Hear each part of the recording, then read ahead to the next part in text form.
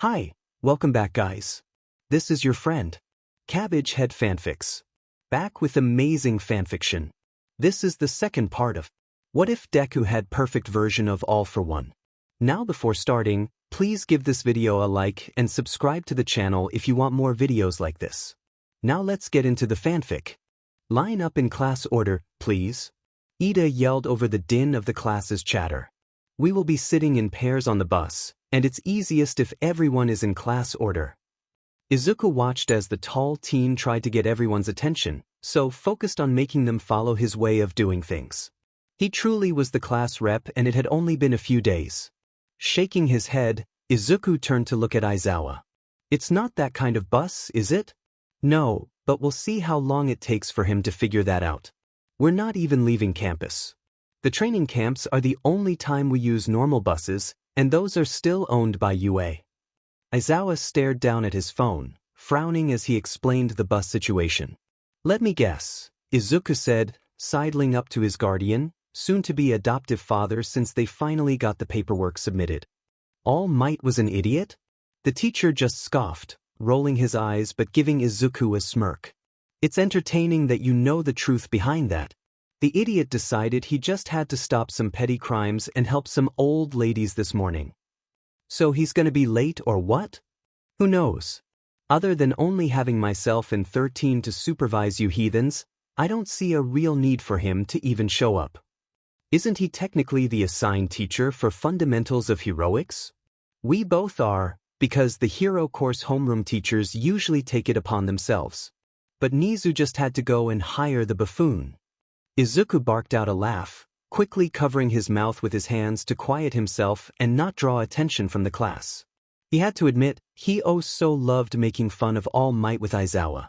Mike wasn't as much of a fan of their disdain for the big-shot hero, thinking All Might was an alright guy. Izuku and Aizawa, in response, always shared a look and snorted at Mick's innocence in all the chaos that was the All Might-Izuku relationship. Was that healthy coping? Probably not. But Aizawa never pushed him, and since Mike didn't know about everything, the other man didn't even think Izuku needed therapy or anything. Or, well, he probably did but just thought Izuku didn't have any excessive issues despite his parents dying on his birthday. Definitely not a big issue. Nope. Get over with the rest, we're about ready to leave, Aizawa said, nodding towards the crowd. Fine, Izuku whined. He stalked over to the class, pouting, and found his way to stand next to Kaminari and Uraraka. Yaoyorozu was in the front, trying her best to convince Ida it wasn't that kind of bus. He was having none of it. Hey Midoriya. Kaminari greeted him, smiling. Thanks again for the help last week. I managed to snag some time with one of the support course people to work on a way to get some long-range use out of my quirk. Was it the girl with the pink hair? No. Should it have been? Izuku chuckled. Nah, I think she's going to focus on me anyway after I told her about my quirk. She's just a lot eccentric, to put it mildly. Pretty sure she's gonna take over the support tech world when she graduates. She sounds terrifying, Uraraka chimed in. I like her already. Agreed, Kaminari said. Remind me to avoid her though, I don't think I could handle a girl like that. You can't handle any girl, Kaminari, Uraraka said, sticking her tongue out teasingly. Hey! Kaminari whined, throwing his hands up. I'm not as hopeless as Mineta. Not exactly what I meant, but you're right, Uraraka added, nodding. Izuku snorted. Wait, what did you mean then? Before Uraraka could even try to answer, Aizawa was standing at the front of the crowd and calling attention to himself. Doing his usual flaring of erasure and glaring at the class, the teenagers quieted down quickly. Everyone on the bus and Ida. He turned to look at the boy. It's not that kind of bus. Ida spluttered. Yaoyorozu just smiled, shaking her head as she led the way onto the bus, leaving Ida behind. On board the bus, the class discovered the seating was arranged in a massive U-shape, circling around at the back. Aizawa settled into the driver's seat, waiting for the teens to find their own spots and settle in as well. Once everyone was seated, Aizawa turned to the wheel and kicked the bus into gear, pulling out of the courtyard of the main building and heading down a long road towards the USJ. So, 13 is like my favorite hero ever, Uraraka said, her excitement palpable as she nearly vibrated in her seat next to Izuku. I want to be a rescue hero like her. My quirk would be so useful, especially since I don't really know how to fight all that well. All I can do is slap people and use my quirk. Well, first off, that issue is going to be remedied by our quirkless sparring classes, Izuku said. Secondly, there's nothing wrong with that anyway. Not everyone got into martial arts prior to coming to UA. I didn't, that's for sure, Kaminari added, shrugging. Wait, quirkless sparring? When were we doing that? Uraraka tilted her head. Izuku forgot that Aizawa hadn't yet mentioned those. Whoops. Well, probably next heroics class, or around then. We have to learn to fight, even if not all of us will end up being frontline heroes. Makes sense, Yaoyorozu chimed in from her spot on the opposite side of Uraraka. Especially for those of us whose quirks aren't fully combat-oriented. Take mine, for example. Yes, I can make weapons of all sorts, but I can't use my creation as a weapon itself. You could use it for defense though, right?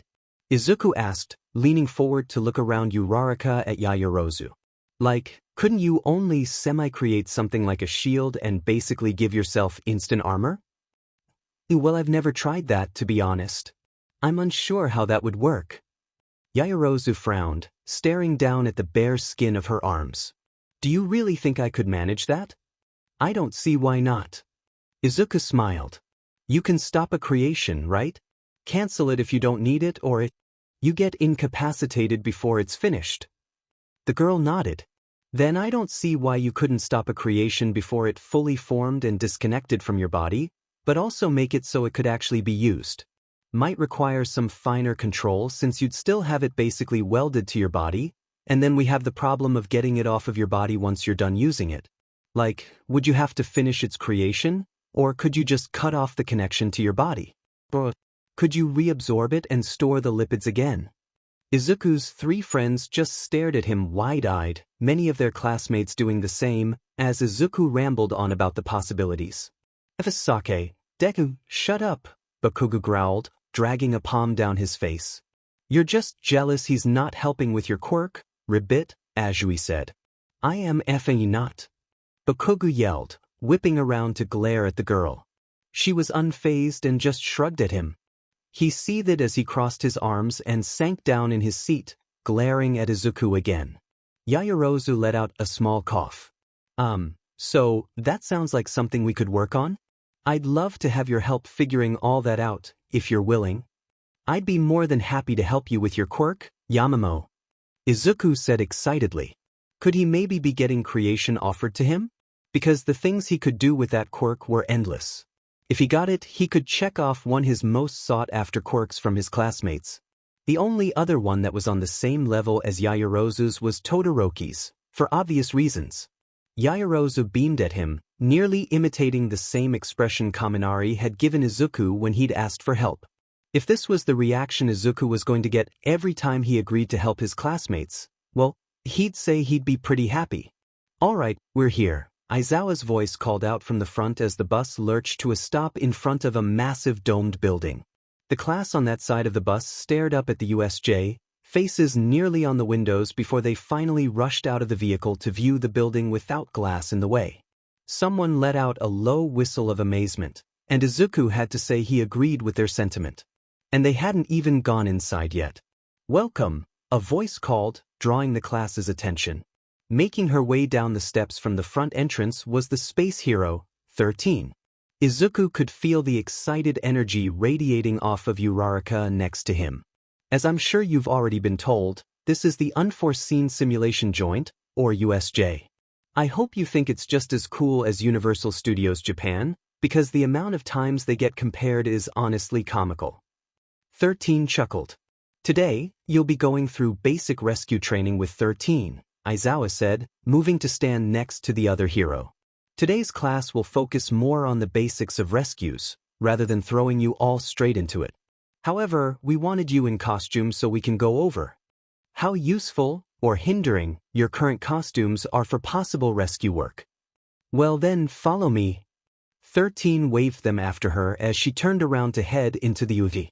If they'd been amazed at the building from the outside, the absolute wonder of the building's contents blew those first impressions out of the park. The class nearly all gasped as their eyes adjusted from the dimness of the entrance hallway to the bright light cast on the building from the massive fluorescence lining the ceiling. The USJ was divided up into several zones, with a courtyard in the center that held a large fountain, surrounded by benches. As you can see, the USJ has several areas which simulate natural disasters. We have the landslide zone, the flood zone, ruins zone, mountain zone, conflagration zone, and downpour zone. 13 gestured widely to the zones.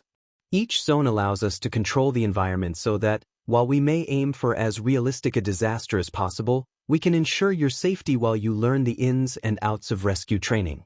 So, are any of you already interested in focusing more on rescue work as a pro? A few hands were raised, Uraraka's shooting up so fast Izuku thought she'd dislocated it. Great! 13 cheered. I'm happy to see we already have some potential rescue heroes in the making. Now if you'll dash. The lights flickered for a moment before they all went out, sending the entire building into pitch-black darkness. Izuku, on instinct, activated his night vision and scanned his classmates. They seemed nervous, which was fair given this was an entirely unexpected event. 13, however, just sighed, pulling out a flashlight and grumbling. Our esteemed principal has taken it upon himself to try to get UA as self-sustaining as possible, meaning he's been working on overhauling our electrical grid with new generators. He told me it wouldn't affect the USJ until after the first year's initial rescue training, but evidently he was wrong. Unusual for Nizu, Aizawa said, glancing towards Izuku. Of course, Izuku's glowing eyes could be seen in the darkness. It was probably pretty eerie. True, but it should just take a breaker reset. We have our own backup generators. Everyone stay here, I'll be back shortly. Izuku watched as 13 headed off towards what was undoubtedly the control room, tucked along the outer edge of the building. Deciding he had nothing better to do, Izuku walked towards the main stairwell, planning on sitting down on the top step while his class huddled together in the darkness. He could hear Yaoyorozu apologizing for the fact that she couldn't yet make them their own flashlights, and that she'd get on learning the overall combination of elements as soon as she could. As he moved to take a seat, movement in the central plaza caught Izuku's eye. He looked down towards the fountain to find that little sheet, Izuku grumbled as he straightened back up, throwing a cautionary glance back at Aizawa and his class, thankful that they weren't paying him any mind, probably because they couldn't see him. Izuku formed a warp gate to the central plaza and stomped through it. Perfectly! The hero brats won't know what hit them. And all might will be dash. Oi, Shigaraki! Izuku whisper yelled as he stormed over to the man. What in the hell do you think you're doing here? Young master? Kurogyri stuttered. And wow, Izuku had never heard Kurogyri stutter before. Today was supposed to be Class 1BS day at the USJ, was it not? It was, until the teachers had to swap which day each class went due to a family conflict, Izuku explained. Now, tell me why you're here. In brat, Shigaraki snarled, reaching a hand out towards Izuku. Guess we'll have to start with this one. I would not recommend dash, Kurogyri started to say before Izuku made his move. Dropping his night vision, he flipped to erasure as Shigaraki's hand met his face. Reaching his own hand out, he snagged Shigaraki's forearm and pulled Decay out with all for one. Thankful for his specially made gloves, Izuku ripped the arm of his now quirkless opponent away from his face. The bar? Izuku asked Kurogyri before leaning to the side to see the massive monster standing on the other side of the warper. Is that a FING Nomu? You brought a Nomu to my school? Yes, the bar, young master, Kurogyri said, having regained his composure. What the foo dash, Shigaraki said as he realized his quirk wasn't working. You, hush, Izuku said, still gripping Shigaraki's forearm hard enough to leave a mark. We may have also brought several dozen villains to, help take down All Might, Kurogyri continued. Get them out of here. I'll handle this idiot and the Nomu, Izuku said, glaring at his former guardian. He whipped around, forming a new warp gate, large enough for the Nomu to step through, with his free hand. Drawing on his brawn boost strength, Izuku threw Shigaraki through the gate. "Nomu, come," he commanded. The hulking monster slowly turned and lumbered through the warp gate, Izuku following after it. Kurogiri was thus left alone to handle the return of all the villains he'd so kindly brought along to begin with. Izuku stepped into the dimly lit bar, noticing the Nomu was bent over in order to fit inside the building. "Sit," he commanded it, and the monster instantly dropped onto its butt and sat there, staring at nothing yet everything at the same time. "Wow, you're something," Izuku mumbled before turning to glare daggers at Shigaraki. "Who the f do you think you are, hero brat?" Shigaraki practically screeched, clawing at the dry skin of his neck. "Why didn't my quirk work on you?" "Because I blocked it, then took it, you idiot," Izuku said, rolling his eyes so hard he was surprised they didn't see his brain. He took off one of his gloves and reached out to grab a chair at a nearby table. He gripped it with all 5 fingers of his now bare hand and the chair disintegrated into. "But dash," Shigaraki said, eyes wide, as Izuku slipped his glove back on. "Nope," Izuku interrupted. "I'm asking the questions. And my biggest one is, what in the hell do you have hanging off your body? Are those hands?" He cringed back, making a face of disgust at Shigaraki. "Dude, what in the actual F is wrong with you?" Shigaraki cradled the disembodied hands protectively. "They're my family."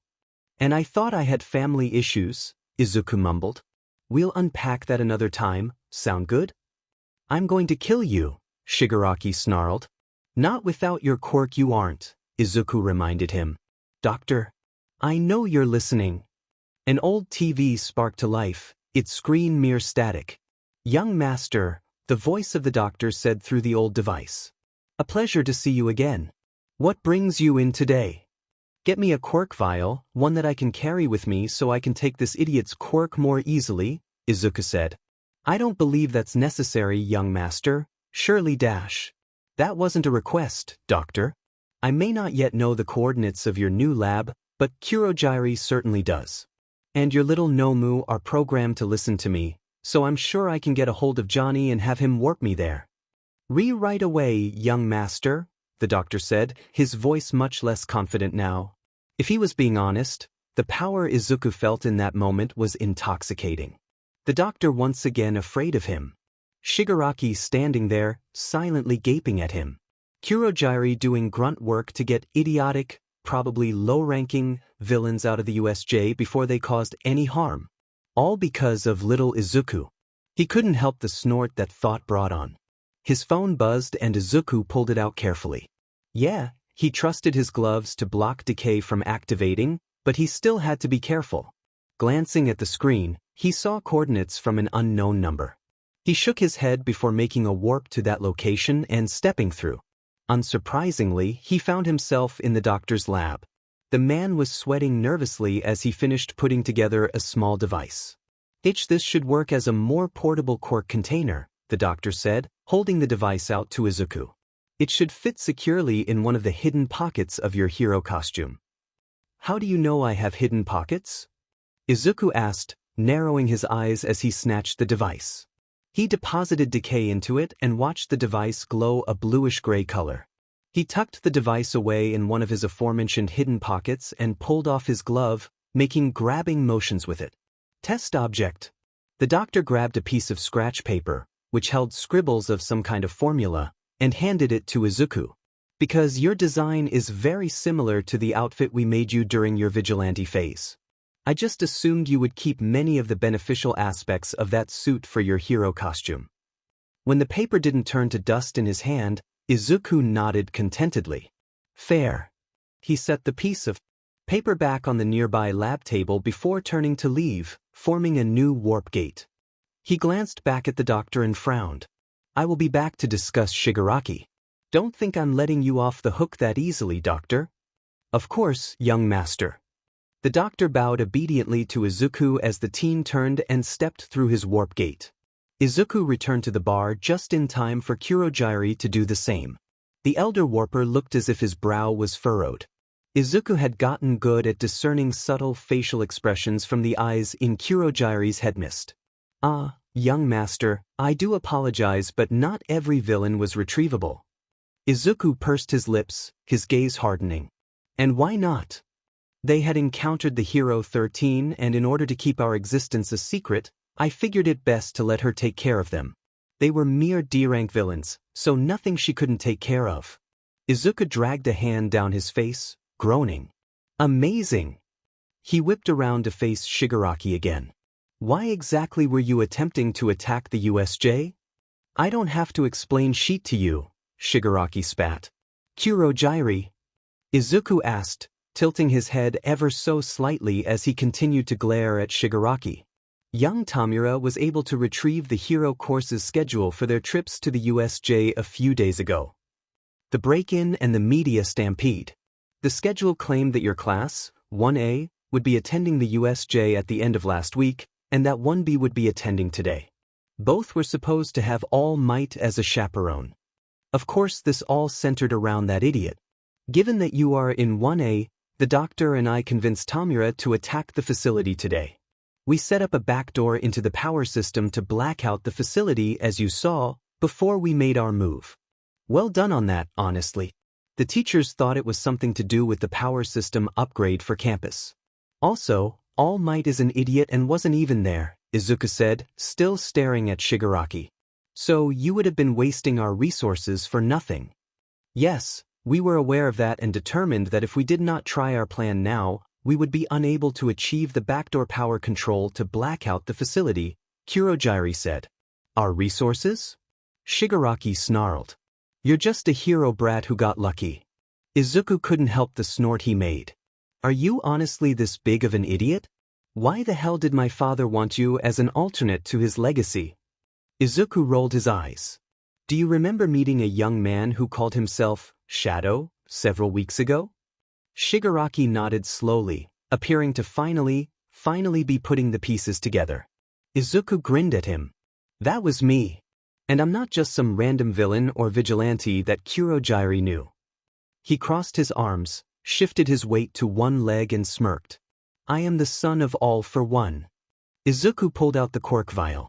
And this is your quirk, which I took, using All for One. Shigaraki stared at the glowing vial, hands itching to grab at it. They twitched forward ever so slightly before he pulled them back to scratch at his neck. Sure, try to take it. Whole lot of good that'll do, since you don't have All for One, and I do believe my father is... Izuku turned to glance at Kurojire. With a subtle shifting of his yellow eyes, he answered Izuku's unspoken question. Indisposed currently, yes? So while you may be allowed all these playthings, he gestured to the Nomu who still sat in the middle of the bar, you are not the new leader of our empire. Young master, for now, the plan was to have young Tamura lead a branch of it that we decided to call the League of Villains. It is a disposable name should we decide to try something else, but it will be the front for our plans for the foreseeable future given master schedule. Kurojire had moved to stand behind his bar, immediately getting to work wiping a glass down. A nervous habit if Izuku had ever seen one. To be fair, the man had plenty of things to be nervous about, given his real master was in the bar threatening the man-child who thought himself as the grand leader of All for One's remaining resources. Izuku would be pretty nervous too if this whole exchange was happening with his father in Izuku's position and Izuku as the observer like Kurojire. I see, Izuku said as he sauntered over to the bar, taking a seat in one of the stools. He was probably wasting too much time, and should really be getting back to his class, but he was enjoying himself too much. He inspected the nails of the fingers not covered by his gloves. So, you were going to attack the USJ because All Might was there, and your goal is to kill All Might, yes?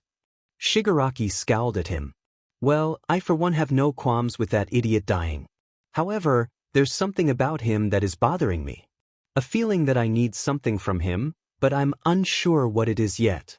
So we'll have to hold off on the killing until I figure that out. But without their shining pillar, Hero Society would collapse. Shigaraki argued, taking a step forward before thinking better of it. Good, he was learning. Yes, it would. Izuku pondered for a moment. Well, It probably would, since most heroes have gotten complacent, such as nearly letting a middle school student die because they thought they didn't have the quirk to fight a villain. But there are still some out there that are actually heroes because they care about the world, about the people they protect. He huffed. You can continue your little League of Villains fun. Work on a new plan of killing All Might. Just don't squander any more of our resources on crappy low-ranking villains to use as cannon fodder. Use up the ones you have, then figure out a better tactic. Izuku hopped up out of his seat and walked back over to Shigaraki. With one hand he held the quirk vial containing decay, and with the other he gripped Shigaraki's arm again. Using all for one to pull decay into himself, he quickly passed it back to its original owner. There, your quirk back. Izuku tucked the portable quirk vial into his costume again. Remember this, I know where you live, and I have the ability to take your quirk away. Or just kill you, but that's not as fun and not really my style. Kurogyari can attest to that. Izuku's cheeky grin turned into a scowl and a glare, like a flip had been switched. Do not cross me, understood? Yes, Shigaraki said through gritted teeth. His toothy grin returned, the smile wide enough to crinkle his eyes. Great! His phone buzzed, this time a text from Aizawa asking for his whereabouts. Oh darn, guess I gotta go.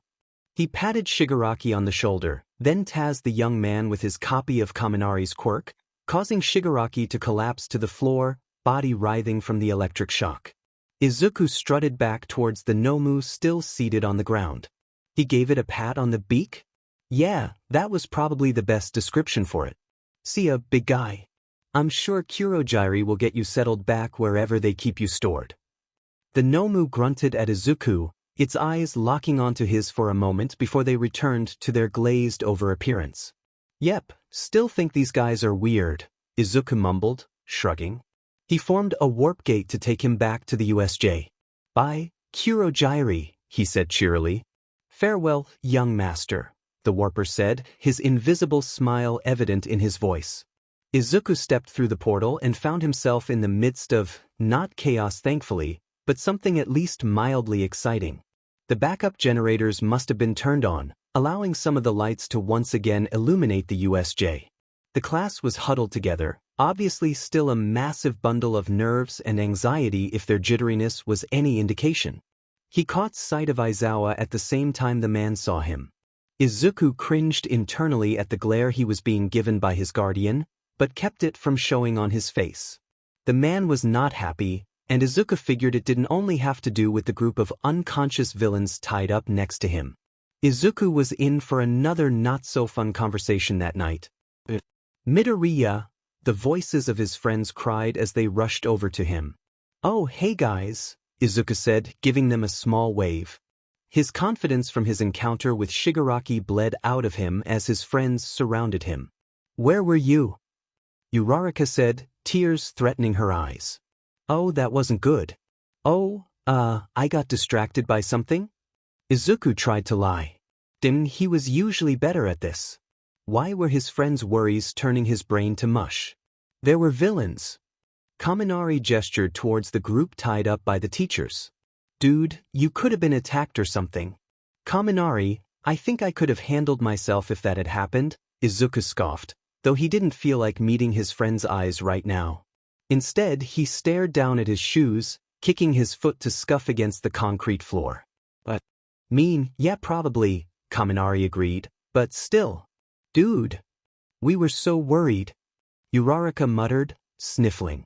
I'm sorry guys. Izuku rubbed the back of his neck awkwardly. Didn't mean to make you worry. But look, 13 took care of the villains, right? So there was nothing to worry about. I guess, Uraraka said.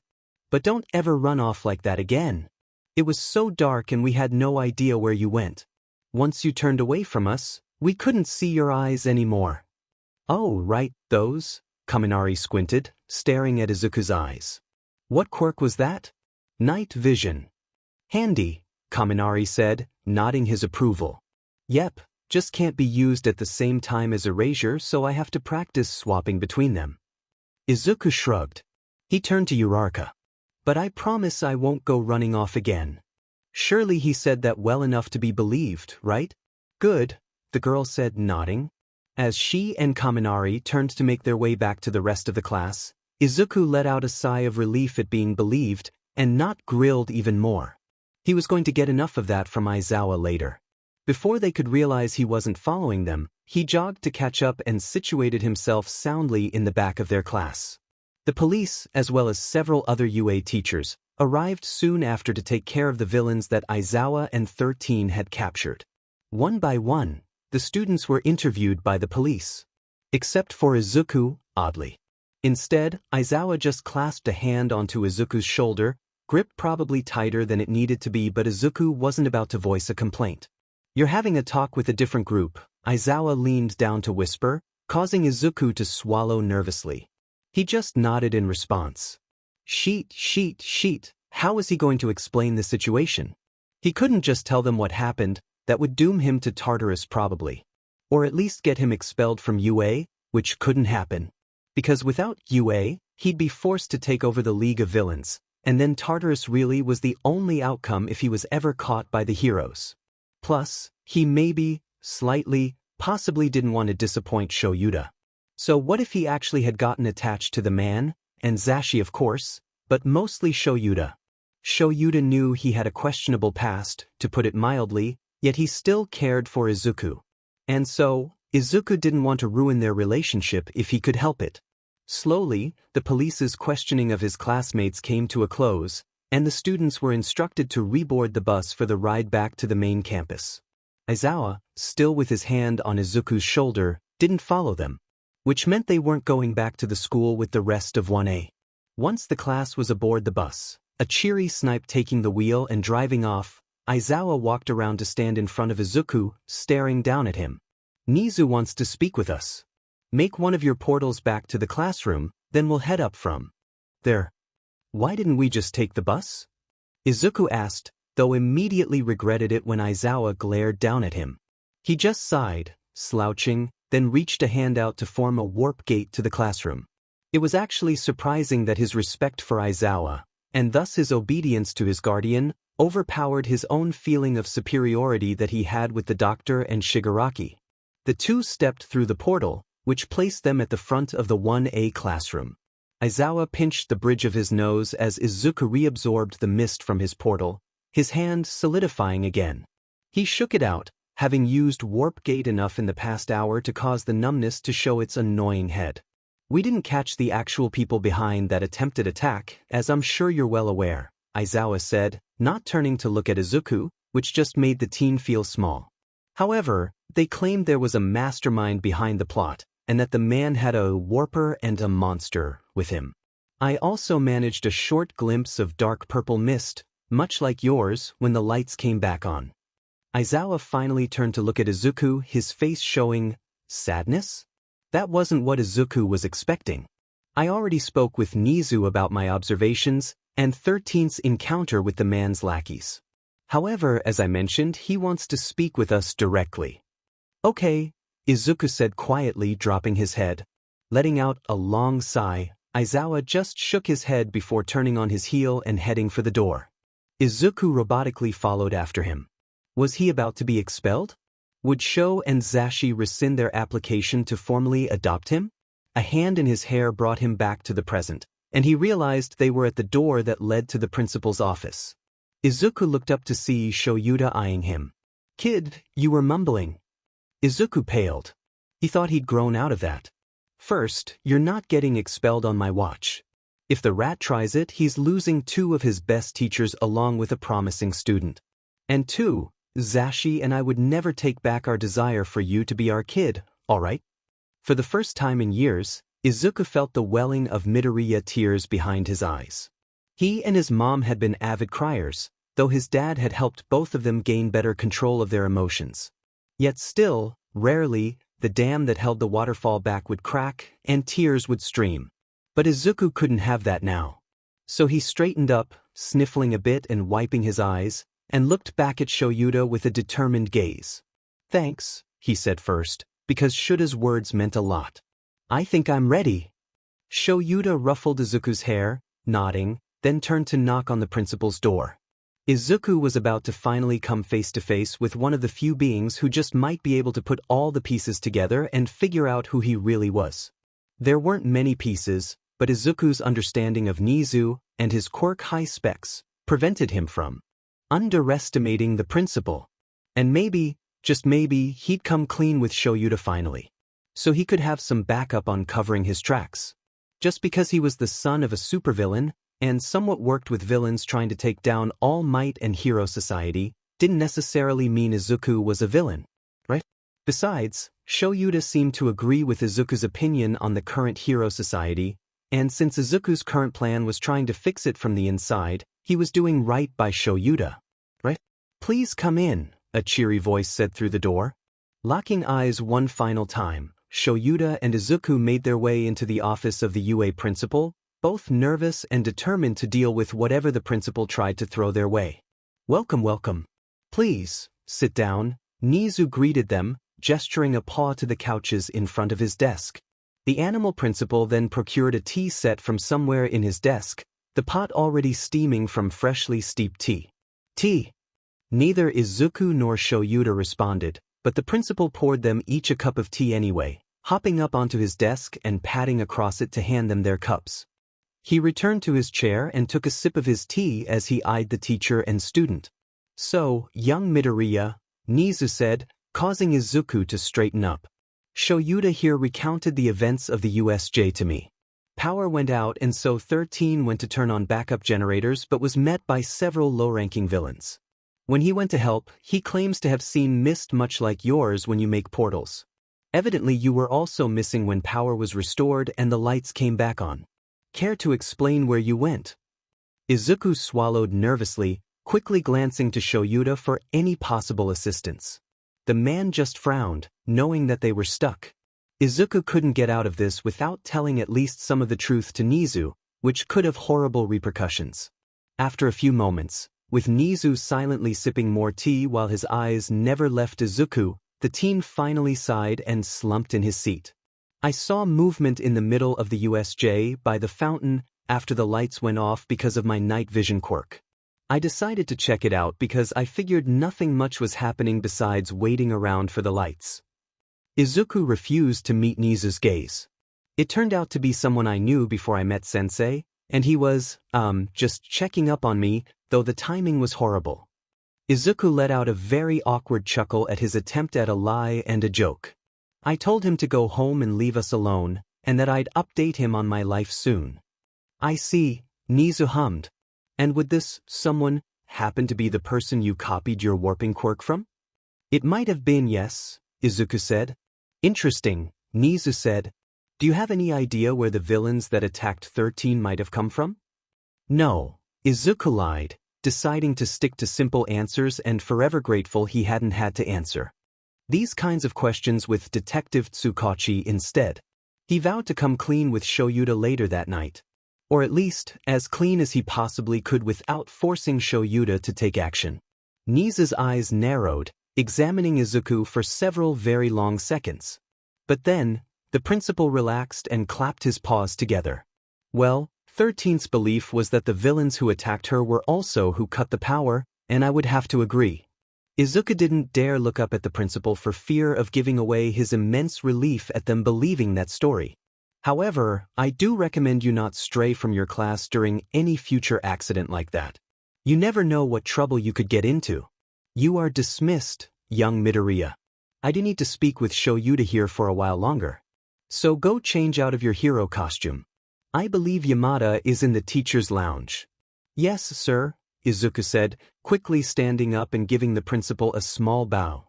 Shuta's hand reached out to pat Izuku's arm before the teen left. Izuku gave him a smile in return before getting out of the principal's office as quickly, but calmly, as possible. He headed straight for the locker rooms to change, wondering if anyone would still be around or they'd all gone home already. When he stepped into the locker room, he was surprised to find Bakugo still in there, though the teen had changed out of his costume. He leaned against one of the lockers, eyes locked on his phone. He only looked up when Izuku's shoes squeaked on the tile of the locker room floor. "Teeth, nerd," he greeted Izuku. Hi, Kaken," Izuku said as he beelined for his locker. What are you still doing here? Tisich, your dumb friends wanted to stay and wait for you, but Roundface apparently couldn't afford to miss the train. Bakugo shrugged, pretending as if he didn't care. But if that were true, he wouldn't still be in the locker room, waiting on Izuku. Izuku frowned. So, what, you waited for me instead? Didn't know you cared so much, Kaken, he said teasingly as he opened his locker, beginning to take off his hero costume.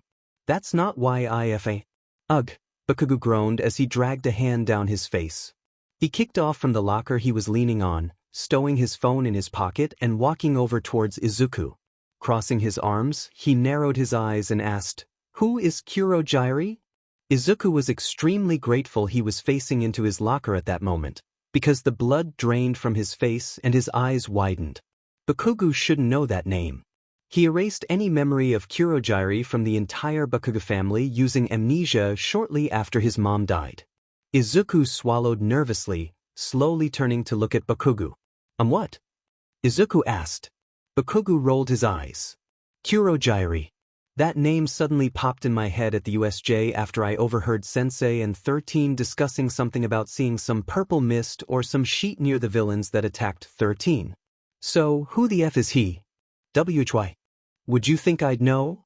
Purple mist sounds a lot like your warping quirk, Deku. Yours is just green like your hair. And for some reason, the name Kurogyri also makes me think of you. So tell me who the F that is. Izuku sighed. He was a friend of my dad's. I guess you could say he was my dad's assistant? And he took care of me after my parents died, until Sensei took me in due to, certain circumstances. So that's where you copied your portal quirk from? Yeah. Bakugo pinched the bridge of his nose. Damn it, he said, grimacing. Are you okay? Ever since I remembered Kurogyri's name, I've had a horrible headache, and I keep getting flashes of other sheet, like us at Aldera. Bakugo removed his hand from his face, looking back at Izuku. This is some other quirk of yours, isn't it? He grabbed Izuku by the shirt collar. The F did you do to me? Izuku wrenched himself free of Bakugo's grasp. I made you forget, all right? Kurogyri needed to be forgotten because of my dad's business. And then I chose to make you forget the first time I revealed my quirk, because I wanted to do it on my own terms. Not yours. The hell you mean, on your terms, huh? You already know my parents made me hide my quirk. That's why you call me Deku, right? Well, I wanted to reveal my quirk in a way where I had the power in the moment. But instead, the first time, you tried attacking me like you always did, threatening me with your quirk because I wouldn't play along with your stupid bullying. Izuku glared up at Bakugo. So when I had to use my quirk to stop you, I then erased your memory of that so I could try again and do it on my terms. Though I guess we now know I only blocked your memory, not erased it. Wait, I remember now. You used your stupid portal quirk to get to your desk, didn't you? Then when I tried confronting you about it, you refused to explain and you used Sensei's quirk first to block mine. Yep, looks like your memory is back. Izuku scoffed. Good thing I didn't use amnesia on someone for actual important reasons. He crossed his arms and stared off to the side. Wish I'd known about this aspect of the quirk before, though. Bakugo scowled, making an annoyed noise in the back of his throat. So you fucking tried to erase my memory of that, and of Kurogyri. What's so special about Kurogyri, huh? He was basically my dad's assistant, I guess. And my babysitter when we were kids. He watched both of us several times. But now he handles overseeing my dad's business, which isn't something that can be known. Bakugo furrowed his brow, frowning. Your dad's business? Uncle never said anything about what he did. What did he do? Izuku chewed his bottom lip for a moment before sighing. He wasn't a hero. Not like Sensei and not like you. I don't even know what I am. I'm here at UA with you to maybe be a hero, but Surprisingly, Bakugo brushed past the fact that Izuku called him a hero and compared him to their teacher. You're still involved in your dad's stuff, aren't you? That's why Kurogyri was at the USJ. No, that wasn't why. It was for something else. For someone else. But I made him leave and take all the villains he brought with him. Izuku sighed and sank down to sit on a nearby bench. My dad had a backup plan, in case I didn't meet his expectations or something, I guess. I remember, when my quirk first came in, my dad mentioned another kid with a lesser version of my duplicate when talking to my doctor, one that was considered a failure. But I wasn't, I was considered perfect. And then my dad died, and so the backup plan remained the backup plan because I couldn't directly follow in his footsteps. He never got the chance to teach me his ways. I think he was saving that for my 16th birthday or something. There were supposed to be more villains? What the hell? Yeah, a lot more. And they would have tried to kill us. All to get at All Might. Ha! Bakugo barked out a laugh. They thought they could beat All Might? Fat chance. It's more likely than you think, Kaken, Izuku said, giving Bakugo a pointed look. There's a lot you don't know about the world, about my world. And All Might has placed himself front and center. Well duh, he's the FING #1 hero, of course he'd be the main thing you care about. He's also why my parents are dead. Bakugo went dead silent, staring at Izuku with his mouth agape. The locker room was so quiet that the slow dripping of one of the showers practically echoed off the walls. Izuku just put his head in his hands. He had no clue why he was revealing all of this to Bakugo, but with the new knowledge that amnesia could wear off, he figured now was the best time as ever to let the blonde in on the secrets Izuku had kept for years. My dad, as far as I can tell, was All Might's arch nemesis. And All Might isn't everything we believed him to be when we were little. He certainly isn't that shining symbol of peace he claims to be. He hunted down my father on my birthday and killed him. And in doing so, he killed my mom. Then, Kurogiri took me in, and because of everything I just figured it would be best to make you and your parents forget about Kurogiri. With what we needed to do, it was safer for you and for him that no one outside of my dad's inner circle knew of Kurogiri. You're FNG lying, Bakugo finally said after being quiet for Izuku's explanation. I could literally give you a lie detector quirk to prove it, Kaken. It's all true, and I'm still unsure of what the hell I'm going to do with my life. But for now I'm here at UA to maybe become a hero, or at least learn more than I would by being a vigilante. And also I don't want to disappoint Sensei. He took me in, cared for me, and has kept my secrets even from the police. And I just don't want to stab him in the back. So this is why you hated those heroes who did jack shit to help me so much, isn't it? Partially. So many heroes are like that. They wait around for someone better than them, basically always wanting All Might to show up to save the day because they can't handle all the situations they're supposed to. Like the sludge villain and you trying to protect yourself. But if you didn't try to protect yourself, then that villain probably would have killed you in no time. Thankfully, I'd met him earlier that day, and he knew who I was related to. Bakugo froze again. Wait, your dad had that much influence in the villain world that villains listen to you when you tell them to stop? That's insane? Tell me about it. Izuku took a deep breath. Think about it, if my dad was so powerful that All Might considered him a threat, imagine what normal villains thought?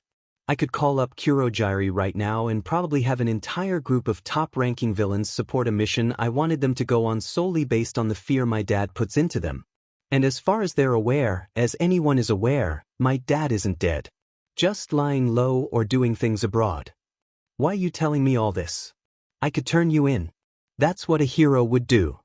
Bakugo narrowed his eyes and leaned against the locker next to Izuku's as he looked down at the seated teen. Because I'm going to come clean with Sensei, too. And I told you back when I saved Dash. You didn't save me, Bakugo immediately interrupted, causing Izuku to huff. Back when I helped you with the sludge villain. I told you that hero society has issues, which you saw firsthand because of that guy. I don't want to take over the world, or destroy it or anything like that. Think my dad wanted the former, and our backup plan wants the latter. But I just want to make society better, fix the crappy hero system we have now. Izuku looked up at Bakugo. And I won't be able to do that alone, nor will I be able to rely on my dad's power and influence forever because of the path I'm going down. So I need allies. Deku, Bakugo said, unable to help the cynical laugh that bubbled out of him. You're insane. We're first years. We just started school at UA. What the hell do you think we can do? Nothing right now, obviously, Izuku said, smirking at Bakugo's use of we, which meant he wasn't totally against the idea of them working together. For now, we just go about life like normal. Well, I might have to do some things that aren't, entirely legal. But while I have the ability to use my dad's influence, I should. Bakugo looked away for a moment, seemingly lost in thought. After a few minutes, he turned back to Izuku and smirked, his expression taking on that feral look Bakugo had when he found something worth chasing after. He said, "Let's do it." "Really? You'll help me? Won't stop me from becoming a hero in whatever new society you push things to, right? You're the one doing all the sketchy shit, not me. I'll be on the fully heroic side while you work in the gray area between heroes and villains without quite being a vigilante, right?" Izuku nodded, since that basically summed it up. "Then I don't see why I shouldn't help. I'll come out of it as the next #1 hero, like I deserve." His smirk dropped and his gaze hardened. "But if you even step 1 foot over the line into actual villainy, I'll be the one to stop you, got it?" "Deal," Izuku said without hesitation, standing up from the locker room bench and sticking his hand out to shake. Bakugo took it and jerked up and down once. "You're still a FNG nerd," he added. "And you're still Kakin," Izuku retorted, smirking. Bakugo released Izuku's hand, then made for the exit of the locker room. "Oh, and don't expect to win in our next fight, Deku. That'll probably be the sports festival," Izuku called over his shoulder as he went back to rummaging in his locker for his school uniform. After getting changed, Izuku packed his hero costume back into its case and began the walk back to the 1A classroom to return the case to the costume rack. On the way, he happened to find Mike walking the hall, and so Izuku jogged to catch up to his secondary guardian. "Hey, Zashi," he said as he came to walk at the teacher's side. "Oh, hey, a lil listener," Mike said, ruffling Izuku's hair. "What are you up to?" Izuku held up his costume case. "Only now returning this because of some stuff that happened. Then I was actually going to come find you." Yeah, Niza sent out a notice to all the teachers about the USJ incident. "Yeah. Sho had to keep talking with Nizu after I got dismissed." Izuku dropped his head a bit. "I hope he doesn't get in trouble for me wandering off." "I'm sure he won't, buddy," Mike said, giving Izuku a small smile. "But you shouldn't be wandering off on your own in situations like that." "I know, Sho already told me," and then Nizu reinforced that fact. The two of them turned into the 1A classroom. Izuku walked over to the extended hero suit racks and slid his case back in its spot. It being the last one, the racks then automatically retracted back into the wall. "Those do get washed, right?" Mike chuckled. "Yeah, they do. There's a system in the walls that'll take the cases to the support course. The teachers there have their students who get detention do all the laundry." "Huh, that makes sense. If we ever have super intense days and get our costumes gross." "True, but it also works as a better punishment for them," Mike said, shrugging. "Anyway, Sho should be free of Niza soon, so we can head to the teacher's lounge to wait on him. Sound good?" "Sure," Izuku said as he followed Mike out of the classroom and down the hall. Later that night, when Mike went out for his night of patrol, Izuku padded out of his bedroom to look for Aizawa. He found his guardian sitting on the couch, grading some of as recent homework on the coffee table. The man looked up when he heard Izuku walking over. "Hey, kid," Aizawa said, setting down the pen he was holding. "Need something?" No, not really. But I, wanted to tell you more about my family? Because of..." Aizawa slid his body to one side of the couch and patted the cushions of the couch. Izuku shuffled over to sit on the couch, bringing his legs up to his chest and wrapping his arms around them. He stared at Aizawa for a few moments, the man patiently waiting for him to start talking. "So, the mist you saw when you went to help 13? That was definitely Kurogyri. And he was there because..." Izuku took a steadying breath, his nerves getting to him now that he was finally beginning to explain things to Aizawa. "Because he was helping a villain try to attack the USJ, us, in order to get at All Might." "How would they have known All Might was supposed to be there?" Aizawa asked. Though to Izuku's surprise, it wasn't accusatory. "I think the media stampede was caused by the villain. The wall of the UA barrier was eroded away," right? His quirk decays anything he touches with all 5 fingers, including people. But he used the distraction of the media to get into the school and find the plans or something. They even knew that 1B was supposed to be there today, not us. Which is why they chose today to attack rather than our original slot last week. They chose it to avoid you, didn't they? Yes. Aizawa sighed, leaning back into the arm of the couch. Your father was a lot more powerful than you let on, wasn't he? Yeah. And I want to tell you about him. But this stays between us. You're obviously a good kid, Izuku. You may not fully agree with the current way society works, especially regarding heroes.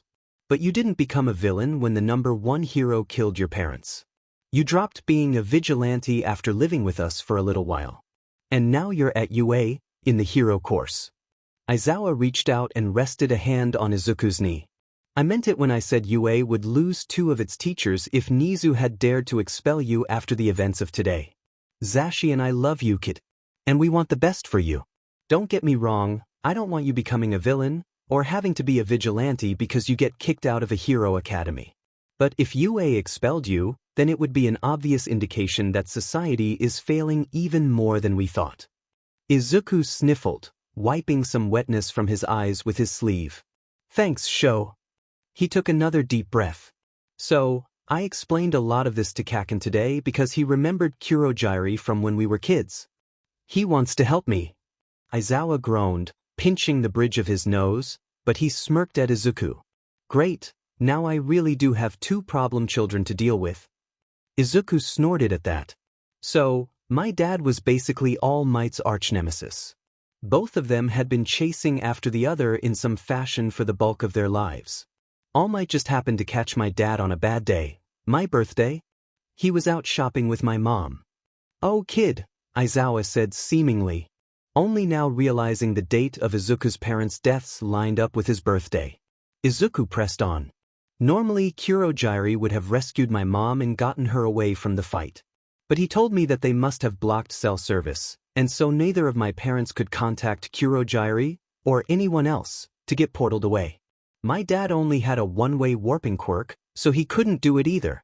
So instead, my mom tried to find somewhere safe to hide, but All Might caused the destruction of the store she hid in, and that led to my dad losing control. We don't believe All Might could have won the fight any other way. I have to ask, kid, who is we? Aizawa interjected. Me, Kurogyri, and my dad's business partner. Until now, we're the only ones who know the truth behind the fight. The commission and police hid the truth, which is where the story of Toxic Chainsaw causing All Might's hiatus came from. But in reality, All Might almost died too, and that's why he can barely hold his muscular form anymore. What about the villain Kurogyri is helping?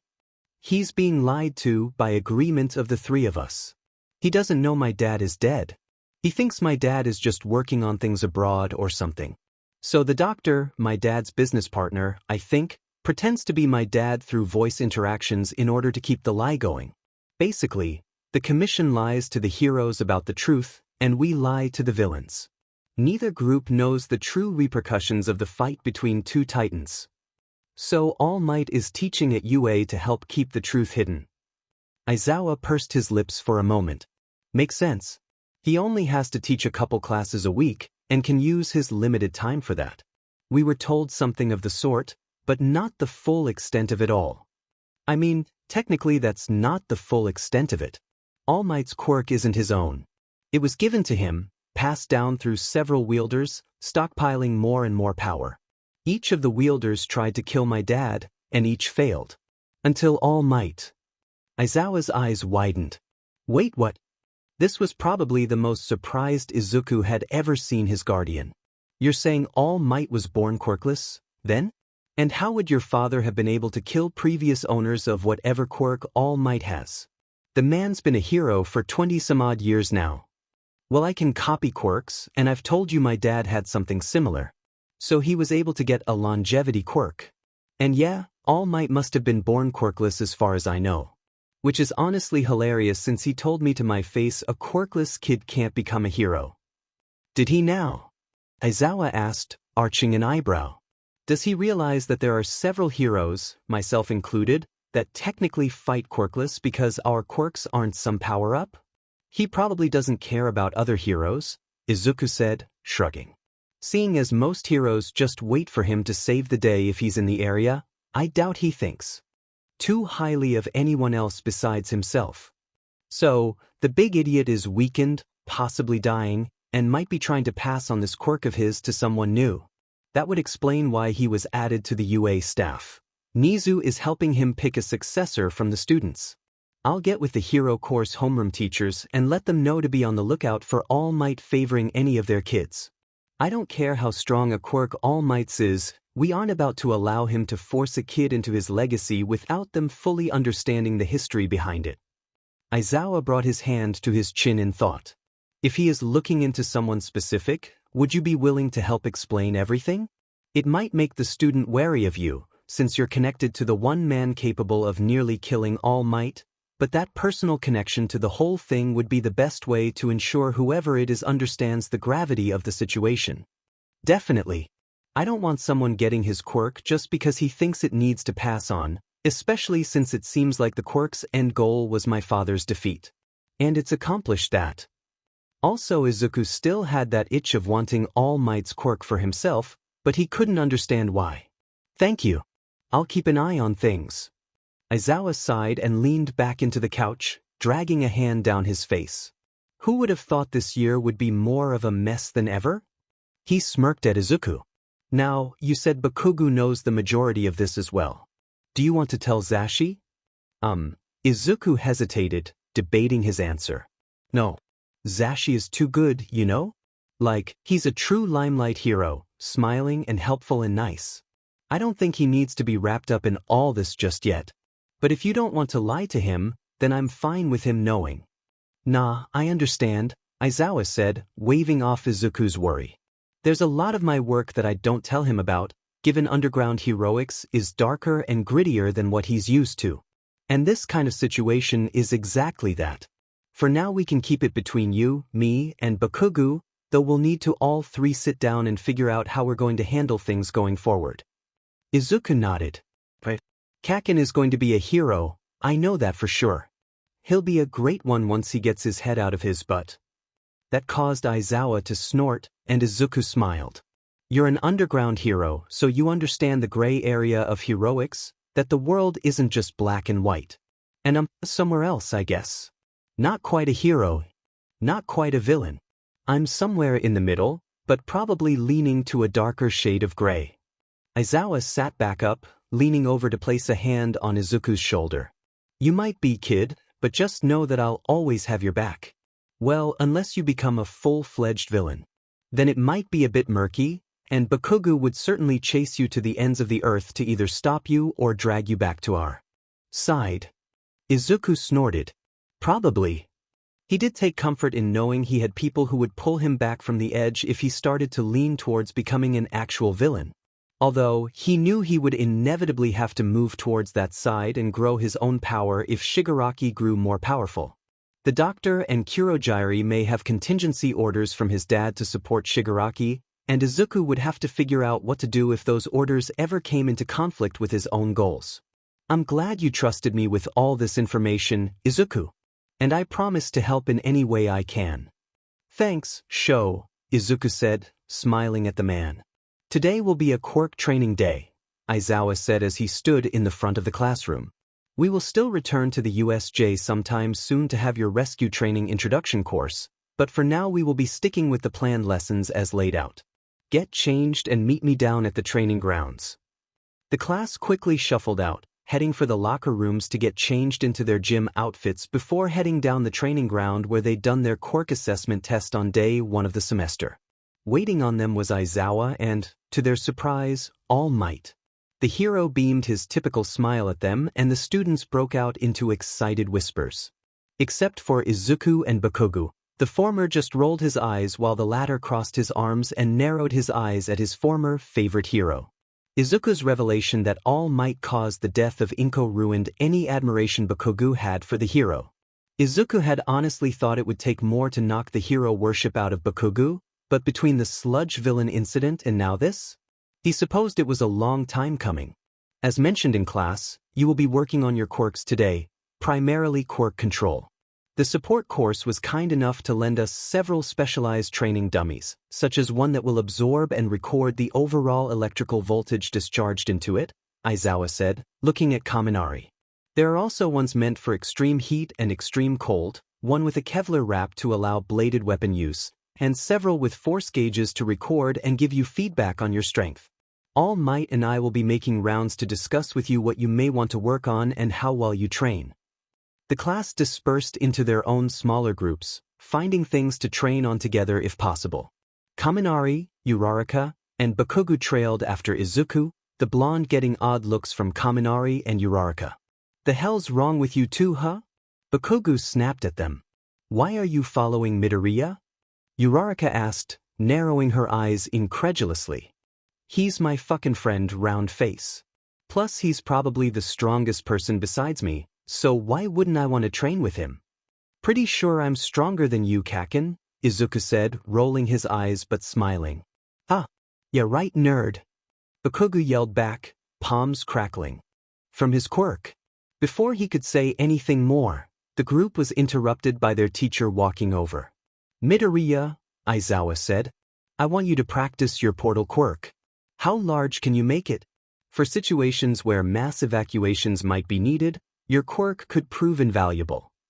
Okay, sensei, Izuku said, nodding at his teacher. What about the rest of us? Kaminari asked. I believe you already know things you should work on, Kaminari, thanks to Midoriya here. Aizawa arched an eyebrow at the teen. Uraraka, you need to work on control and lowering your level of nausea. As for Bakugu, I suppose you should work on finer control of your quirk. Large explosions are easy, I assume? Work on making smaller, more controlled explosions. In raids and sieges, your quirk could be used to breach doors or walls, but only in a controlled manner so that you don't cause excessive damage. Now get to it. Aizawa waved them off before turning around and heading for another group of 1A students currently being talked to by All Might. Whatever, Bakugu scoffed as he looked down at his palms once Aizawa began walking away. He crackled a few small explosions before glancing back up at Izuku. Izuku just shrugged. Honestly, he's right. Though, we do need to work on seeing how powerful you are since I gave you an additional copy of your quirk. Holy shit, you're right, Bakugu said, eyes lighting up and a feral grin stretching across his face. Later, though, Kaken, Izuku said, rolling his eyes and smiling again. He glanced at Kaminari, who'd walked off with Uraraka to the training dummy meant for electrical quirks, leaving Izuku and Bakugu alone in the far corner of the training grounds. Turning back to Bakugu, he started doing a few stretches. Just because he was supposed to focus on Warp Gate didn't mean he shouldn't warm up his body. Sadly, I don't have a quirk to make fake walls or doors for you to test breaching on. What? Haven't copied Cementas's quirk yet, nerd? Bakugu asked, snorting. Haven't asked, so no, Izuku said, shrugging. I don't just copy quirks without permission, well, at least not anymore. Sensei wasn't too pleased when I did that. He trailed off, scratching the back of his head and smiling awkwardly. Duh, Bakugu said, rolling his eyes. Guess that's also why you haven't copied anyone else in class's quirks? Yeah, though there's a few I'd really like. But how would it sound if I just walked up to them and asked, hey, can I copy your quirk? Probably wouldn't go over great. I know I'd probably just explode you if you did that to me, Bakugu said. I already did, remember? That doesn't count. You blocked my quirk and made me forget it ever happened, nerd. Bakugu's palms crackled as he flexed them, an annoyed look crossing his face. Yeah, Izuku said, brushing him off. You should probably ask Sensei what he wants you to practice on if he's wanting you to limit your explosions. Bakugu just growled, but nodded, stalking off to find Aizawa again. Once he was gone, Izuku took a deep breath before letting his right arm melt into the green-black mist of Warp Gate. As he did so, he felt an odd buzzing in the back of his head, something he'd never noticed when using the quirk before. He just shrugged, though, assuming it could be due to him pulling on the quirk more, preparing for a larger output. Or perhaps it was one of his other quirks trying to help out with getting the desired outcome, such as Brawn Boost. Slowly, mist flowed from his arm to form a swirling gate that began to grow and grow, and as it did so did the buzzing in Izuku's head. The buzzing began to get so strong that it hurt, and he flinched at the pain. "What the heck?" he muttered to himself, watching as the swirling gate fluctuated against his will. Izuku shook his head again, which did nothing to stem the buzzing nor the pain, but it did help his focus return and cause the warp gate to calm back down to what it should look like. With the one side of the gate made, Izuku figured it would be easiest to just form the other end a few meters away, still on the training ground but not near any of his classmates. He didn't want any of them to accidentally fall through and come crashing into him. Once he decided on a specific spot, he focused and saw a small swirl of mist begin to form in the location. But then it just disappeared in a small wisp, fluttering up into the air and blinking out of existence. Suddenly the buzzing and pain in his head slammed him harder than it had before, causing him to collapse to one knee. More of his right arm began to melt into mist, the flowing medium climbing up his limb towards his shoulder. At the same time, his left arm disappeared into mist as well, and without either hand to hold him up, Izuku tumbled forward, scraping his face into the dirt. "Sheet," he mumbled as he used his still solid legs to reorient himself into a kneeling position. Izuku stared down at his misty limbs, the shapes not even resembling arms or hands. The mist also began to crackle with green electricity, as if Izuku was using his copy of Kaminari's quirk. His gaze shot up to the swirling gate in front of him, which also began to spark with electricity, arcing out to hit the ground around it and create small burnt spots in the dirt. "No, no, no, no," Izuku cried quietly. He tried to pull back from using warp gate, but his brain was now getting scrambled, unable to focus on anything specific. Images of different locations across campus, his bedroom, and even Kurojire's bar flashed through his mind rapidly, like warp gate was hunting for an outlet for the other side of the portal. His arms, now fully the mist that made up warp gate, expanded out and began to swirl around him into a storm, continuing to crackle with green arcs of electricity. "Deku, what the F dash?" Bakugo yelled towards him. Izuku strained to turn his head to look at his friend. Bakugo's eyes were wide, unsure of what to do as the storm of warp gate swirled around Izuku. "Catch Kaken!" Izuku cried out. "Help!" More of his body began to dissolve into mist, making him look more and more like Kurojire. His vision had a dark green haze to it, as if looking through fog, meaning even his head was beginning to become mist. And all the while, pain lanced out from his skull down his body now, the buzzing nearly deafening. Unable to hold it anymore, Izuku let out a scream as the pain overtook his misty body.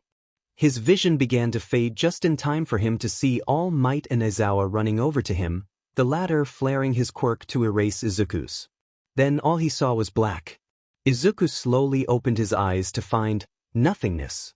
A black void spanned the entirety of his view. He scrambled to his feet, only to realize he couldn't feel any ground beneath him. He looked down to see more black, but he was also standing on something. His feet were flat against some invisible, untouchable surface. "What the hell?" he tried to say, but no sound came out. He brought a hand to his neck, then his mouth, shaping the words with his lips but feeling no vibration of his vocal cords despite trying to speak. "You're here," a familiar voice said, and Izuku whipped around to find his father standing before him, smiling down at Izuku. Izuku's eyes widened in surprise as he launched himself forward. Well, he tried to, but his feet wouldn't move. He let out a whimper when he realized he couldn't get closer to his dad. "Oh, little one," Hisashi said, tilting his head affectionately. "Give it a few moments, you'll figure it out." Hisashi spread his arms wide and spun around once. "This is a mindscape. For me, it had dozens of others in it, but that was because I had almost only original quirks. Copies, apparently, don't seem to hold onto the personalities of the original owner." Izuku looked at his father confused, which only caused Hisashi to laugh. "Right, I suppose I should explain some more. Quirks are a part of us, and as such, even when they are taken from their original owners, they keep a piece of the person with them. These manifest as vestiges of the original user, usually with the memories of the person up to the point the quirk was transferred. Sometimes, The vestiges seem to still have some connection to the actual person. It's rare, though, and before you try to ask, no, I don't seem to be connected to my actual self. However, that may just be due to the comatose state my body is in. Izuku's voice finally croaked out. Dad! And finally he launched himself forward, wrapping his arms round Hisashi. His father returned the gesture, pulling Izuku close, and it all felt so real, as if Izuku was in the same room as his father. But if Hisashi was to be believed, which of course he was Izuku's dad. Then this was just all in Izuku's mind. My little Izuku, Hisashi said, leaning his cheek on the top of Izuku's head. I'm sorry. I had to leave you. And I'm sorry I couldn't protect your mother. Izuku felt tears prick at the edges of his eyes. But I'll always be here now. Eventually, you'll be able to come here of your own volition, instead of being forced in due to outside circumstances. Hisashi pulled back from Izuku so that he could look down at his son. His arms never left Izuku's shoulders though. I assume it was something traumatic? That's how it happened to me the first time. Yeah, Izuku said, sniffling and wiping some tears away. I somehow lost control of Warp Gate. I don't know why. Interesting. Between your use of the quirk when you were younger, and what I've observed since I gave you all for one before being comatose, you shouldn't have any issue with Warp Gate, even if you're trying to make larger gates than you're used to. Your control over the quirk is nearly as good as Kurogiri, and he only has the added benefit of being designed for the quirk itself. Hisashi looked off to the side, getting lost in thought for a moment before shaking his head and returning his gaze to Izuku. But that's a problem for you to figure out when you wake up. With you not coming here voluntarily, we're on an unknown time limit and will have no control of when you leave the mindscape and wake up. So, there's an elephant in the room we need to discuss. All Might. Izuku surmised. Hisashi nodded at him. Why am I drawn to him? He killed Mom, nearly killed you. Why would I have any interest in him? Because he has something that belongs to me, Hisashi growled, clenching a fist and scowling. My brother's quirk, one for all. Passed down from wielder to wielder and now possessed by that bumbling disgrace of a hero. Hisashi took a deep breath. It's a strength stockpiling quirk mixed with a quirk that can be passed from one person to the next. The former is something I gave my brother, when I thought him to be quirkless and sickly. The latter was his actual quirk. Together, one for all has been used to thwart me for decades. So you really are a major villain? Izuku asked warily. Hisashi's shoulders slumped as he looked regretfully at Izuku. Yes, little one, I am. At one point, I controlled most of Japan merely by reputation and fear. Until All Might's predecessor managed to spark some hope in the heroes, and All Might himself took that spark and became the symbol of peace. Ridiculous, but it worked apparently. He was able to catch me off guard and end my reign. Now, with me out of the picture for who knows how long, it's up to you and Shigaraki to move forward. I am well aware you're treading a different path, deciding to be somewhere in the gray middle of our society's heroes and villains. I trust that you know what you're doing. You're Mai and Inko's son, after all. You're far more brilliant than we could have ever dreamed. Izuku swelled with pride at his father's compliments. Despite Hisashi really being one of, if not the, strongest villains in history, Izuku couldn't help but feel validated and supported by him. Besides, if someone as powerful as All for One tells you you're better than expected, how can you really refuse the compliment? So, what do I need to do about him, then? Izuku asked, bringing the conversation back to All Might and One for All. The quirk All for One will perpetually be drawn to One for All, and vice versa. It's only a matter of time until All Might, or whoever he may pass the quirk to, becomes aware that you wield All for One. When that happens, you'll need a large amount of support to prevent All Might and his allies from trying to immediately throw you in Tartarus. Or worse, Izuku could see the pain that flashed across his father's face as the man thought of Izuku being killed. I'm already working on that, Dad, I promise, Izuku said, trying to give his father a smile, though it most likely was more of a grimace. Regardless, Hisashi smiled back at him. Eventually, you will have to deal with One for All's wielder, be that All Might or someone else. Either the quirk must be retrieved, or forever destroyed. There is no other way. Izuku doubted that, despite his complete trust in his father. It wouldn't make sense that the two quirks couldn't both exist. Why did they have to be enemies, opposites, if the source of both were brothers? Izuku knew that his father had to have done terrible things, but Izuku hadn't. And All Might may not be the shining hero he portrayed, having outright tried to kill someone and cause the death of someone else, but whoever he may give one for all to wouldn't have committed those acts. And could a quirk really be traced back to what its wielder did? Quirks, even if they contained a piece of their wielder, could not act on their own, so a quirk could never be heroic or villainous. Right? I understand, Izuku said, though he didn't really. Hisashi just smiled at him again. I figured you would, little one, the man said. Izuku suddenly began to float upwards. He held on to his father, trying to not fly away. Hisashi's smile turned into a sad one. Dad, what's happening?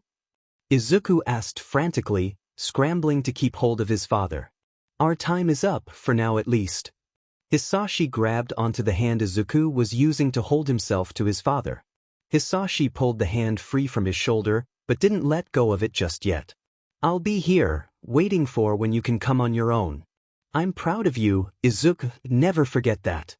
With that, he released Izuku, who quickly soared upwards, his father becoming a small dot below him as the black void gave way to bright, white light. And then he was awake, blinking rapidly as his eyes adjusted to the harsh lights above him. Slowly, the overwhelming white in his vision faded to reveal that he was laying in a hospital bed in what he could only assume was Recovery Girl's med bay. As his vision sharpened, so did his other senses, and he quickly caught the sound of a very heated argument happening just outside his room. He couldn't quite hear what was being said, but the voices sounded familiar. Huh, you're awake, a gruff voice said from Izuku's right, and he turned to see Bakugo sitting in a chair. Finally, nerd. What happened? Izuku asked, his still voice hoarse from the screams he'd let loose before passing out. Your portal quirk went haywire, looked like it even pulled that copy of Dunceface's quirk in two and created a storm around you. Your body also nearly turned fully into the mist sheet you use for the portals. Sensei had to erase your quirk, and it unleashed hell before fizzling out. Unleashed hell? Did that mean? Is anyone else? No, it was only me, Sensei, and All Might close enough to be affected, and the idiot body blocked your release of power, so I'm fine. Sensei was shoved back some but held his ground, and otherwise everything was fine. Though there is a FING crater in the training ground now. If Cementos hasn't already filled it in.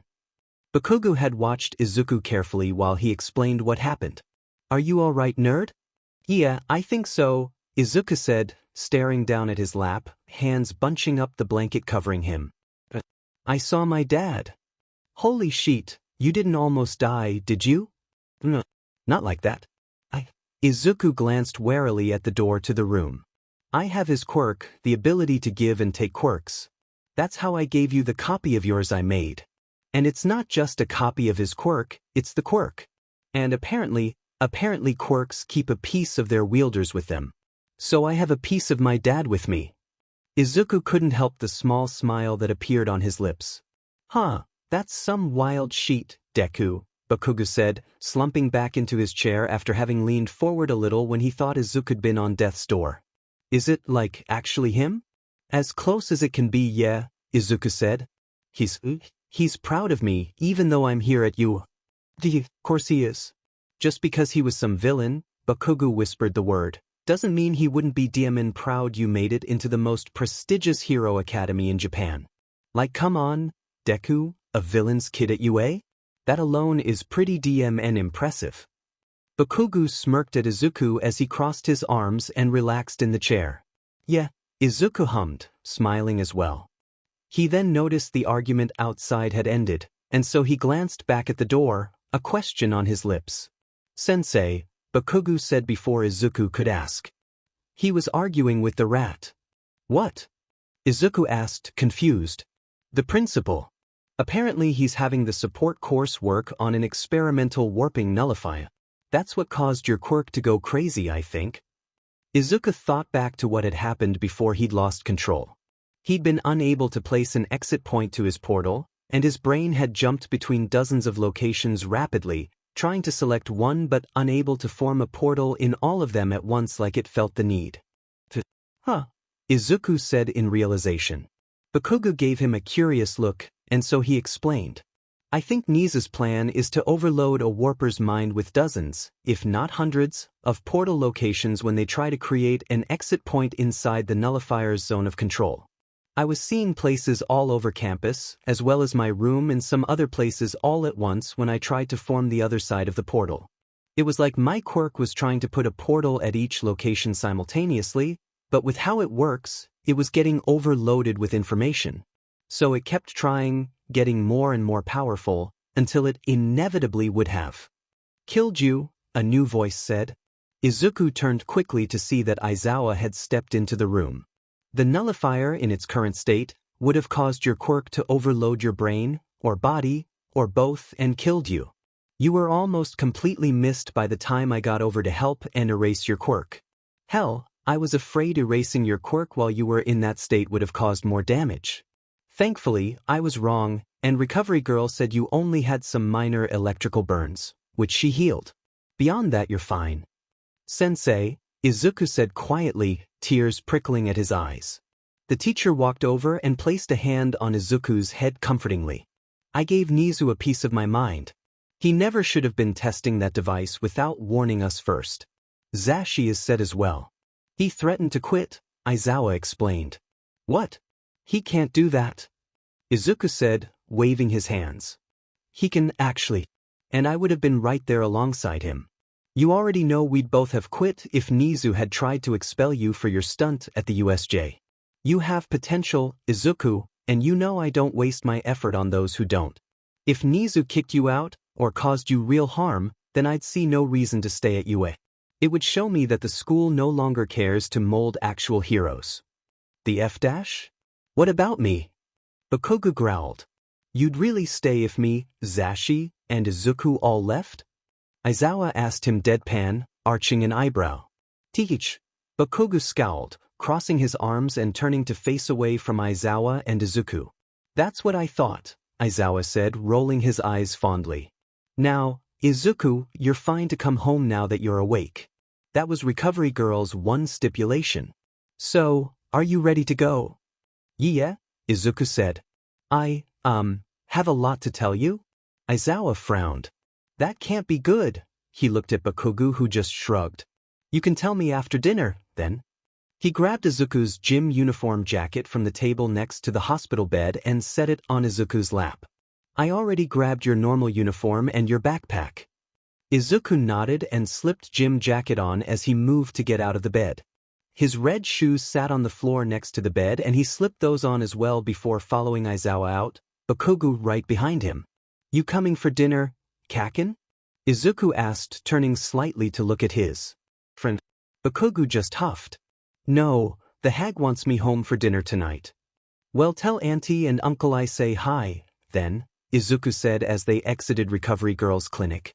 Yeah, Bakugo said as he waved goodbye to both Izuku and Aizawa before heading towards the main gate.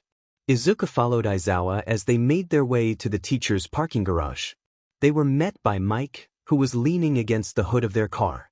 Hey lil listener, Mike greeted Izuku. You okay? Yeah, Izuku said as he slid into the back seat of the car. He barely caught the frown Mike gave Aizawa, but Izuku was used to that. He and Aizawa kept so many secrets from the other man at this point. Izuku hoped it didn't cause a strain in Mike and Aizawa's relationship, but since Aizawa never had a problem with keeping things from Mike, Izuku assumed it was fine.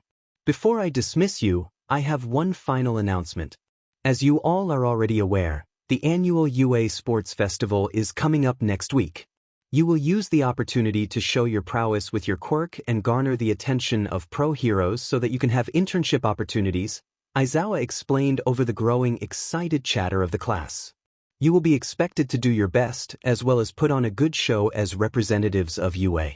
Those that do poorly in the sports festival have been known to be knocked out of the hero course, in favor of non-hero course students who prove themselves worthy during the event. Keep that in mind. The class grew quieter at the subtle threat of being kicked out of the hero course. They knew Aizawa exaggerated sometimes, but they still could never tell when he was just using one of his logical ruses. Of course, Izuku knew, but he'd never let on that he did. In this case, Izuku knew for a fact that Aizawa was serious. That was how the man had even gotten into the hero course himself back during his first year at UA. It's also why he made sure to remind every class of this possibility, and it fed into his desire to expel those students who he saw as having no potential. As the class packed their things before heading to lunch, Izuku couldn't help but wonder who, if anyone, from Gen Ed might have the potential to snag a spot in 1A or 1B. Of course, dozens of them would be vying for the chance, but the massive cut down in participants between rounds 1 and 2 of the sports festival almost always knocked out the bulk of the Gen Ed kids. With only roughly 48 spots in the second round, the hero courses making up the bulk of that, very few Gen Ed kids made it very far. Add to that the last round always being a battle tournament, and the tournament was practically rigged for hero course students. Aizawa had made it so far into his battle tournament because he forced his opponents to fight quirkless, and Izuku knew that the majority of first-year hero course students flailed when their quirk was taken out of the equation. Of course, Izuku could do that too. But it wouldn't be very fair for him to erase his opponent's quirk then still use other quirks to beat them. No, he planned to keep the playing field even. During the battle tournament round, at least. The first 2 rounds he could probably breeze through, with his arsenal of quirks, no matter what they ended up being. He was broken from his thoughts when he noticed that his classmates were congregating around the classroom's door. The F.U. staring at eye bags? Bakugu's voice said from the middle of the 1A group. Izuku rushed over to see what was happening. So this is the great one, huh? Bit of a disappointment if you ask me, a purple-haired kid said, crossing his arms. And who the F asked you? Bakugu snapped back. You better be ready for us during the sports festival, another teen in the hallway said. Ready for your what? Disappointment? Bakugu asked, smirking. Izuku had wormed his way to the front of the 1A group at this point, coming to stand next to Bakugu. He sized up the crowd blocking their way to the lunchroom, before glancing at Bakugu then the rest of his class. Nizu hasn't turned it back on since, Aizawa's voice said from his desk, answering a question Izuku hadn't thought of just yet. Oh good, Izuku said, turning to look at the crowd once more. I'm sure you're having fun trying and failing to taunt Kaken, but we're kinda hungry so. His right arm melted into mist as a swirling vortex formed behind his classmates, inside of the 1A classroom. Without being prompted, the class turned and began disappearing into the vortex, leaving the crowd in the hallway with gaping mouths. Mina, just to add insult to injury, blew a raspberry with her tongue at the crowd as she skipped backwards into the portal. Bakugu snorted as he backed into it as well, Izuku having moved the vortex closer to them as the class went through. And this is why you shitty extras aren't in the hero course, Bakugu said before flipping off the purple-haired kid and disappearing into the warp gate. Izuku gave the crowd a taunting wave of his mist hand before the vortex enveloped him, and he was standing outside the cafeteria with the rest of 1A. Talk about making an exit. Mina cheered as she skipped over to Izuku. That was so cool, Midori. They thought they could taunt us with numbers, so we have to show them why we're in 1A, Izuku said, shrugging. It's not as if 1A and 1B were of different calibers, but everyone always seemed to consider Class 1A as the top hero prospects.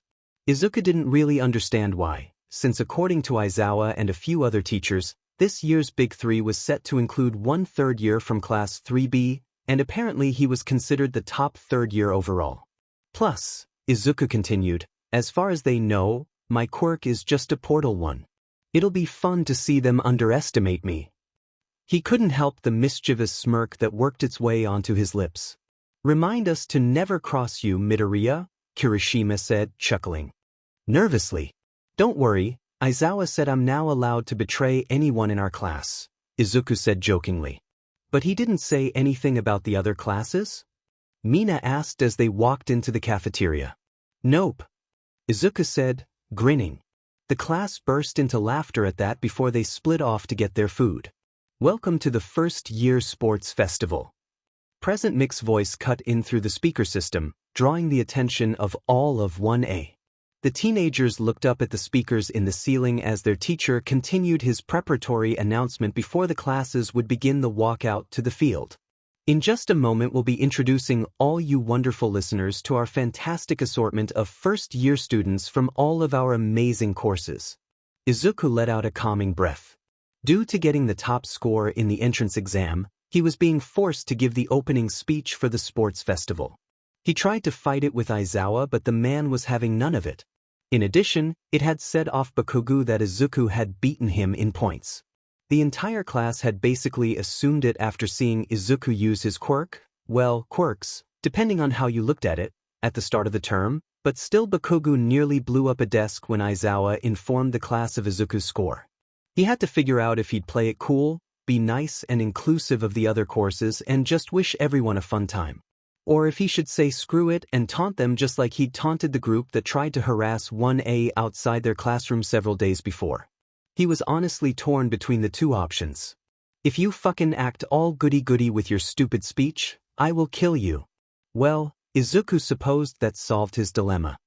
He turned to regard Bakugo with an unimpressed look. I should do that solely to make you mad, Kaken, Izuku said, grinning. Okay, for once, I'm on Blasty's side, Mina chimed in as she skipped over.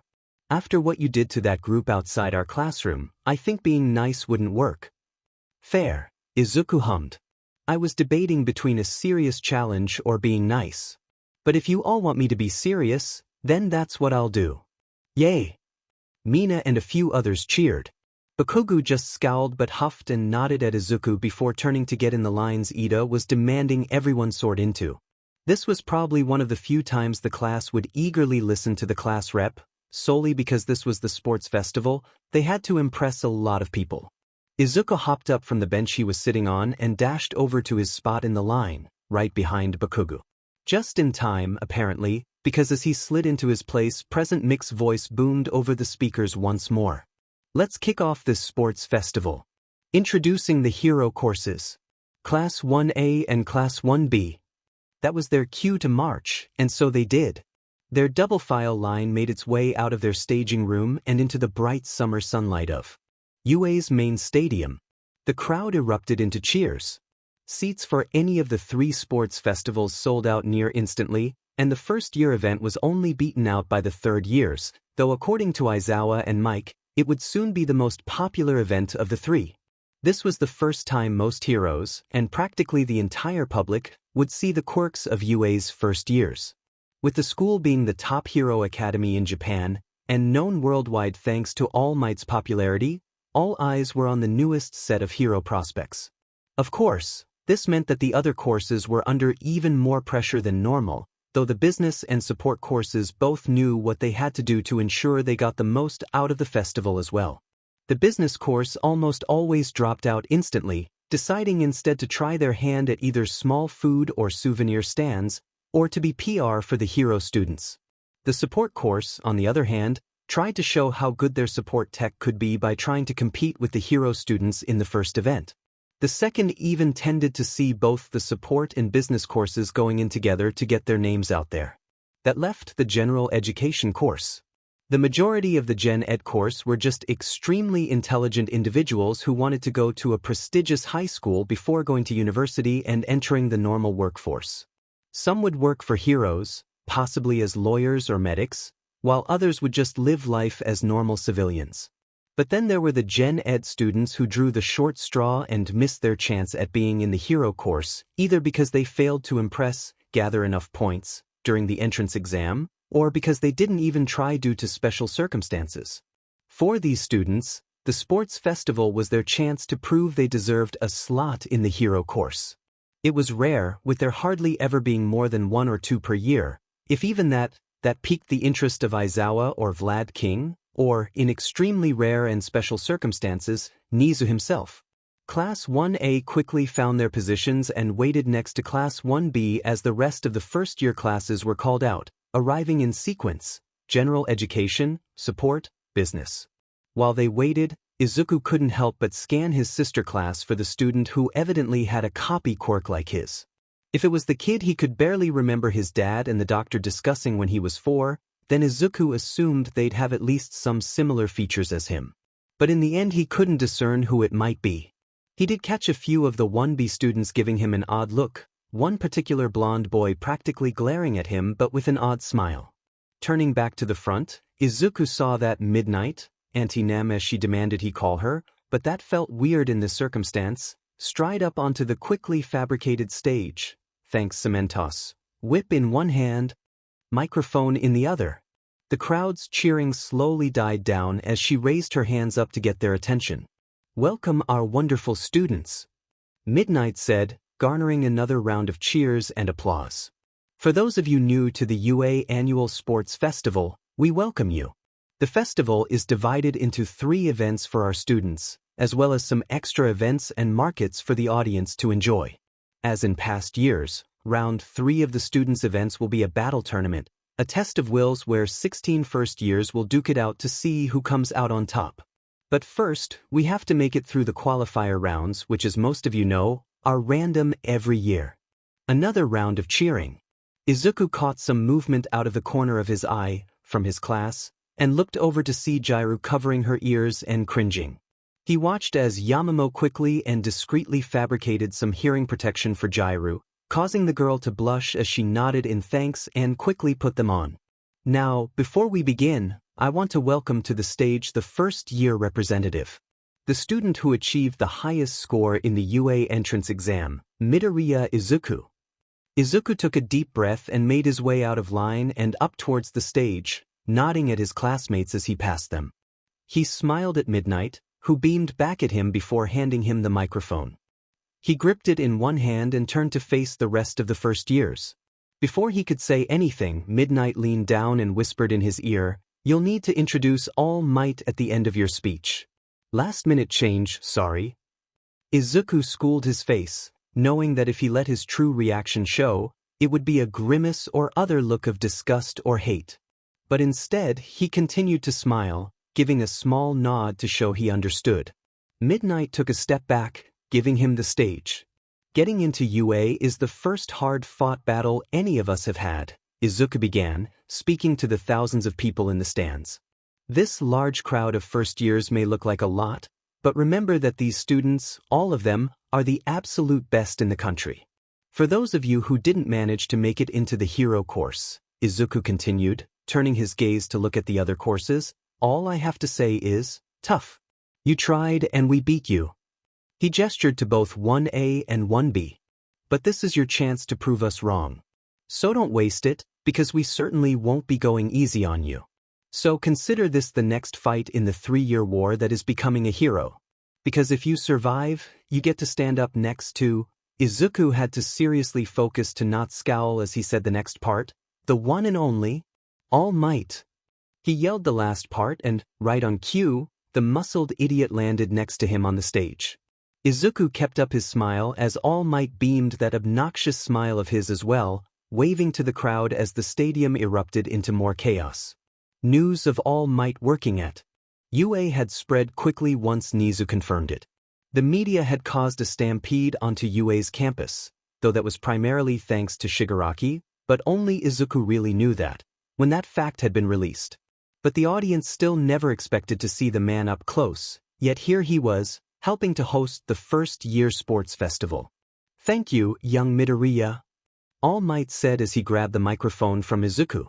"It's an honor to be back at UA, my alma mater," the hero continued, speaking to the crowd. Izuku tuned him out at this point and let Midnight herd him back towards the stairs. He quickly rejoined his class, finding his spot in line behind Bakugu once more. "You said I'm off, nerd," Bakugu said, jerking his head towards the direction of the other classes. Dozens of students were glaring at him, and the rest of 1A since it seemed like his classmates were feeding the flames by taunting them back. "Good," Izuku said flatly as he continued to glare up at the stage. Once All Might's long-winded speech, Midnight tried to get him to wrap it up several times but he ignored her, finally came to an end. It was time to learn what the first event was. A large structure rose out of the ground at the center of the stadium. Atop it sat 3 massive video screens, angled into a triangle to give the entire stadium a view. Of course, there were dozens of smaller screens scattered throughout the stands, especially inside the special viewing boxes which held some of the top heroes and other prominent figures in Japan. Round 1 of the first-year sports festival will be. Midnight said as event names rapidly blinked across the screens, gradually slowing down until it landed on one. Obstacle course. Well, that was kind of boring in Izuku's mind. He'd seen a similar event several years before, when he watched the second-year sports festival with his mom. To be fair, he'd seen nearly every UA sports festival since he was old enough to talk, and they'd even been joined by his dad on a few occasions. In that event, the obstacle course had wrapped back around to the stadium, and while Midnight explained the rules, Izuku scanned the stadium to see where the starting line was, then where the finish line was. The starting line was directly behind the stage, meaning the students would shortly be corralled around to that side of the stadium. That probably meant the end was about 2/3 of the way around either side of the stadium. Izuku looked to the right first and saw nothing besides the normal staging room entrances. Looking to his left, he found Cementos opening up a larger gap in the base of the stadium and creating a finish line at the mouth of the opening. Izuku smirked. This event was going to be easy for him, and he'd have plenty of time to watch and analyze the quirks of the other students once he was back in a viewing area. Once Midnight had finished her explanation of the rules, which only caused Izuku to smile even more, because his warp gate would not be breaking any rules. She and All Might directed the students around to the back, keeping them in orderly groups and not letting any one class have an advantage over another. Finally, each class was in place. Izuku rolled his shoulders and did a few stretches in preparation. Kaminari caught his attention with a wave. "You're just gonna skip it, aren't you, Midoriya?" Kaminari asked. Izuku just shrugged and smiled back at him, causing Kaminari to slump a bit. He was probably hoping he could use Izuku's help a little for this event. But Izuku had made it clear to the class that he'd not be helping them in any event that was meant to be individual performance-based.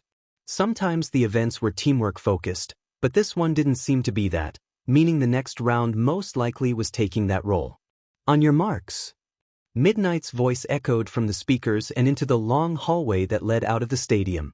Izuku couldn't yet see the other side, but it wasn't like it mattered for him anyway. "Get set." A brief pause. "Go." Izuku used airwalk to run above the crowd storming towards the opening. Bakugo shot up as well, propelling himself with his explosions. Yamamo created a pole to vault over the bottleneck. Uraraka used her quirk to get above the students and run along their shoulders. Siro used his tape to pull himself and a very thankful-looking Kaminari above the mess. Most of the Hero Corps students were using their quirks in some way to make it past the chaos, and even a few Support Corps students were up and away thanks to their tech. Laughing and shaking his head, Izuku called on Warp Gate, forming a swirling vortex up ahead and just slightly below him, since he'd gained several meters worth of height with airwalk.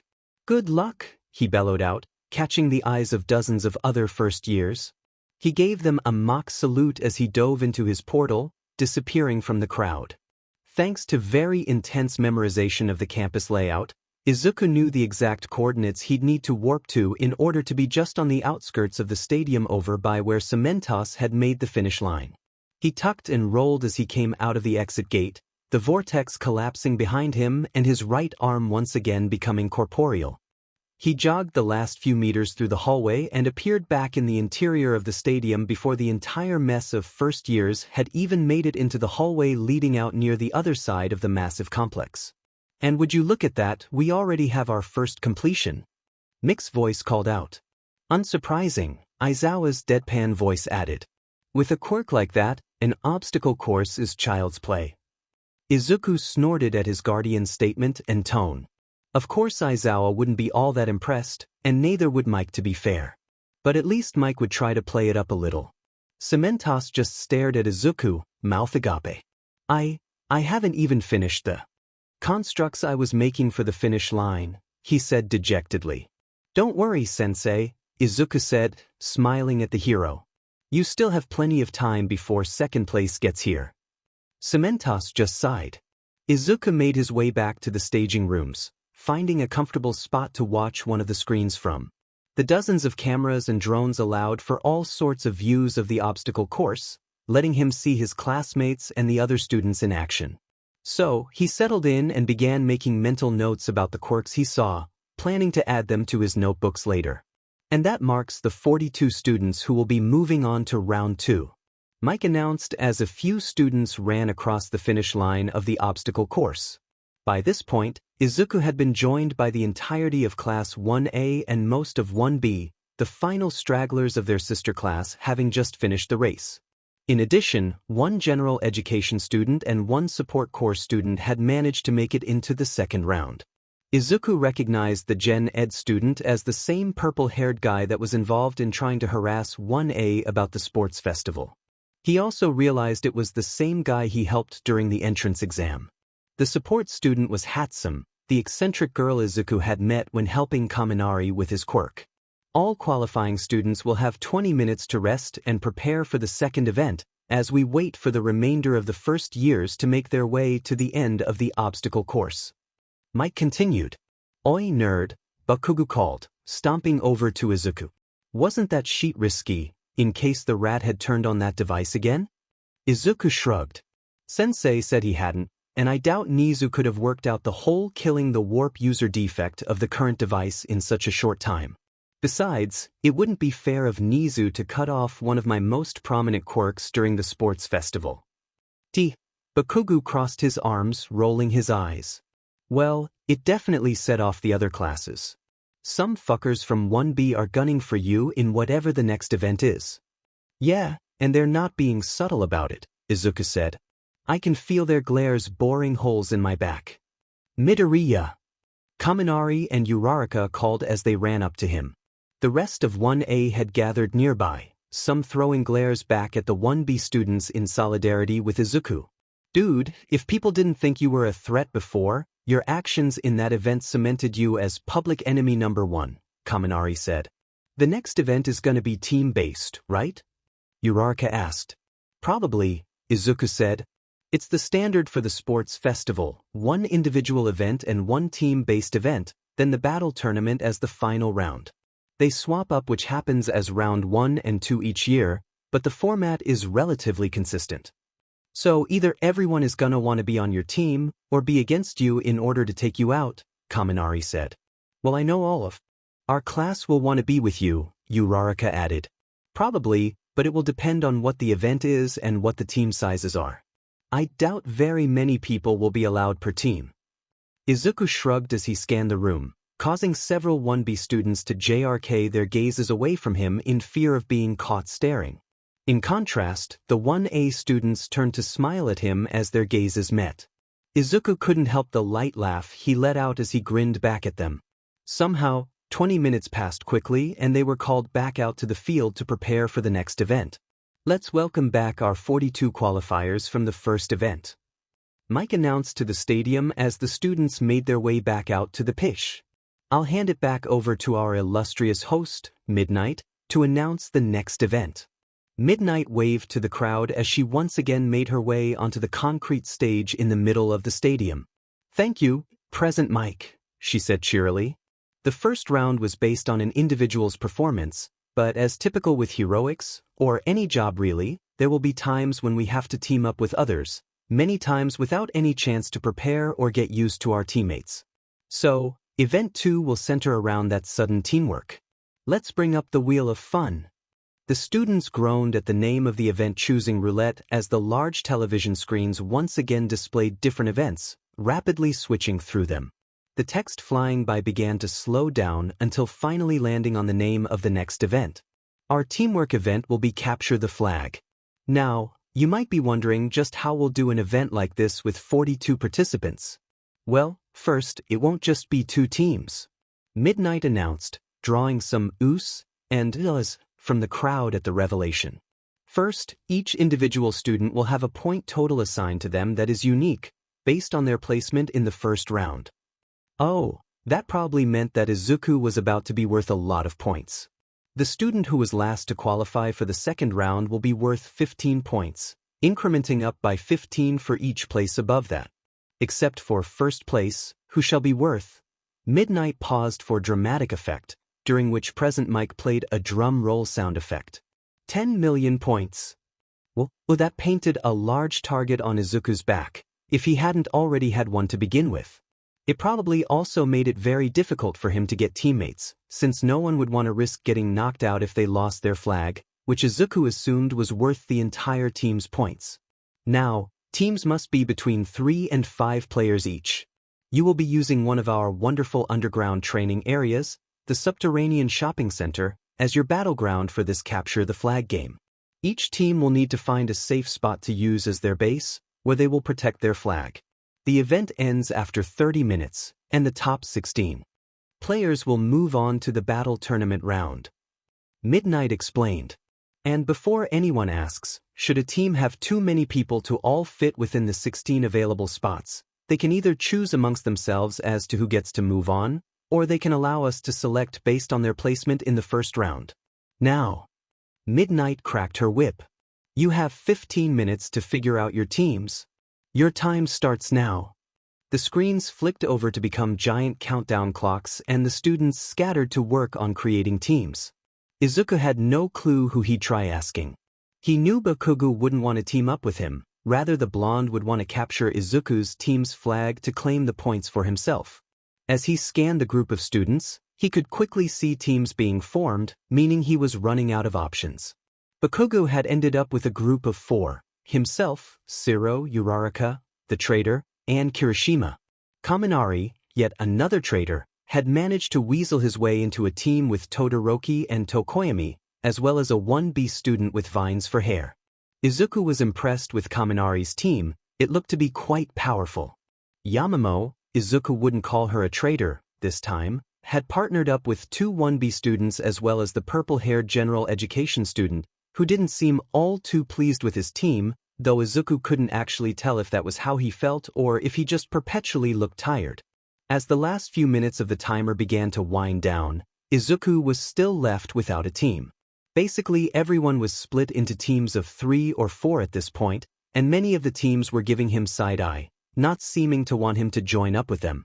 Though Izuku couldn't blame them, and at least it looked like the teams were mixed class, instead of 1B pitting itself entirely against 1A after Izuku's little opening speech. Midoriya, a voice said from behind him, and he spun around to see Shuji standing there, flanked by Hatsum and a 1B student. Would you like to join our team? I'd love to test out my babies on anyone who tries to take our flag if you're on our team. Hatsum added giddily, all the while tinkering with one of her support items. Sure, Shuji, Izuku said, smiling at his classmate. Thanks for having me. It didn't really look like many people wanted me on their team. He rubbed the back of his head awkwardly. Shuji nodded at him. Having you on the team will make us a prime target for all of the other teams, but I believe you to be capable enough to prevent anyone from taking our flag. Right, think I can handle that. Though I assume we'll want to focus purely on defense then, Izuku said, bringing a hand to his chin as he thought out their strategy. The 1B student mumbled awkwardly. So, I'm Hananuki from 1B? Shuji here said you had a strong quirk, but I don't really know what it is. Well, I can copy other quirks and keep them, meaning I have quite an arsenal of quirks at my disposal. Wait, you can keep them? Like, permanently? Hananuki asked, eyes widening. That's like Minoma, but way better. Who? Izuku asked, trying to not sound too excited about finally finding out who the other copy quirk was. No other copy quirks had been recorded other than this student, and so Izuku figured it had to be the other kid his father and the doctor had mentioned when Izuku was younger. Minoma, 1BS resident nuisance, if you ask me. He claims all of you in 1A think yourselves better than us in 1B, which your opening speech didn't help. Yeah, sorry. Figured I should make it a challenge rather than trying to be all friendly about it. I mean, this is a competition in the end. Fair. I didn't say you were wrong to say what you did, it just fanned the flames of Minoma's distaste for you guys. Hananuki shrugged. Anyway, he has a copy quirk too, but his copies are on a short duration. And I think he can only have a couple at a time, and replaces the oldest copy with the new one if he tries to copy more. That fit the description he'd gotten from the doctor. A short-term copy quirk with limited capabilities. Which team is he on? Izuku asked, turning to look over at the other teams. The one with your vice rep and the Gen Ed guy, Hananuki said, pointing towards Yamamo's team. The tall guy is Bondo, the other guy is Monoma. Huh, Izuku said when he spotted Monoma. The teen did not look like Izuku in the slightest, nor did he look like All for One, so Monoma must have just happened to have a copy quirk. Besides, Izuku would have been said at his dad, either the real comatose one or the quirk vestige one, or both, if he found out that Hisashi had a kid with another woman at the same time he was married to Inko and had Izuku. Shaking his head, Izuku returned to the matter at hand. So, yeah, we'll need to go on defense. Hatsum, you have any tech for that? Of course. Hatsum said excitedly. I have several patent-pending trap babies. Izuku highly doubted the patent-pending part of that, but he went with it anyway. Perfect. Shuji, you'll be able to scout for us to know if anyone is coming. I've got plenty of combat quirks to hold off whoever tries to attack, and Hananuki. He trailed off, not knowing what the teen's quirk was. I can soften surfaces and can even swim through them. Lets me trap people or traverse distances decently well, since I can harden material behind me as I swim, which propels me forward. Oh, that's pretty cool, Izuku said, nodding slightly. He didn't know if he would want that quirk or not. He'd have to see how it performed in this event. How many quirks do you have? The 1B student asked. Izuku began to count on his fingers as he went through his mental list of quirks. 20? Yeah, that seems right. Wait, what? Hananuki practically yelled in shock, drawing some attention from the other students. Hey, Izuku said, scratching his cheek.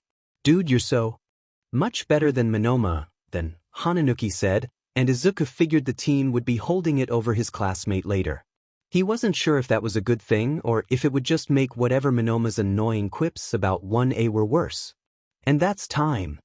Midnight announced as the timers showed 0 and blared a horn noise. Teams, pick one person to send up to me with your names, and we'll get you set up with your point flags. Note, flags must be easily visible wherever you set up your base. The point total will be visible on them, and if you capture another team's flag, you'll attach it right next to yours. We have some handy flagpoles for you to use as well. I'll get it, Shuji said before heading up towards the main stage to get their flag and pole. It only took a few moments for each team to get their flag. Once done, the teams were shuttled off to Ground Beta, which held the sizable underground shopping center and fake metro station beneath its city streets. You have another 15 minutes to find a spot for your base of operations and get settled in before the event begins. Midnight's voice said through the speakers by the entrance of the training ground. There's plenty of cameras for us to be able to see you all, so don't worry about getting forgotten about. Your time starts now. The teams rushed off down the stairs and into the subterranean levels of the training ground, some splitting off on upper floors of the shopping center while Izuku and his team made for the metro station area. Most of the teams will probably use the shops as their bases, so we may have an easier time hiding out for longer and defending if we go to the metro area, Izuku said as he led his team through the underground mall. Agreed, and I can make the hallways leading to us soft, making it difficult for the other teams to get to us quickly, if they find us at all, Hananuki said as he jogged behind Izuku. These babies are net traps and can tangle up anyone. Hatsum chimed in, holding up 2 large devices. And Shuji should have an easy time with only needing to survey one direction for anyone coming, Izuku added, earning a nod from his classmate. I'd honestly like it if I didn't have to use too many of my quirks. I want to save the surprises for the battle tournament. Fair enough, Hananuki said. You've got that portal one you used for the first round, right? What else? Izuku smirked at his teammate. Just wait and see. That earned him an eye roll but a smile from the 1B student. They got settled into their desired spot with barely a minute to spare, given how deep into the subterranean levels they had to run. And that's the prep time up. First years, let the hunt for flags begin. Midnight's voice echoed throughout the underground halls, followed by a chime. The game was on. It only took about 5 minutes before Shuji signaled that multiple people were approaching their base zone. Izuku figured some of the other students must have been watching or following them. And of course there was Jairu, who probably used her scouting ability to hunt them down, opposing Shuji's ability to hear them coming. Get behind me, Izuku ordered. Shuji, being the only one who wasn't already back on the metro platform, jogged over to stand behind Izuku. Izuku took a deep breath and raised his hand, pushing out against the air in front of him and creating several layers of air wall that filled their side of the hallway leading out of the metro station and back into the subterranean mall. These should hold them back for a while, unless they find another way in. But they look so thin? Hananuki said, tilting his head. 3 layers handled a built-up explosion from Kaken when he had his costume's gauntlets on. 1 layer can handle his normal explosions at his current strength. I doubt many people in our year have quirks stronger than that are even useful against fortifications like this, Izuku explained. Though I already know of several ways some classmates could attempt to break them. Like what? Can't say. The main one is Jairu, and she can probably hear us if her team is trying an assault, Izuku said, shrugging. Several explosions sounded off from the far side of the air wall gauntlet. Sounds like Bakugu is here, Shuji commented, his arms forming several ears to continue listening in to the siege on their base. Hananuki, can you soften the floor of the hallway? Izuku asked. The other team nodded and jogged over to the hallway entrance, setting his palms on the floor. A rippling effect flowed across the hard concrete, indicating the application of Hananuki's quirk. Hatsum, Izuku said, turning to the support corps student. What have you got? Hatsum jumped up from her tinkering at the question about her support items. Well, I still have the jetpack baby and impact-absorbing boots that I used primarily during the obstacle course. I also have night vision in these special goggles. She tapped the goggles on her head, and I have a few snare babies. Snares? Izuku smirked. Babies? Hananuki whispered. Yep. Hatsum confirmed, probably to both of them. Izuku formed a portal. Come with me, he said to Hatsum. The two stepped through the warp gate and into the middle of the hallway leading to the metro station, using an air wall to stand on given the softened floor. More air walls blocked them in on both sides, but large booms and bangs could be heard from the far side of the hall. Place the snare traps in this area. On it. Hatsum said, beaming as she set out a few small devices on the hallway's walls. Once done, she ran back over to Izuku and his warp gate. I'll arm them once we're back. Don't want to accidentally set them off. They might explode, but no severe injuries. I promised Power Loader Sensei that none of my babies would cause irreparable damage to other students. That's reassuring, Hatsum, Izuku said, half chuckling. The two of them ducked back through the warp gate and Izuku closed it behind them once they were settled in by Shuji and Hananuki once more. Izuku wondered if Bakugu had tested out more powerful explosions just from his palms at all since Izuku gave back the copy of explosion he made during middle school. If Bakugu hadn't practiced anything yet, Izuku would make sure he did later.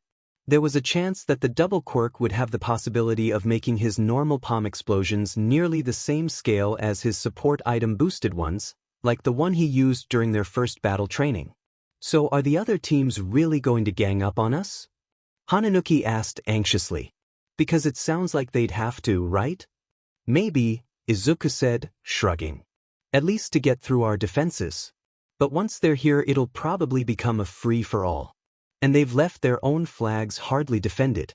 Honestly, if I knew where they set up their bases, I'd portal over and take the flags. I can scout them out with my drone baby. It's not as finished as my others and might break, but it's worth trying, right? Hatsum suggested. You didn't mention that one before, Izuku pointed out, narrowing his eyes at her. She wasn't lying about having it or that it was unreliable. Not my fault you never asked about the thing I was working on, Hatsum sassed, holding up the small orb-like device she'd been tinkering with since they formed the team. I only just got the power source functioning anyway. Bakugu and others have made it through a few of your walls, Midoriya. Shuji pulled the group's attention. I never noticed they sound like glass breaking until now. I hardly used them, and the only time they've been broken by someone else was Kaken's explosion during our first battle training, which probably drowned out the sound, Izuku said. They aren't as violent or loud when I break them myself. A low hum started up and grew progressively louder until it sounded like a guitar string being thrummed. Izuku gave a wary glance to Shuji. Jairu, he asked. Jairu, Shuji confirmed. Using her quirk. Well, good on her for figuring it out. Hatsum, I hope those snare traps work well. Why, what's going on? Hananuki asked, glancing between his teammates and the hallway. Jairu's quirk allows her to funnel the sound of her heartbeat through her ear jacks. Izuku began to explain. My air walls, as Shuji said, are kind of like glass. They're pretty strong on their own, but can be broken with enough force. However, like for a lot of strong materials, harmonics are a death sentence. Jaira figured that out and is using the sound of her heartbeat to find the harmonic frequency of the air walls and shatter them. Sound waves are quite powerful against materials like glass. Oh, so that's why you didn't want to mention this before. Her quirk also lets her hear stuff better, right? I saw your vice rep making her some earmuffs before. Hananuki was apparently pretty observant. Yep, Izuku confirmed. Guess we won't be going on the offensive at all, so no need for that drone. Ah, the girl said dejectedly. Though she quickly recovered, so much so that she giggled as she looked down at the small PDA she had attached to her wrist. Snare babies caught a few. Izuku hummed, nodding with a small smile on his lips. Good, though that does mean they're getting closer. How much longer do we have to defend the flag? We still have 20 minutes before the event ends, but given the time it would take for any team to return to their base with our flag, should they get a hold of it, I think it's better to say 15 minutes, Hatsum said, being the only one who could see the time, given her PDA. Based on what I saw before the event started, and who I can hear coming, I believe only 2 people from each team trying to assault our base are here. I can hear a total of 6 people, Bakuga being the most obvious, with Jairu easy to pick out as well, Shuji chimed in. I think Kirishima is with Bakugu, but I don't recognize any of the other voices. Seems like the teams have been arguing and fighting with each other on their way here. Might be some of my classmates as well, if you don't recognize the voices, Hananuki said. I can go check it out by swimming through the softened ground? Izuku nodded in agreement. Sure, just be careful, don't want you getting knocked out or something. With that, Hananuki was off, diving into the floor and disappearing, small disturbances rippling behind him just like water. However, it didn't take long before he was leaping back out of the soft earth, the ground immediately hardening behind him as he grazed his palm along the floor. They're here, he said out of breath. Bakugu and the redhead, who I guess is Kirishima? Jairu is with Shishida from my class. He's got a beast quirk, makes him stronger and bigger. Then Kendo and Pony, also from my class. Basically all heavy hitters and then Jairu it looks like. Thanks for the intel, Hananuki, Izuku said. Shuji, I'm gonna need some help fighting them off. You'll need to take on Bakugu, Shuji said. The others, besides Jairu, are basically just strength quirks, right Hananuki? He was referring to Kendo and Pony, whose quirks Hananuki hadn't mentioned. Yeah, the teen said. Kendo can make her fists bigger, and with that comes more power. Pony seems to have some strength and stamina of a horse, and no, it's not a nickname, her name is actually Pony, and she also has horns she can fire off and control. Shishida, like I said, just gets a lot stronger when in his beast form. I can help Shuji if you take care Bakugu and Kirishima, Midoriya. Sounds like a plan, Izuku agreed. Hatsum, you'll be the last line of defense. Think you can handle that? I still have some net babies to use. She patted some grenade-like devices on her waist, more items she forgot to mention when Izuku asked her what support tech she had. They finalized their plan just in time for the final air wall to shatter, sending shards flying before they dissipated back into the air molecules they were made from, long before they would have hit Izuku and his teammates. Standing at the entrance to the hallway was a very angry-looking Bakugu, Kirishima right at his side. Just behind them stood Jairu and Shishida. Kendo and Pony looked to be missing, so Izuku figured they were the ones trapped by Hatsum's snare traps. Effing Deku! Bakugu roared. Hiding out here like a wimp? I'm public enemy number 1, aren't I? Sounds like the perfect circumstance to control the playing field, Izuku said, smirking. That only seemed to PSS off Bakugu even more. Seems only fair that you can have our flag if you beat me, Kaken. Izuku immediately pulled on his full arsenal of Brawn Boost, X2, kinetic booster, X2, and spring-like limbs, ready to launch an assault on Bakugo. He leapt forward at his friend, only for Kirishima to leap in front in an attempt to intercept. The redhead hardened his body, but the brute force behind Izuku's attack still sent him flying. Izuku only felt slightly bad, since he'd half expected Kirishima to join the action, and the teen's quirk was definitely meant to handle hits like that. And if Kirishima hadn't jumped in, then Bakugo was certainly going to dodge. Before Kirishima had a chance to recover from being slammed into the wall, Izuku fired off a blast of air cannon, which sent the redhead through the wall and into what Izuku guessed was one of the faux restrooms for the metro station. Bakugo's eyes widened as he watched his teammate get taken out so easily, before he then snarled and whirled back on Izuku, firing off a few explosions. Izuku just dodged the majority of them, throwing up an air wall to block the final one. As the smoke cleared, he just smirked at Bakugo. From where he stood, he could see the fight between his teammates, and Jiraiya and Shishida was also going well.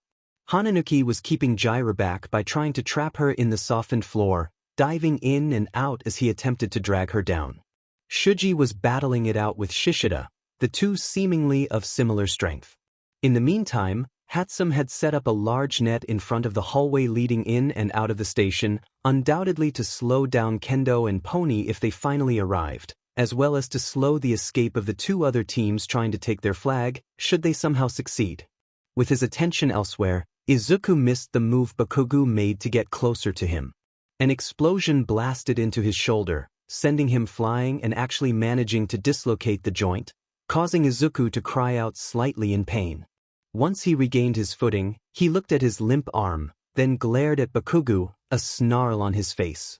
Using his healthy arm, Izuku popped the shoulder back into place, rolling it to ensure it was good. His super regeneration quickly kicked in and healed the muscle tears. Enough for him to continue the fight. "Oh shit," a returned Kirishima said as he climbed back through the him-shaped hole in the wall. Izuku's glare snapped to him momentarily, but the redhead seemed to not want anything more to do with the fight and so raised his arms up placatingly. Electricity sparked along Izuku's arms, green arcs of energy arcing out slightly. He leapt again, planning to stun Bakugo and end the fight there. The other teen propelled himself away with his explosions, uncertainty showing on his face at being on the receiving end of a very angry-looking Izuku.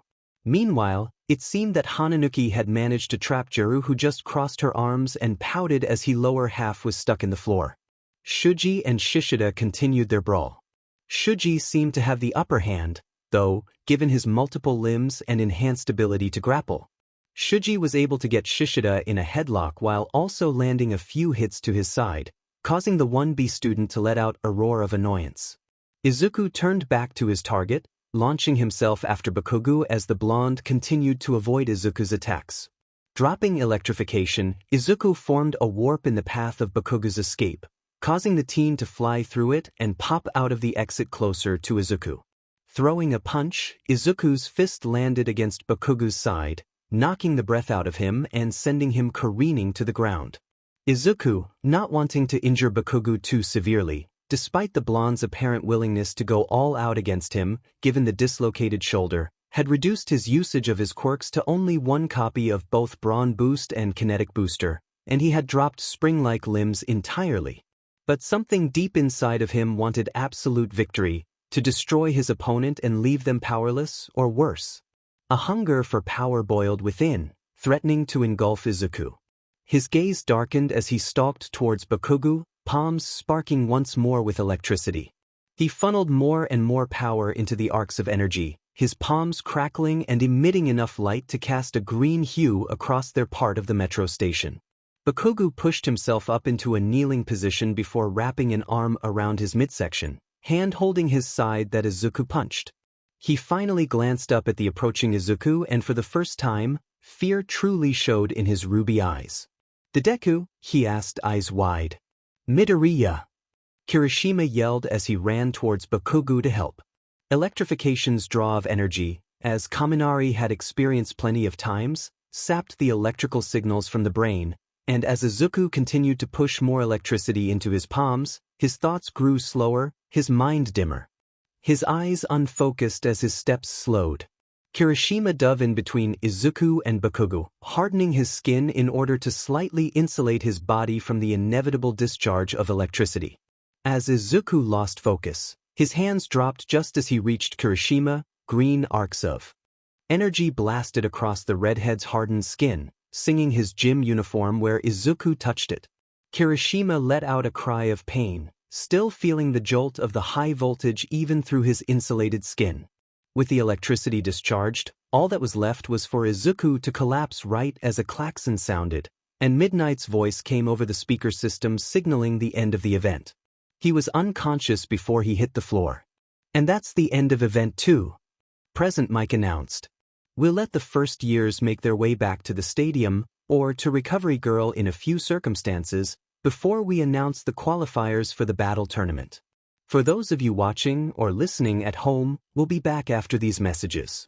He flipped his microphone off and turned slowly to show Yuta, smile dropping as the other hero made the windows of their announcer box opaque. What did our kid just almost do? Hisashi asked warily. Shuta's lips were pursed into a tight line as he replayed the final moments of Izuku's battle with Bakugo on one of the small screens in the booth. He watched, again and again, how Izuku's expression darkened into something Yuta had only seen on villains. To be fair, Bakugo had blasted Izuku with a powerful enough explosion to dislocate Izuku's shoulder, and Yuta had to guess his kid only managed to tough it out due to some kind of self-healing quirk he might have gotten from his biological father, or some other source. Izuku hadn't given Yuta the full list of his quirks yet, only mentioning ones as they came up during Fundamentals of Heroics classes. At this point, Yuta didn't think he could keep as much of Izuku's past a secret from his partner. Hisashi deserved to know who Izuku's parents were, at the very least, since that could slightly explain Izuku's mood swings sometimes. Bakugo hurt him, and he reacted instinctively is my guess, Yuta explained. Izuku's father was... He paused, unsure if he should go through with the explanation or not. He sighed, dragging a hand down his face before turning to Hisashi. His father was a villain, apparently, and quite a strong one at that. I don't have all the details, he lied, but we all know how nature and nurture work when it comes to kids. But Izuku is such a sunshine child most of the time. Yeah, he gets into a mood every once in a while, but what teen doesn't? Hisashi said. Right, most of the time. His moods aren't just from being a teenager, though. He comes to me most of the time when he gets stuck in one, because it mostly stems from the things he's seen and knows about the darker side of our world. And you and I both know you like me keeping that side of things to myself, given my profession in the underground. Yeah, Hisashi agreed sadly. Maybe I should learn more about it. No, Yuta said adamantly. You take care of the limelight stuff, I take care of the gritty parts. That's how it's always been. It's how we knew it would be since school. Hisashi chuckled dryly. Right, even Oboro figured it would be this way. They sat in silence for a moment, reminiscing about their lost friend. Is he all right at least? He should be. I'll go see him, the bots are taking him to Recovery Girl. Yuta stood up and turned to leave, but was stopped by a hand grabbing his arm. He looked back to see Hisashi staring up at him, eyes glistening behind his costume's glasses. Tell him I'm thinking of him, all right? Of course, Zashi, Yuta said, laying the hand of his free arm on Zashi's before the other man released his grip, letting Yuta leave the announcer booth. Izuku opened his eyes into darkness once again. He glanced around, seeing nothingness, before looking down at his feet. He took a step forward and realized he could already move this time, and his steps sent out ripples on the black nothingness below him, as if he was stepping in a thin layer of water. Figuring he might as well get used to being in this dreamscape or whatever it was, he began to walk. It didn't take long for him to come across his father once again. He lit up upon seeing the older man, speeding up his pace. But then he paused when he saw the sad look on his dad's face. Dad? Izuku asked hesitantly. Little one, All for One replied, a small sad smile on his face. I'm so sorry. Sorry? For what? Izuku asked, confused. My quirk, it has the inherent trait of causing the owner to desire more power. It abused me when I was young, honestly it probably led me to being the man I am. All for One desires to assimilate any and all powerful quirks around it, or rid the world of those who try to get in its way. And so one has to learn to control the urges it pushes on them. Hisashi turned fully to Izuku, taking a step to the side as well. Now in view was a replay of a recent memory of Izuku's, his battle with Bakugo during Capture the Flag. Somehow, it was a third-person point of view, but Izuku didn't really expect the laws of the world to work the same in this dreamscape, so he took it in stride. However, his confidence faltered as he watched the expression on his past self change drastically when he fixed his dislocated shoulder. A darkness sat behind his eyes, one of malice. What did I do?" Izuku asked quietly as he and his father watched the memory. He watched as past him channeled electrification into his hands and stalked towards Bakugo. The look on his face was not one of a contestant in a quirk-filled game. It didn't even look like one of mercy. He had looked like he wanted to end Bakugo, which was nothing like his true feelings for the other teen. "It's good that quirk has a drawback the more power you funnel into it," his father said as the memory showed Izuku staggering while his palms arced with more and more green electricity. "That classmate of yours as well, his quirk helped prevent catastrophe." They watched Izuku collapse, unleashing the built-up electricity into Kirishima, and then the memory froze. "Wait, what happened next?" Izuku asked frantically. "Is Kirishima all right?" "You passed out, so that's the end of the memory, I'm afraid. But I do believe your classmate is all right." Izuku could feel tears welling in his eyes. "I'm so stupid," he said, his breath catching in his throat as he tried to hold back sobs. "I could have killed young Bakugo, yes," All for One said. He wrapped his arms around his son, pulling him close. "But you didn't, little one." "Yes, it was only because of one of your copied quirk's drawbacks, but still. You have regrets about letting this happen to begin with, so you'll use that going forward to rein the urges of All for One in. I promise it won't be too hard, it just takes some time and practice." "But what if I hurt someone before I can control it fully?" Izuku asked, his face buried in his dad's chest. "That is the nature of our quirked society, I'm afraid. We're always at risk of injuring those close to us." Izuku slowly calmed down, a few sniffles still escaping as he pulled back from his father. "I didn't think I'd see you again so soon," he admitted. "Neither did I, but here we are. And you seem to have a little more control over things this time, but you're still only here because you were knocked out. I suspect you'll be waking up soon, between your super regeneration and whatever healing quirk that Nurse of UA's has. I promise next time I'm here will be under my own control," Izuku said, determined. "I don't want to always be on a time limit when I see you." Hisashi chuckled, ruffling Izuku's hair. "I look forward to it, little one." Shoyuta quietly stepped into Recovery Girl's pop-up medbay in the depths of the stadium. He'd passed a few first years heading back from her clinic and gave them curt nods. Once inside of the clinic, he scanned the few beds until he found the singular occupied one where Izuku lay unconscious. "Shoyuta," Recovery Girl said flatly. "Chio," Shoyuta said back. "Is he all right?" "Seems so. I gave him a small dose of my quirk, but based on his healing of his dislocated shoulder, I assume he has his own healing quirk." Recovery Girl rested both of her hands atop her cane as she turned to regard Izuku's form. "He should wake up shortly. Good, though he has plenty of time before the battle tournament." Shoyuta stepped towards the bed, resting a hand on Izuku's arm. Recovery Girl clucked her tongue. "Are you sure he should participate? He came first in Event 1, and retained his points in the second event. It would look odd on UA's part if we pulled him from the final event. Besides, it seems Nizu doesn't care." "He never does he?" Recovery Girl asked rhetorically.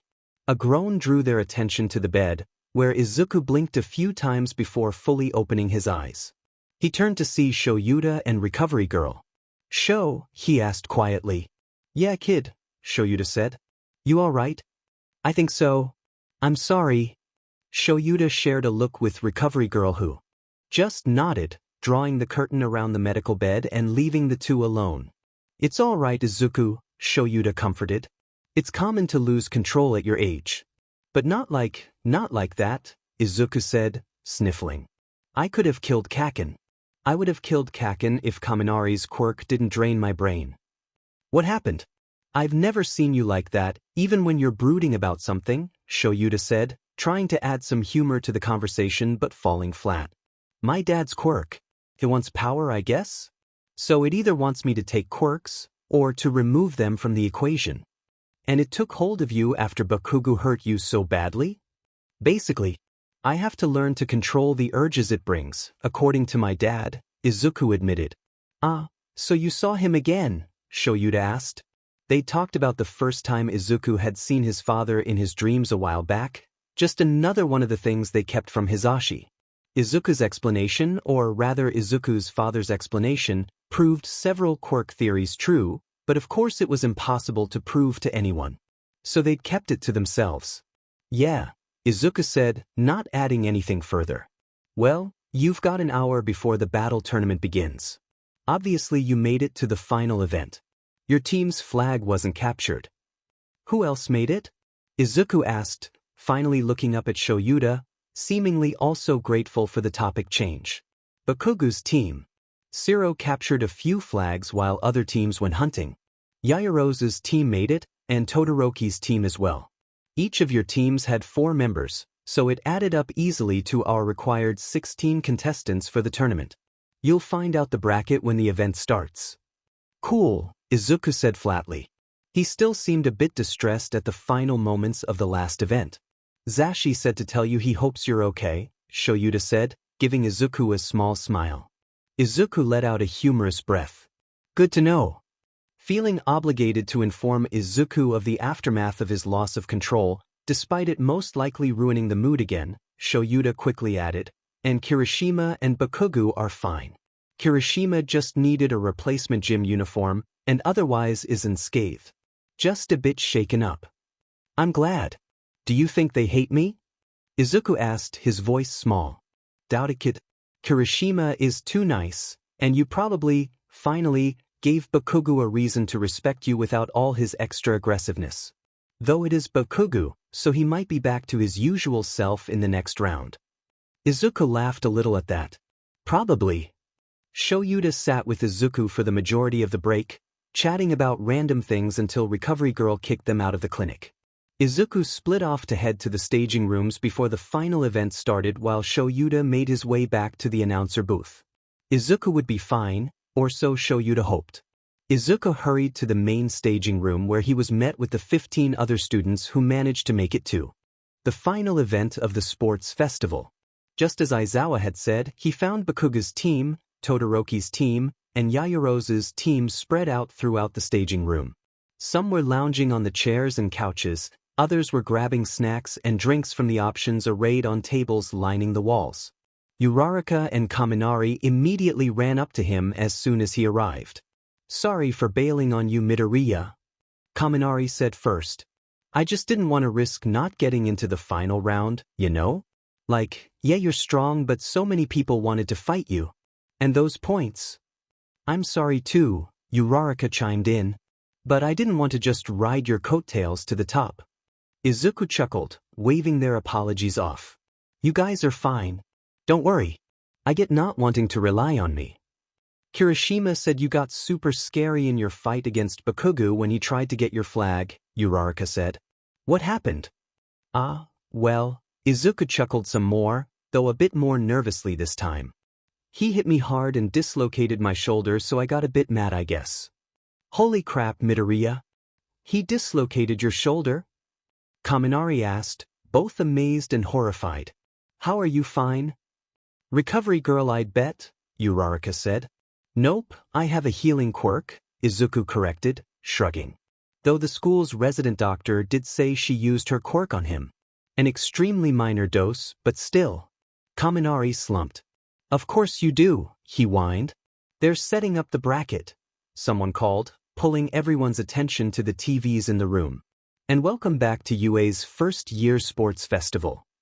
Mick's voice said as the camera panned in on the recently created arena in the center of the stadium. It zoomed into Midnight standing atop a pedestal, the large monitors once again raised up behind her. Now let me hand it back off to our illustrious host and referee for the final event. Midnight, take it away. Thank you, Present Mike. Midnight said.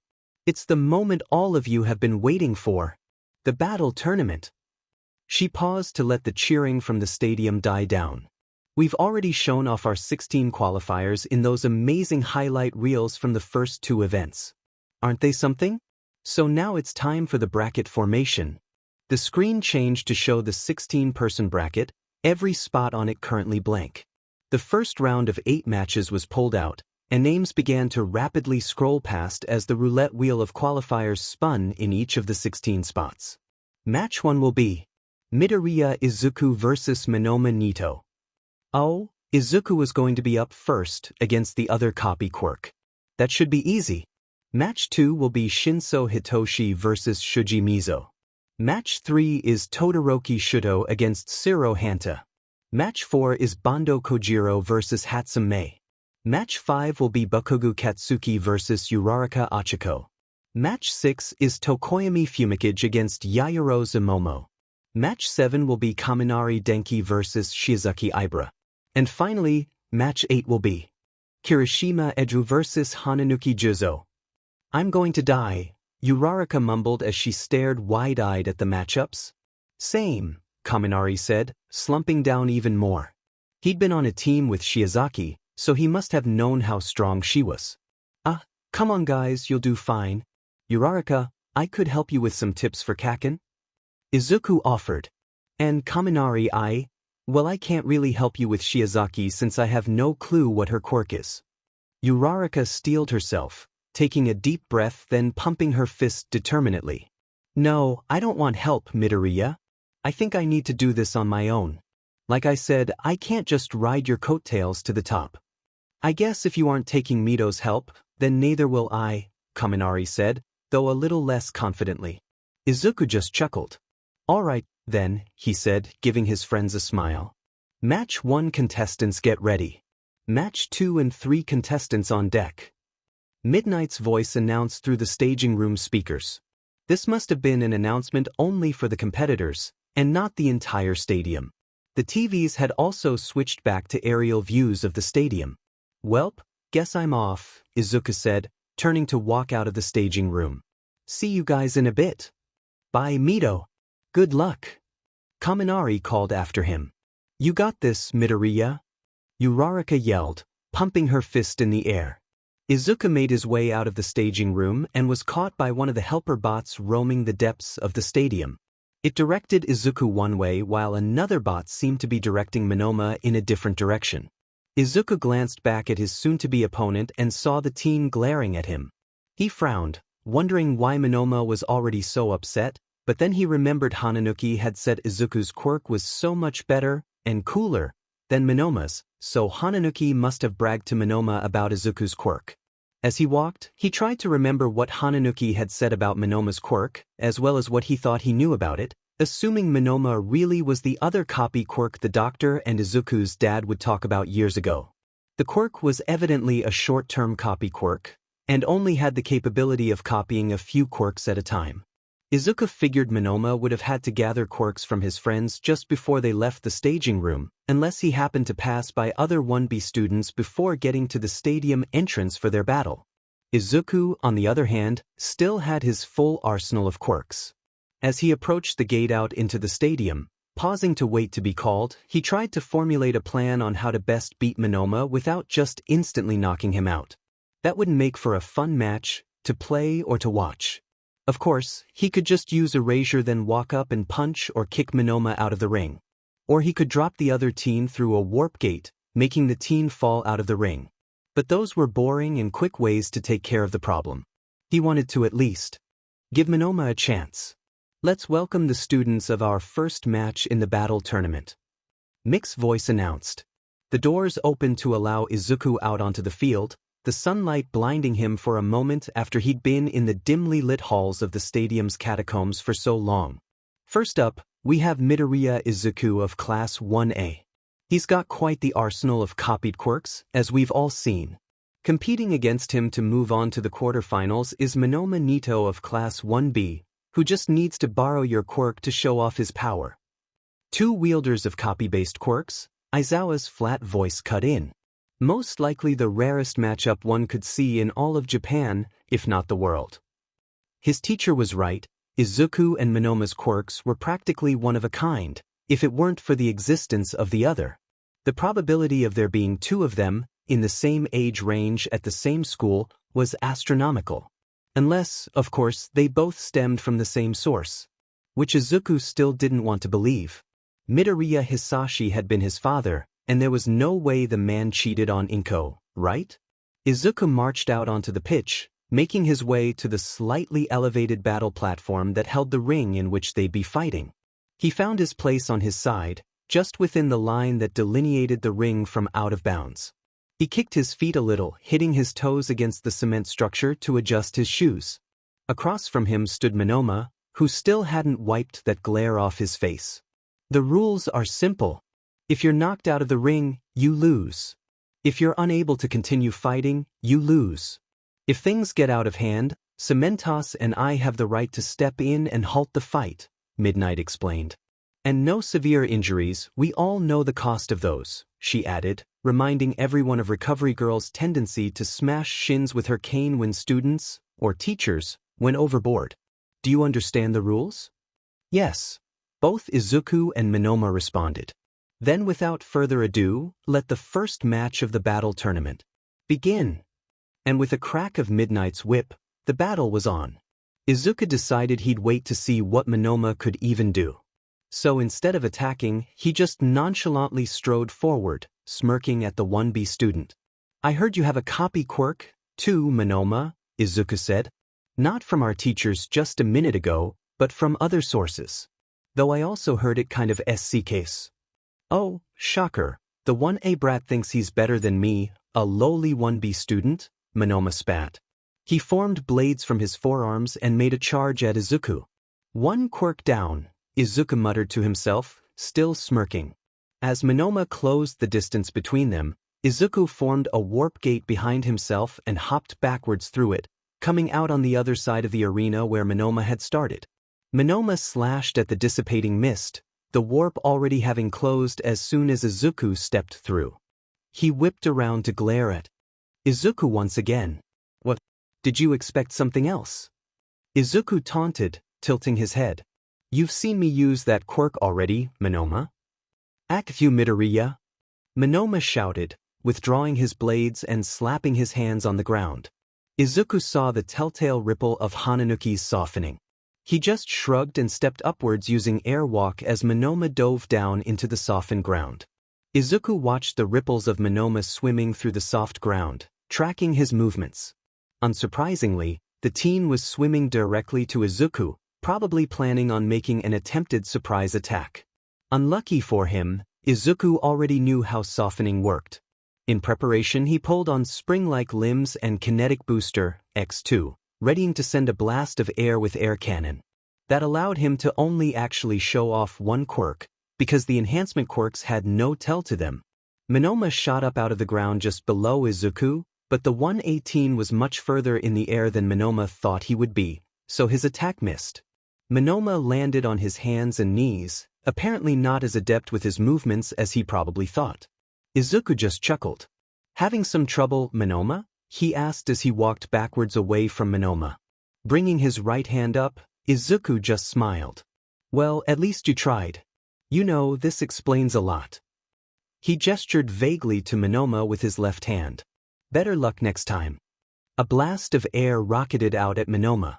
The teen, wide-eyed, threw up his arms in front of him, crossing them, and his skin turned to silvery steel. That made for 3 quirks. Izuku wondered what his last one might be, and if he'd even get the chance to use it. The metal skin seemed to work much like Kirishima's hardening, and also allowed for some shock absorption, allowing Minoma to only skid backwards a few meters instead of being shot out of the arena. Izuku had to say he was slightly impressed. Minoma hadn't seemed like someone to take a defensive option. He was aggressive, and based on Hananuki's short assessment of him, Izuku had expected the teen to try an all-out offensive. It honestly disappointed him a little. Guess that's something, Izuku hummed. He swapped spring-like limbs for activating Brawn Boost, X2, and rolled his shoulders. If Minoma kept up the metal skin, then Izuku would have to go with brute force. He'd learned that from sparring with Kirishima. Heh, you're not as strong as you act, Midoriya, Monoma said as he stood up straight. He kept the defensive quirk up. I'm not, huh? Izuku asked, smirking again. Tell me, Monoma, can you use more than one quirk at a time? Or are you stuck with only the metal skin till you turn it off? Monoma's eye twitch answered Izuku's question, causing the teen to laugh. Yeah, figured. How about I help you? Izuku flared erasure, causing Monoma to lose his metal skin. Izuku then dropped the quirk and smiled. There, now you can try another quirk. Except Monoma instantly activated the same quirk again. Izuku just clucked his tongue and shook his head. Fine, have it your way. Izuku ran at Monoma, brawn boost allowing him to take running leaps to close the distance quickly until he could grapple Monoma and throw him over his shoulder, back across the arena again. He might as well keep toying with Monoma. Monoma hit the ground with a dull thud, the metal skin quirk increasing his weight. He rolled a bit before scrambling back to his feet. He finally, voluntarily, dropped the metal skin quirk as he glared at Izuku, a snarl on his lips. Stop offending around. Monoma yelled. You obviously can just take me out. What, didn't you say I wasn't as strong as I thought? Izuku asked faux innocently. Look, Monoma, I'm just trying to give you a chance to show off. But I suppose the longer we go, the less of a chance you actually have, huh? So let's see that fourth quirk of yours, then we can end this. I'll give you a free hit. Izuku spread his arms wide. Come on. Monoma looked doubtful, but he still took the chance. He dropped to the ground, softening it and disappearing beneath the arena once more. Izuku watched the ripples as Monoma swam near him and flanked to his side. He turned slowly, watching as Monoma popped out of the earth and quickly got into a boxing stance. He punched Izuku in the chest twice. Izuku wasn't impressed with the strength, so he figured something was up. He kept his strength enhancement quirks up, just as a precaution. Monoma smirked at him for the first time all fight. You want to see my last copy? Fine. Twin impact. Izuku felt two extremely hard hits to his chest, knocking the air out of his lungs and sending him flying back across the arena. Unsure if the force would knock him out of the arena, he quickly used an air wall to stop his movement. Of course, the slamming into the air wall did nothing to allow him to regain his breath. He fell to the ground in a kneeling position, one fist slamming the floor of the arena and causing some cracks. Whipping his head up, he narrowed his eyes at Monoma. Well, nice try, I guess, he said once he'd taken a few deep breaths. But I think we've been here long enough. Izuku let his right arm melt into mist and formed a warp gate just below Monoma, causing the teen to fall through and land outside the arena. Monoma is out of the arena. Midoriya wins. Midnight announced, a crack of her whip accenting the results. Izuku walked towards Monoma as he dropped all of his quirks, the mist from his portals dissipating and his right arm solidifying. He stopped just next to the 1B student and stared down at him for a moment before extending a hand to help the teen up. Monoma, however, smacked it away with a snarl on his face. Izuku frowned, pulling back his hand. Don't act like you care, Midoriya, Monoma sneered. Pretending to be helpful won't change that you 1A brats think you're better than us. I'd say you're wrong, but some of us probably do think we're better than. Though we have valid reasons. Obviously I'm just a better version of you, Izuku said, kneeling down and resting his hands on his knees. He leaned close to Monoma, speaking quietly. I knew of your quirk and of you years ago. Now, I have a question for you, of my own curiosity and to hopefully put a worry of mine to rest. He narrowed his eyes. What's your father's name? Monoma furrowed his brow, confused. My father? What does that have to do with anything? Boys, if you could hurry it up? Midnight called from her ref position. Just a minute, Midnight, Izuku called back, giving her a smile. She rolled her eyes fondly before looking back to Cementos, who was busy repairing the minor damage their fight had done to the arena. Izuku turned back to Monoma. Just answer the question. I never knew my dad, Monoma admitted, turning away from Izuku with a somber yet angry look on his face. The statement pinged true to Izuku's lie detector. My mom said he never really was around, and then all out abandoned us after my quirk came in. Izuku frowned. Hisashi had spent most of his time with Izuku and his mom, only ever disappearing for work-related things, obviously some being all-for-one problems. But if Monoma never met his father, and his father was just never around, could that mean Hisashi was Monoma's father? The doctor had made it sound like the lesser copy quirk was a failed attempt by them to make someone like Izuku. He stood up quickly, ignoring the confused look on Monoma, and turned towards the entrance to the stadium's catacombs. Monoma stared as he walked off. "Hey! The hell, Midoriya?" Monoma yelled at Izuku's back. "You ask me something like that then just leave?" Izuku paused, turning back around to glare at Monoma. "Did you want something else? How about this? Your father left because you were a failure. You're looking at the success. Take that however you want."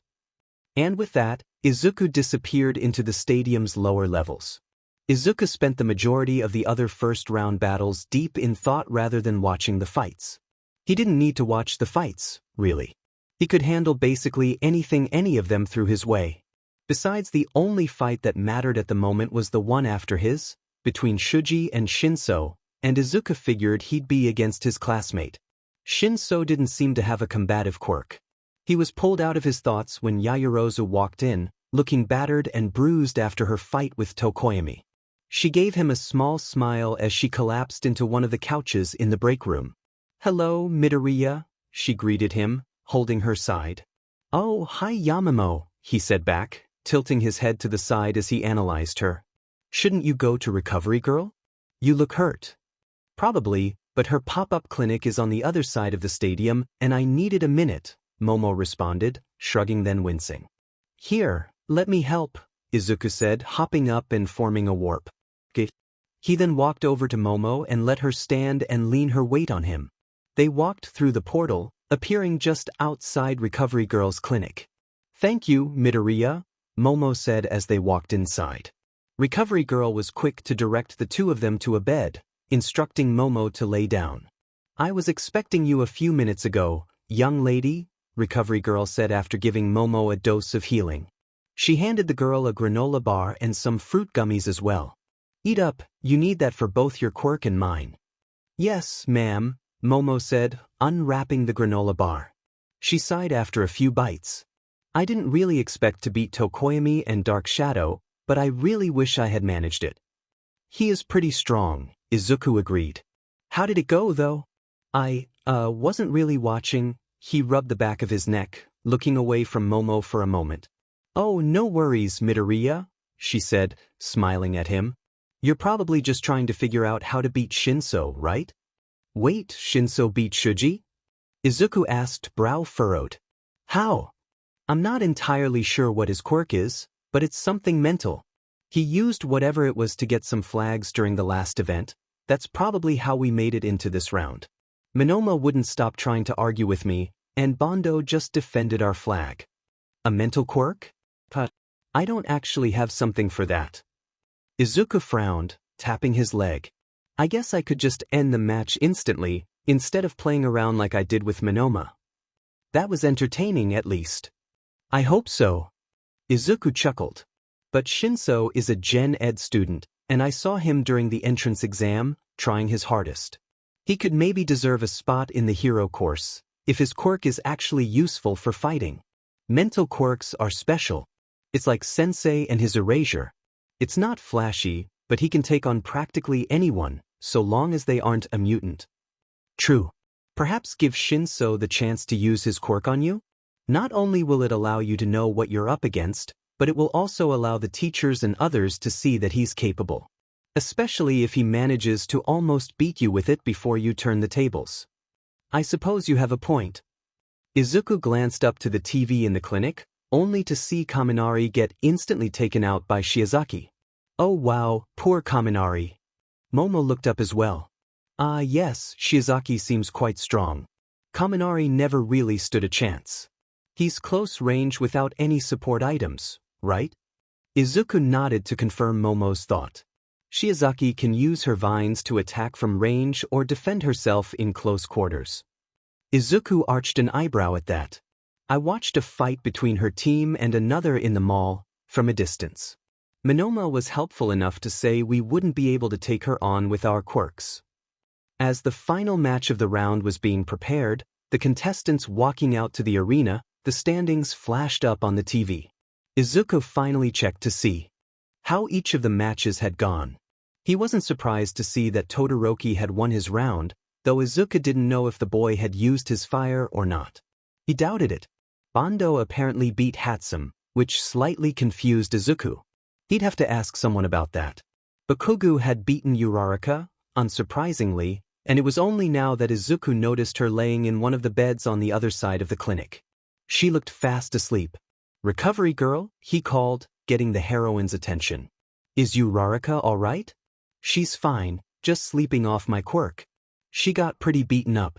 Bakugo took her seriously and didn't hold back, much to the shock and chagrin of the audience apparently.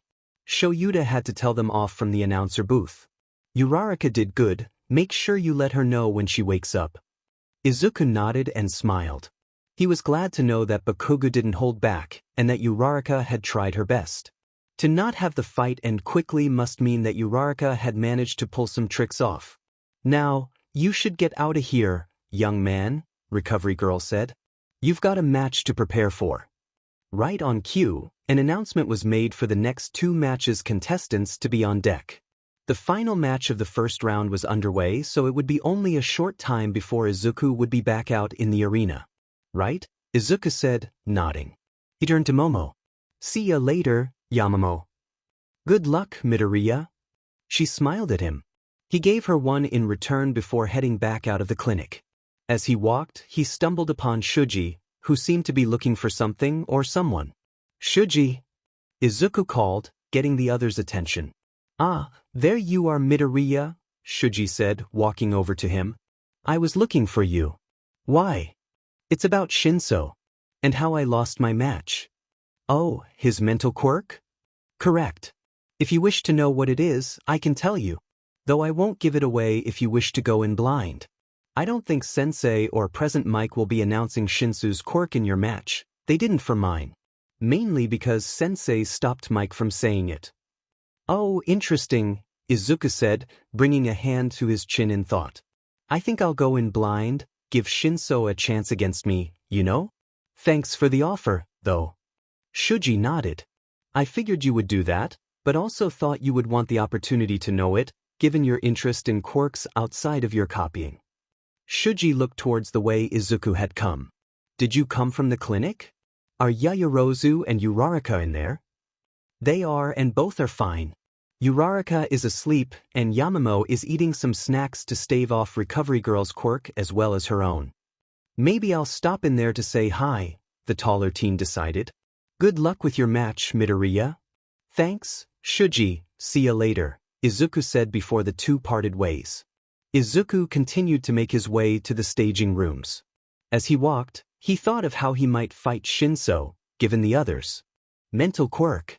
Brute force would be easy, but that's also why it would be lame. He'd already decided to give Shinso the chance to use his quirk, but then Izuku still had to retaliate and win the match. A warp gate knockout 2 times in a row would be boring. Maybe another attempt at air cannon?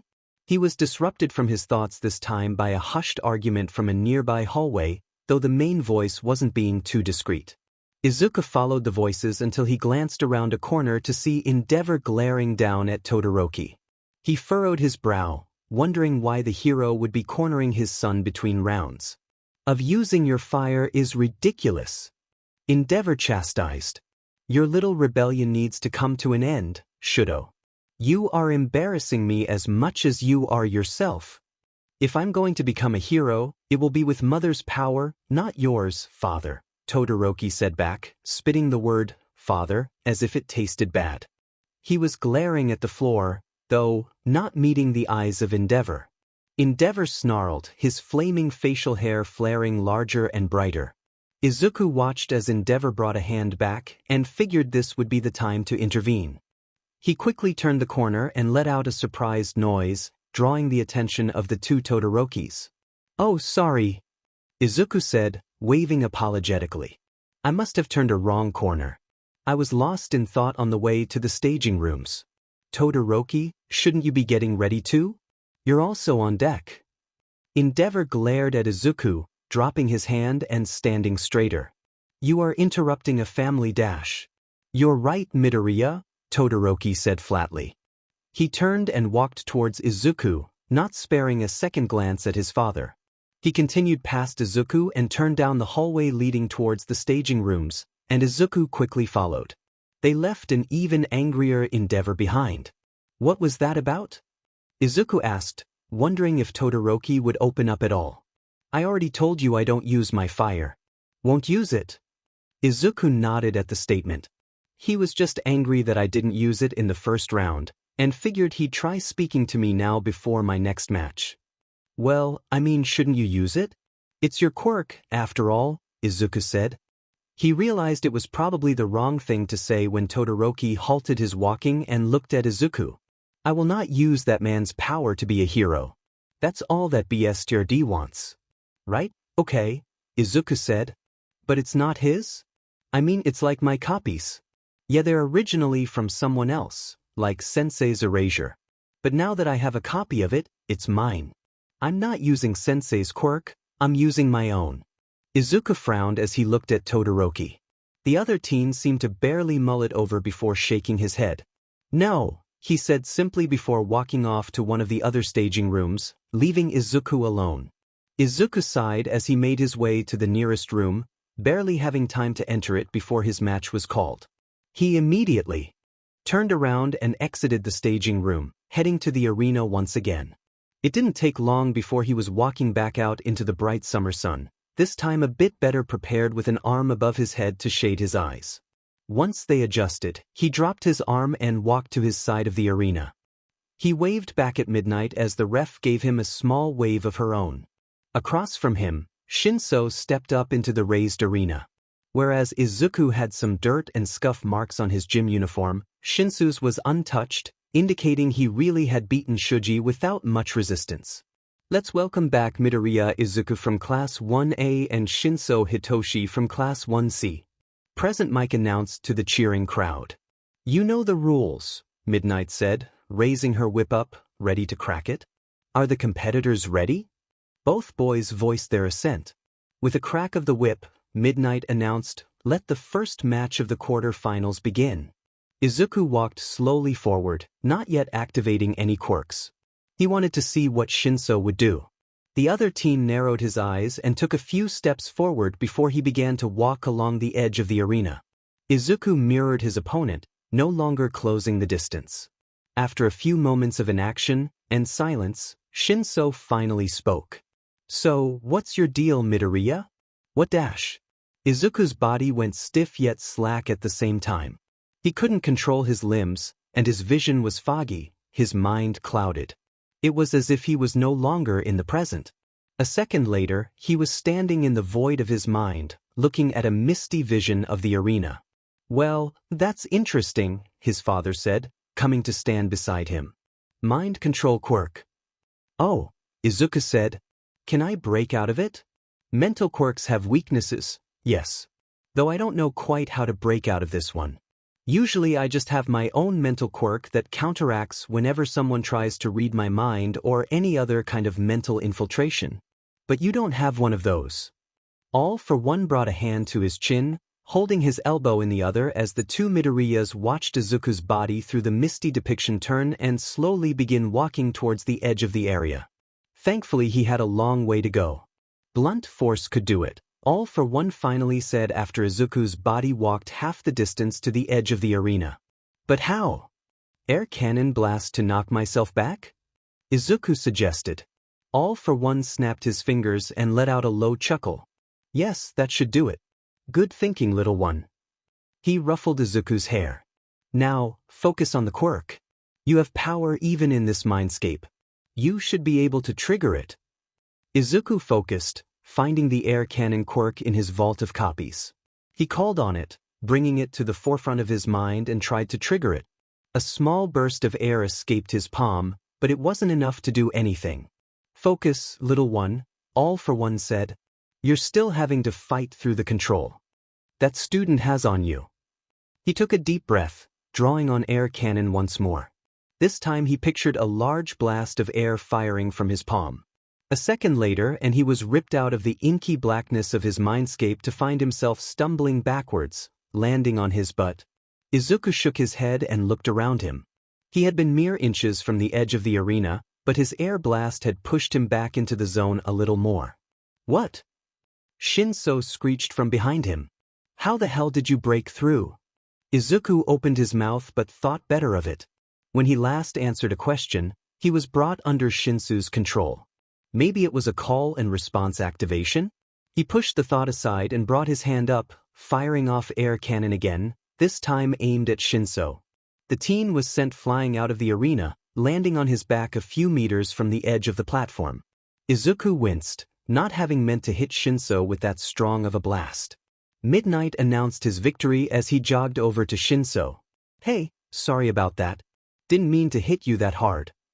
He stuck a hand out to help Shinso up, hoping that maybe the teen would be a less sore loser than Monoma. Shinso glared at him for a moment before huffing and clasping Izuku's forearm, allowing Izuku to pull Shinso to his feet. Whatever, Shinso said after he stood up and brushed the dirt from his pants. There goes my chance at the hero course, he grumbled. I mean, maybe not?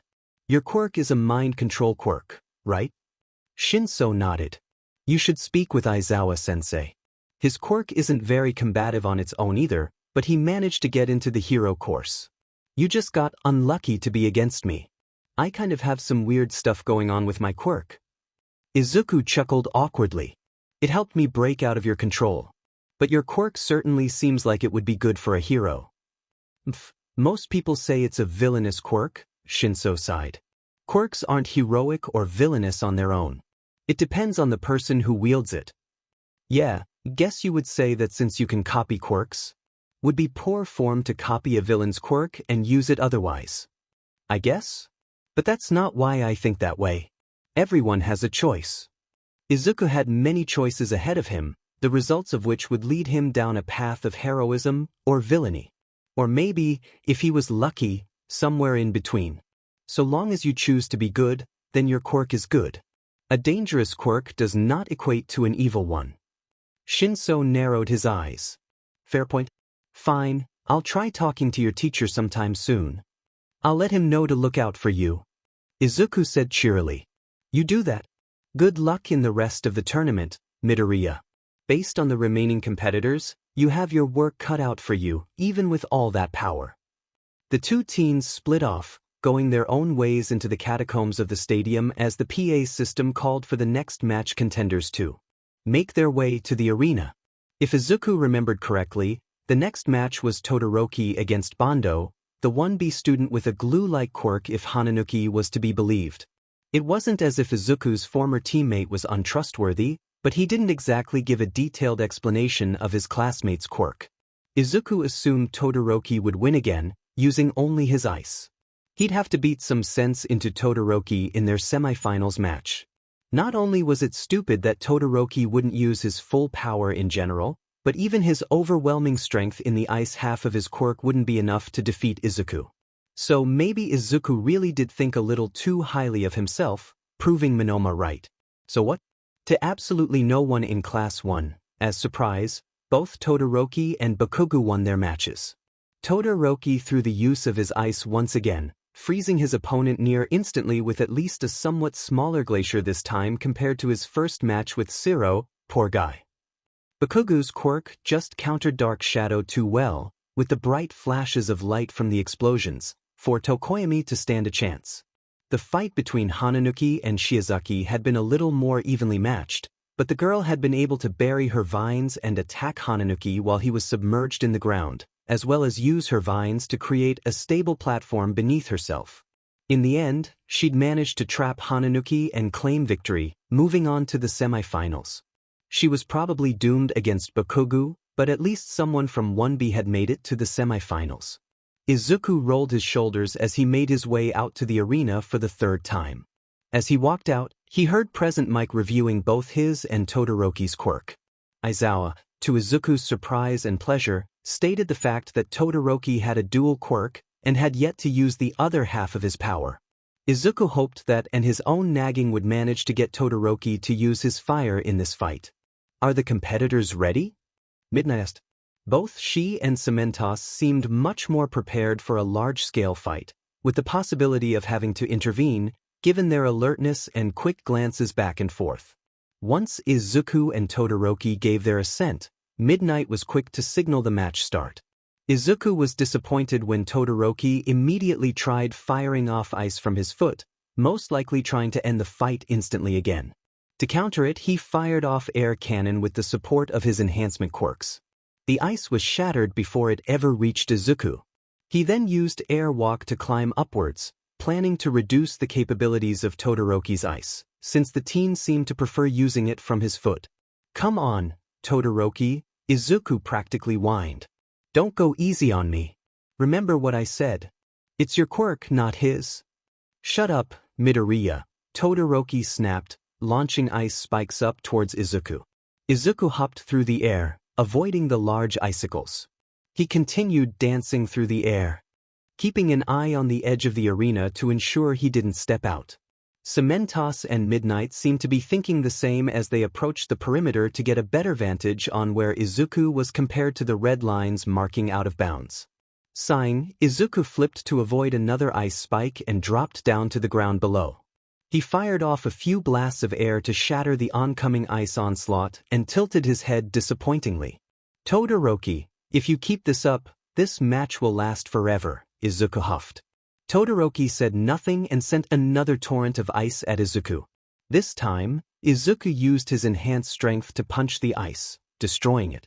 At this point, the arena was quickly becoming covered in a thin layer of ice shards, as if it had been sleeting while they fought. "You know, there's this quirk I have that I've yet to use. Think it's supposed to force someone to use their quirk. Should I just use it on you to get this over with?" Izuku would never actually use forced quirk activation on Todoroki, since that would be beyond horrible of him. But still, he hoped the threat was enough. Todoroki growled, which surprised Izuku.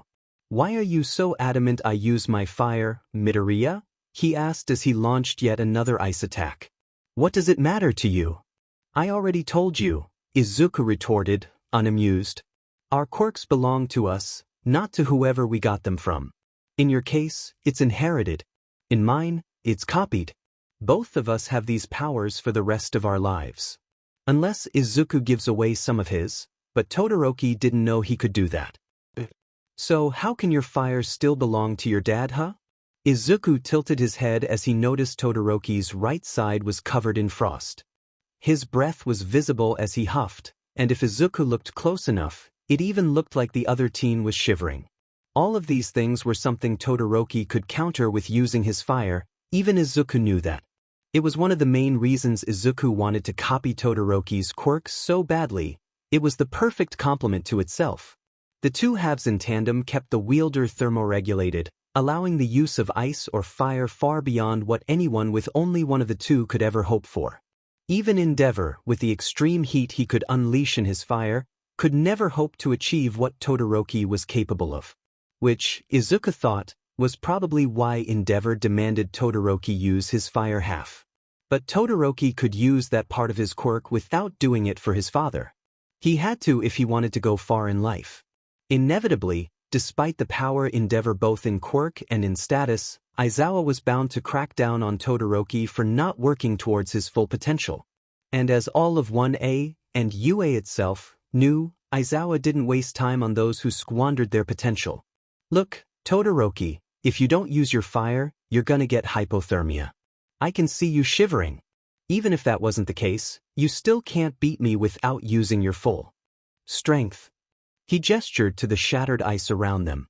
"So, are we going to do this for real, or should I just portal you out of the arena like I did with Monoma earlier?" "Fine." Todoroki bellowed as flames ignited along his left side, quickly melting the ice on his right, as well as much of the ice on the ground around him, creating a large puddle. "If you don't want to win this tournament, then I'll show you my fire, Midoriya." Izuku smirked, crouching down into a fighting stance. "There we go, Todoroki," he yelled over the roar of the fire and the crowd. "Now let's see dash." "Shutu!" Endeavor yelled from the stands, drawing both teens' attention to the side of the stadium. The hero was stomping down to the edge of the stands, leaning over the railing with a very creepy look of glee on his face. Izuku glanced at Todoroki, who was scowling at his father. His flames began to peter out slightly. "Oh no, don't you give up on this," Izuku said. "Let me solve this problem." Izuku melted his right hand to form a warp.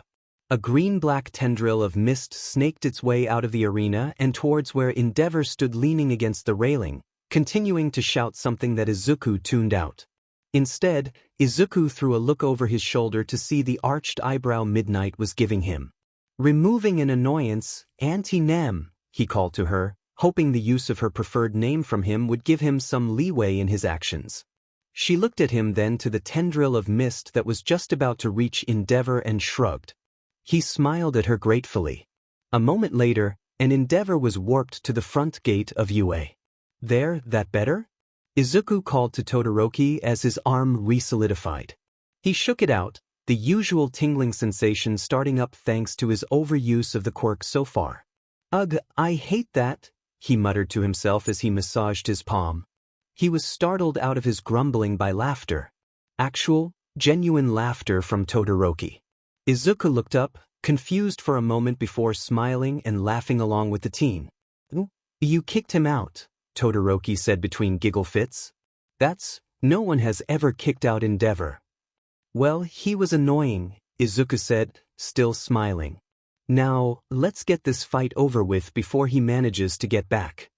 "Gladly," Todoroki said, refocusing on the fight but with a smirk still on his face. The fire on his left side blazed again. His palm began to glow as he increased the output of fire until there was a blazing inferno around him. "Nice try, Midoriya, but even you can't stand against this." Izuku formed an air wall in front of him and then pushed his strength-enhancing quirks to the max as he prepared a blast of air cannon. As Todoroki brought his hand forward to fire off his inferno, Izuku brought his up to fire the air blast. As they did so, both Cementos and Midnight realized the obscene power about to be unleashed and tried to intervene. Unfortunately for them, Izuku's air blast entirely negated Midnight's attempt to use Somnambulist, and the impact of both the air blast and the inferno destroyed the walls Cementos tried to make. A shockwave of superheated air exploded from the center of the arena, slamming into the stands and knocking people out of their seats. The ice that coated the ground quickly melted, and as the shockwave threatened Izuku, time slowed and he managed to remember a quirk he'd had since he was 4. The air wall in front of him splintered as flames slammed into it, threatening to collapse at any moment and blast Izuku with the full brunt of the inferno. Izuku called upon the nearly forgotten quirk and the melted remnants of Todoroki's ice began to pool towards him. Creating a bubble of water from the puddles throughout the arena, Izuku used the first quirk he'd ever copied from his father, hydrokinesis. He focused the full wave in front of him as the air wall finally shattered and the final bits of Todoroki's inferno blasted into him. A majority of the water evaporated away, quickly turning into a dense mist that only hindered the visibility further when mixed with the dust knocked up by the impact of the inferno and air blast. Once the inferno petered out, Izuku used air cannon to clear the view. Across from him, Todoroki melted the wall of ice he'd used to protect himself from the resulting shockwave of their quirk's collision. "Huh," Izuku said, standing up and pulling the little remaining water to circle around him. "That was unexpected," Todoroki said, looking around at the destruction caused by their quirks. He looked at Izuku. "You have a hydrokinesis quirk?" "Oh yeah. I've had this one since I was little. It was the first one I ever copied." Izuku moved the water around his body in a show-offy manner, grinning like a little kid the entire time. "I almost forgot about it. You're like the main character from that one show where people can bend elements. You can fire blasts of air and manipulate water." "Oh, Avatar, The Last Airbender? I love that show. You've seen it?" Todoroki nodded. "I am kind of a firebender after all." Izuku laughed at that, causing Todoroki to smile again. "That's true. Guess all I'm missing is fire bending myself, and earth, of course, though I don't dash. You two want to wrap up the fight before you have this conversation?" Midnight interrupted as she peeked out from behind a wall of cement that Cementos must have made to protect her. "Oh right," Izuku said. "Sorry. Talk later, Todoroki." He threw the remainder of the water at Todoroki, blasting the teen in the chest, then fired off an air blast just to be sure. Todoroki was sent skidding backwards as he tried to stop his movement, only to finally halt just as his back foot crossed the out-of-bounds line. And sorry for that, it was a cheap shot. Todoroki looked down to his feet, then up at Izuku. He rolled his eyes. Izuku was on a roll with the playful reactions he was getting from Todoroki now, and shook his head, a small smile on his lips. "Fair enough, Midoriya. I think a cheap shot was the only way either of us was winning this fight." Izuku smiled at him, nodding. "True," he agreed as Midnight announced his victory. "Now you do Shu. We have to fix this arena before the next match." Midnight waved them off. "Shu," she repeated, which only caused Izuku to giggle and Todoroki to huff humorously. "Shu," the voice of Endeavor yelled as he finally returned to the stadium. "Oh, good timing," Izuku said as he and Todoroki walked towards the entrance to the stadium's depths. "Bet he thinks you won, if he didn't hear the announcement. You do realize he will hate you forever now, right?" Todoroki asked, arching an eyebrow. Izuku just shrugged. "Let him. Not like I looked up to him anyway. Do you know the amount of collateral damage he causes? Like, yeah, his civilian casualty rate isn't any worse than most heroes, but his property damage is, like, so bad." Todoroki smirked at him. "I think I like you, Midoriya." "Good, finally," Izuku said, giving a dramatic sigh of relief. "That's all I've ever wanted. I can die happy now." "Why would you die? Does my friendship mean death?" Todoroki's brow furrowed. "Is that why I've never had friends?" Not we'll work on that," Izuku said in an exasperated but fond tone. "Come on, let's go watch Kaken beat the 1B student." He grabbed Todoroki's hand as the teen was still trying to come to terms that his friendship apparently meant death, and dragged him off to the stands. The sun was high overhead as the first-year sports festival reached its climax, the finals of the battle tournament. Given the hot summer weather, the crowd was given 30 minutes to take a break and get drinks and snacks, as well as to give both of the final contenders the same opportunity after their intense semifinals matches. Izuku chugged a bottle of water in his staging room, his friends having joined him for the break. They said they'd head back out to the stands at the 5-minute warning to allow Izuku time to center himself and prepare for what would probably be just as intense of a fight as he had with Todoroki. The boy in question was in the room with them, having firmly settled himself as one of Izuku's friends after Izuku dealt with Endeavor and helped Todoroki get past the mental blocks he self-inflicted on his fire half. "Are you sure you can beat Bakugo?" Kaminari asked. "Like, I know you've done it before, but have you seen how he's been fighting? And doesn't he know, like, all of your quirks really well by now?" "He does, yeah," Izuku replied, tossing his empty water bottle into the trash. "But I've known his for years. I can handle Kaken." He smiled at his friends. "You won't be able to use your hydrokinesis," Todoroki said. "That would be beneficial against Bakugo, would it not? You could use water to wash away his sweat." Izuku nodded. "I mean, I only remembered that quirk during our fight because of the water you created by melting all the ice you made first. It's not a quirk that's useful for all times, unless I keep a source of water with me. And that's not practical. Even if the waterbenders in Avatar do it," he added, chuckling. "I believe in you, Midoriya." Uraraka was sitting in one of the comfortable chairs off to the side, her body still a little sore from the fight she'd had with Bakugo. Recovery Girl could only heal Uraraka so much given her exhausted state. Izuku really wished he could give his friends healing quirks like he had, or to have one that didn't require the use of the patient's own stamina. Show Bakugo what a true hero can do. Izuku knew she didn't mean for that to hurt him, but it did. Because was he a true hero? Was that his end goal? Yeah, he wanted to help people, but that didn't mean he had to be a hero. He could help people as a villain, only being called one by acting outside of the law and going against the HPSC, who honestly were villains in their own right. And he also wanted to knock All Might off his pedestal at some point, though he still had to wait on that. even if he didn't get one for all from the man. 5-minute warning, a robotic voice chimed over the speaker system. I wanted to hang out here longer, Kaminari whined. The AC is so nice. Still, he stood up and walked over to offer Uraraka a hand and some support for the trek back to their seats. She took his offer gratefully and stood up, wincing a bit as she did. Good luck, Midoriya, Kaminari said, turning his head slightly to look back at Izuku for a moment. The two of them left the room, leaving only Todoroki and Izuku. I don't think you need it, but good luck, Midoriya, Todoroki said. Thanks, Todoroki. Izuku grinned at his new friend. Do you want to hang out after the tournament is over?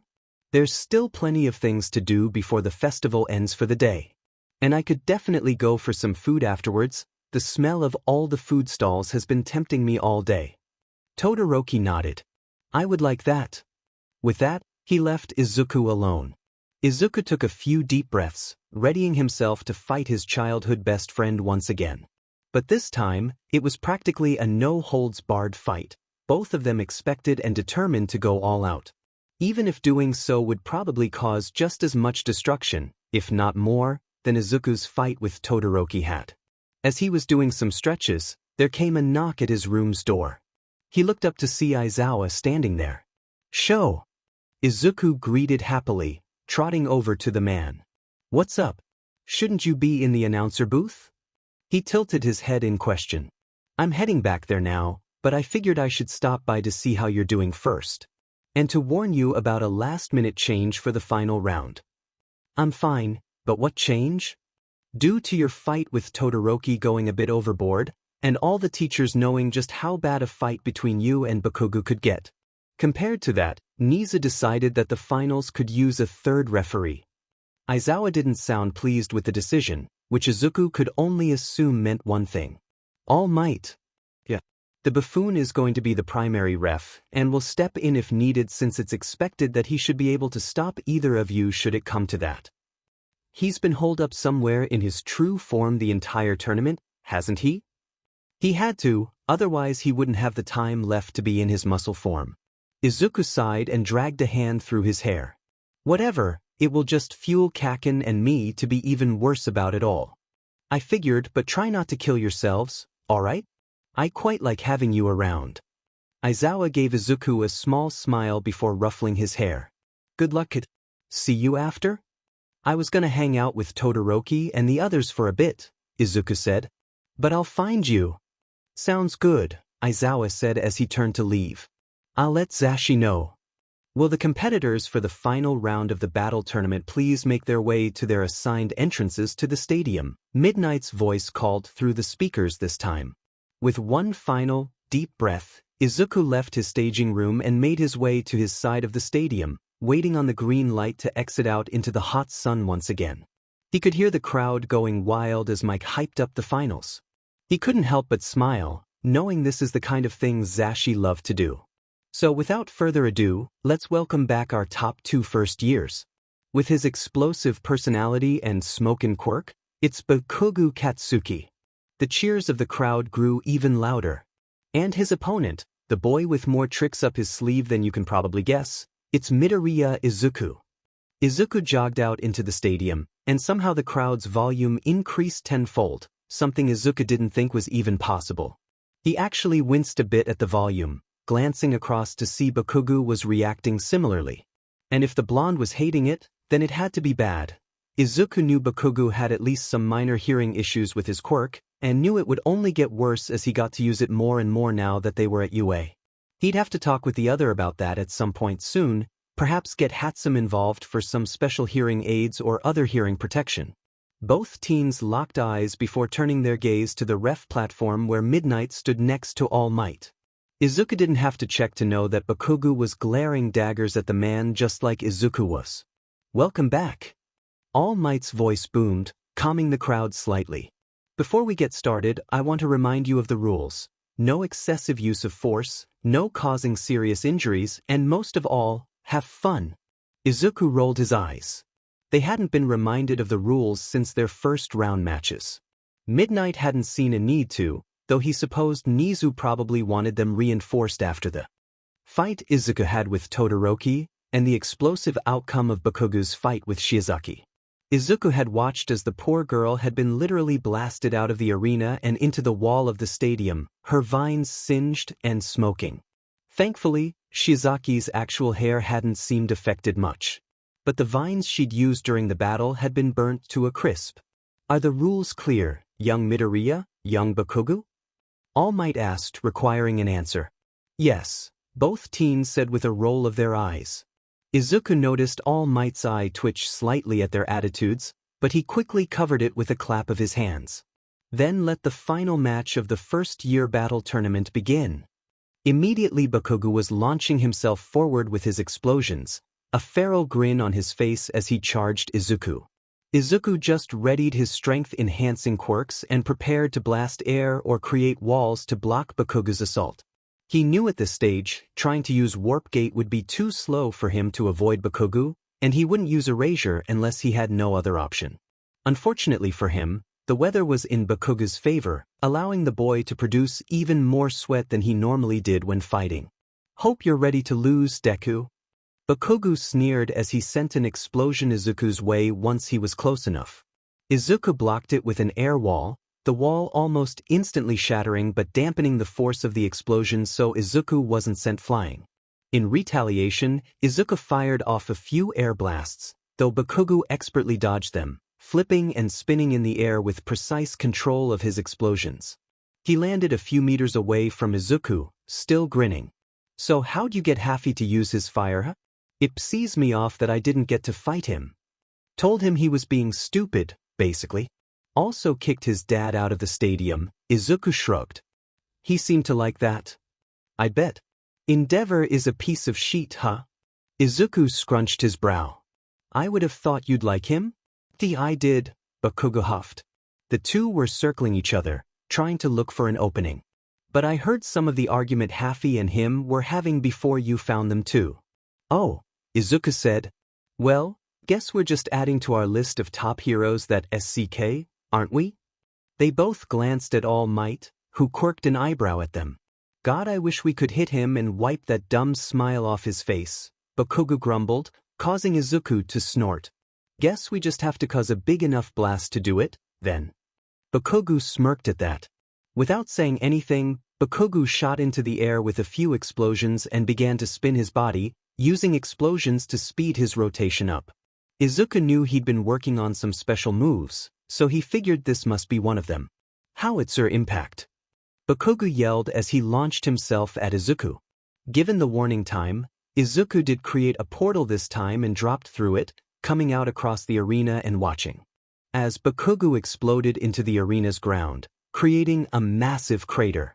Nice, Izuku said as Bakugo stood up, rolling his shoulders and glaring back at Izuku, but not like he used to. No, this glare was a challenging one that was the new norm between the two of them. It's a bit choreographed, don't you think? Bakugo scoffed. Only for a quirk nerd like you, Deku. He rolled his eyes.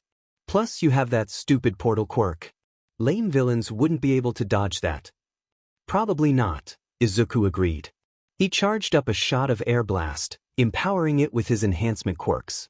Firing it, Izuku watched the quick reaction time of Bakugo, who fired off his own explosions, the resulting blasts hitting each other and sending heated air upwards, smoke billowing out at the base.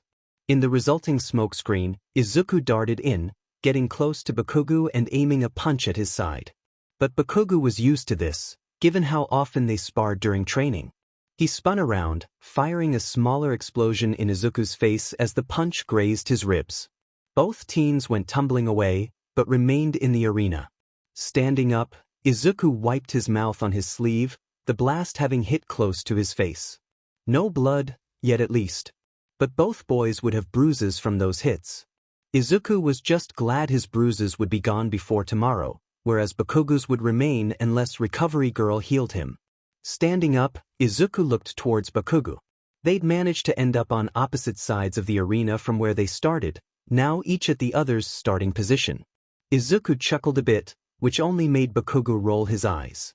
But Izuku's enjoyment of the moment quickly vanished when he spotted movement behind Bakugo, just at the edge of the tunnel Izuku had exited from for the finals. There, in the shadows, stood a man that immediately set Izuku off. Noticing Izuku had seen him, the man grinned behind the object covering his face, his smile peeking through the gaps of the hands attached to his head. Shigaraki waved and a hulking mass lumbered up behind him. Of course, if Izuku's portal quirk worked, so did Kurogiri's. And Izuku had told Shigaraki to use the low-ranking horde of villains he'd hired for the USJ attempt before coming up with a new plan. Izuku just never thought the idiot would attack the sports festival. Izuku looked to the ref stand, only to find that All Might stood there alone, watching them but not noticing that his fellow referees were suddenly gone. Scanning the stands, Izuku noticed that not a single hero was visible, and he spotted the telltale wisp of purple and black mist fading away in a few spots. Somehow, the crowd hadn't noticed either, even though Midnight and Cementos were gone. Izuku figured the dust cloud from his and Bakugu's fight hid the action of Kurogiri warping the two heroes away from the audience's eyes. Before he could warn All Might or Bakugu, massive portals formed around the base of the stadium and dozens of villains flooded through. For a moment, the crowd seemed to just think it was Izuku causing some kind of distraction, but then they realized that 1, the portals weren't the right color, and 2, the people walking through did not look friendly. "Kaken!" Izuku called, running over to his friend. "Are those villains?" Bakugu asked, frowning as he looked at the horde of villains flooding into the stadium. "What the F is Kurogiri doing?" "Helping my dad's backup plan," Izuku muttered angrily. "I need to find Kurogiri, make him help evacuate the civilians in the crowd." He warped away all the heroes, and given neither Mike nor Sensei are down here or talking, I assume even they're gone. "Then why is All Might still here?" Bakugu asked, his palms crackling. "He's the target." "Sheet." Bakugu growled. "Go, I want to blow some fuckers up." "Right?" Izuku said as he turned to head towards where Shigaraki stood in the shadows. He paused, glancing back at Bakugu. "Remember how I gave you that copy of your quirk?" Bakugu arched an eyebrow, trying to remember what Izuku meant before he grinned, feral and excited. "Yeah, go wild, Kaken." He couldn't help the smile on his lips as he ran off, Bakugu cackling behind him as explosions echoed in the stadium. All Might's confused questions fell on deaf ears as Bakugu and Izuku sprang into action. The idiot would figure it out in a second, and Izuku had to help the defenseless civilians. Once in the hallway leading into the stadium's depths, and after his eyes adjusted to the lighting, Izuku glared at Shigaraki. Behind him stood both the Nomu and Kurogiri. Shigaraki grinned, his face half hidden behind the hands he covered himself with. "Hello, hero brat," Shigaraki greeted, opening his arms wide. "Kurogiri, bring back the heroes," Izuku commanded, turning to the warper. "I'm afraid I cannot do that, young master. Tamura has ordered me to send them away." Izuku's eyes narrowed, flitting back and forth between Kurogiri and Shigaraki for a few moments. "Courtesy of the doctor. Kurogiri now listens to me." "Doubtful," Izuku mumbled. "Kurogiri, assist in evacuating the civilians in the stadium. The first years should catch on quickly, especially my classmates, that your portals are there to help." "Of course, young master." Kurogiri nodded slightly before his body began to expand and swirl the way it did when he was only warping himself. "Don't you dare, Kurogiri," Shigaraki growled. Kurogiri paused for a moment.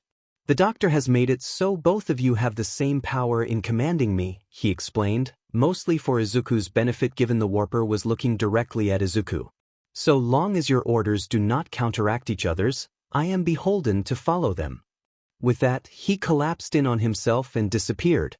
Shigaraki groaned as he scratched at his neck, apparently angry that he didn't actually have more power than Izuku. "You had the doctor alter Kurogiri?" Izuku asked, anger barely contained. Kurogiri was his, not Shigaraki's. The warper had helped take care of Izuku as he grew up, and his quirk was one of the first Izuku got to have and learn. "How dare you! You foiled our plans at the USJ, so we had to make some alterations." Sensei's recommendation. Shigaraki's statement about that ping true, which meant he still had no clue about the true state of All for One. The doctor would need some dressing down once this whole incident was finished. While you're here playing hero brat, we have to continue Sensei's plans. Ha! Izuku barked out a laugh, but quickly stifled it. Your sensei is my father, remember? You honestly think he would have let you have more power than me? The doctor and I will be having a discussion soon about all of this. Besides, my father isn't even around.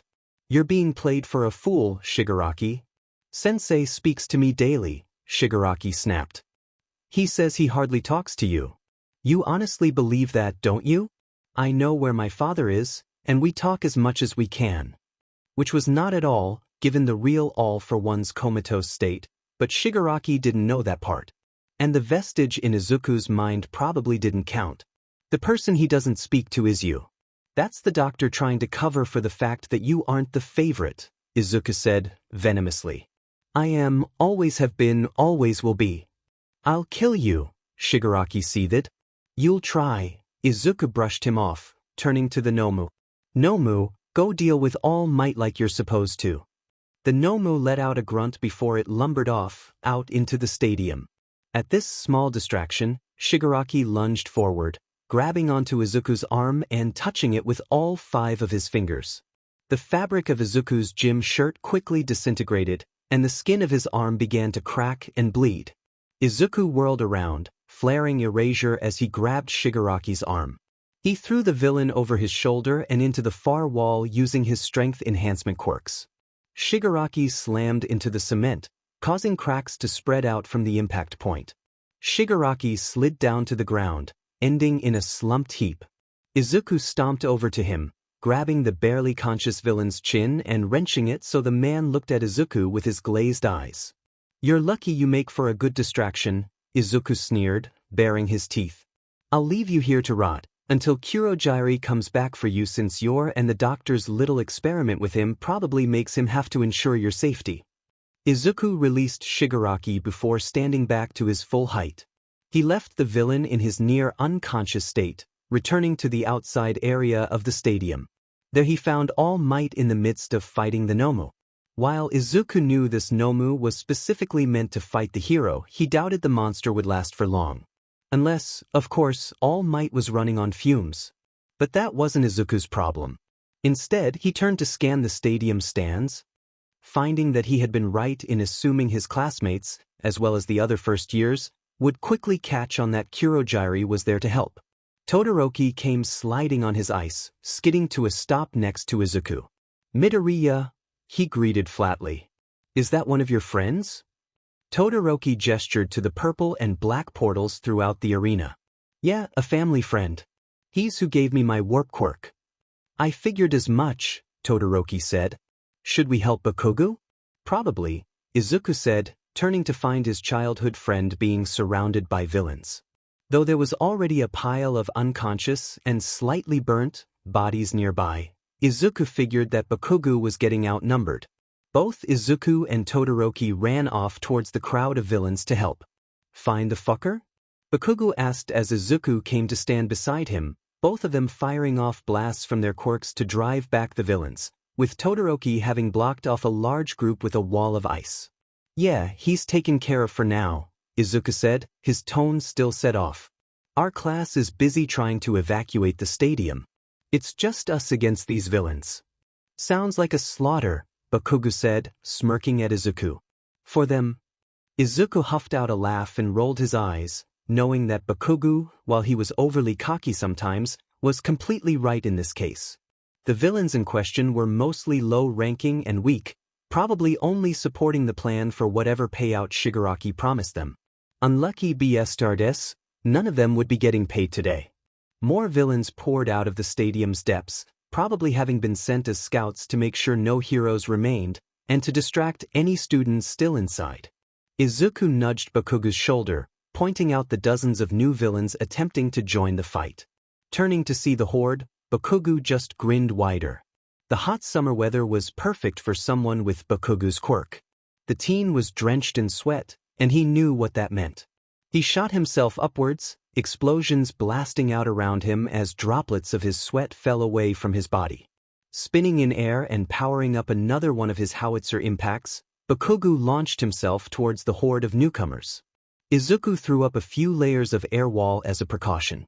Izuku's own grin grew wider, threatening to tear his face should it get any bigger, as Bakuga's impact created a larger explosion than even his gauntlets had made during their first battle training exercise.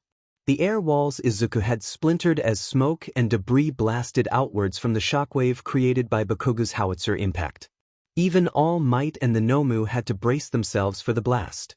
Luckily for Todoroki, his ice walls dividing up the villains had the added benefit of shielding him from the blast. As the smoke settled, Izuku saw Bakugo laughing, a crazed look in his eyes as he popped more explosions from his palms. His gym uniform was in tatters, the shirt basically entirely gone, and the pants full of holes, one leg entirely burnt off.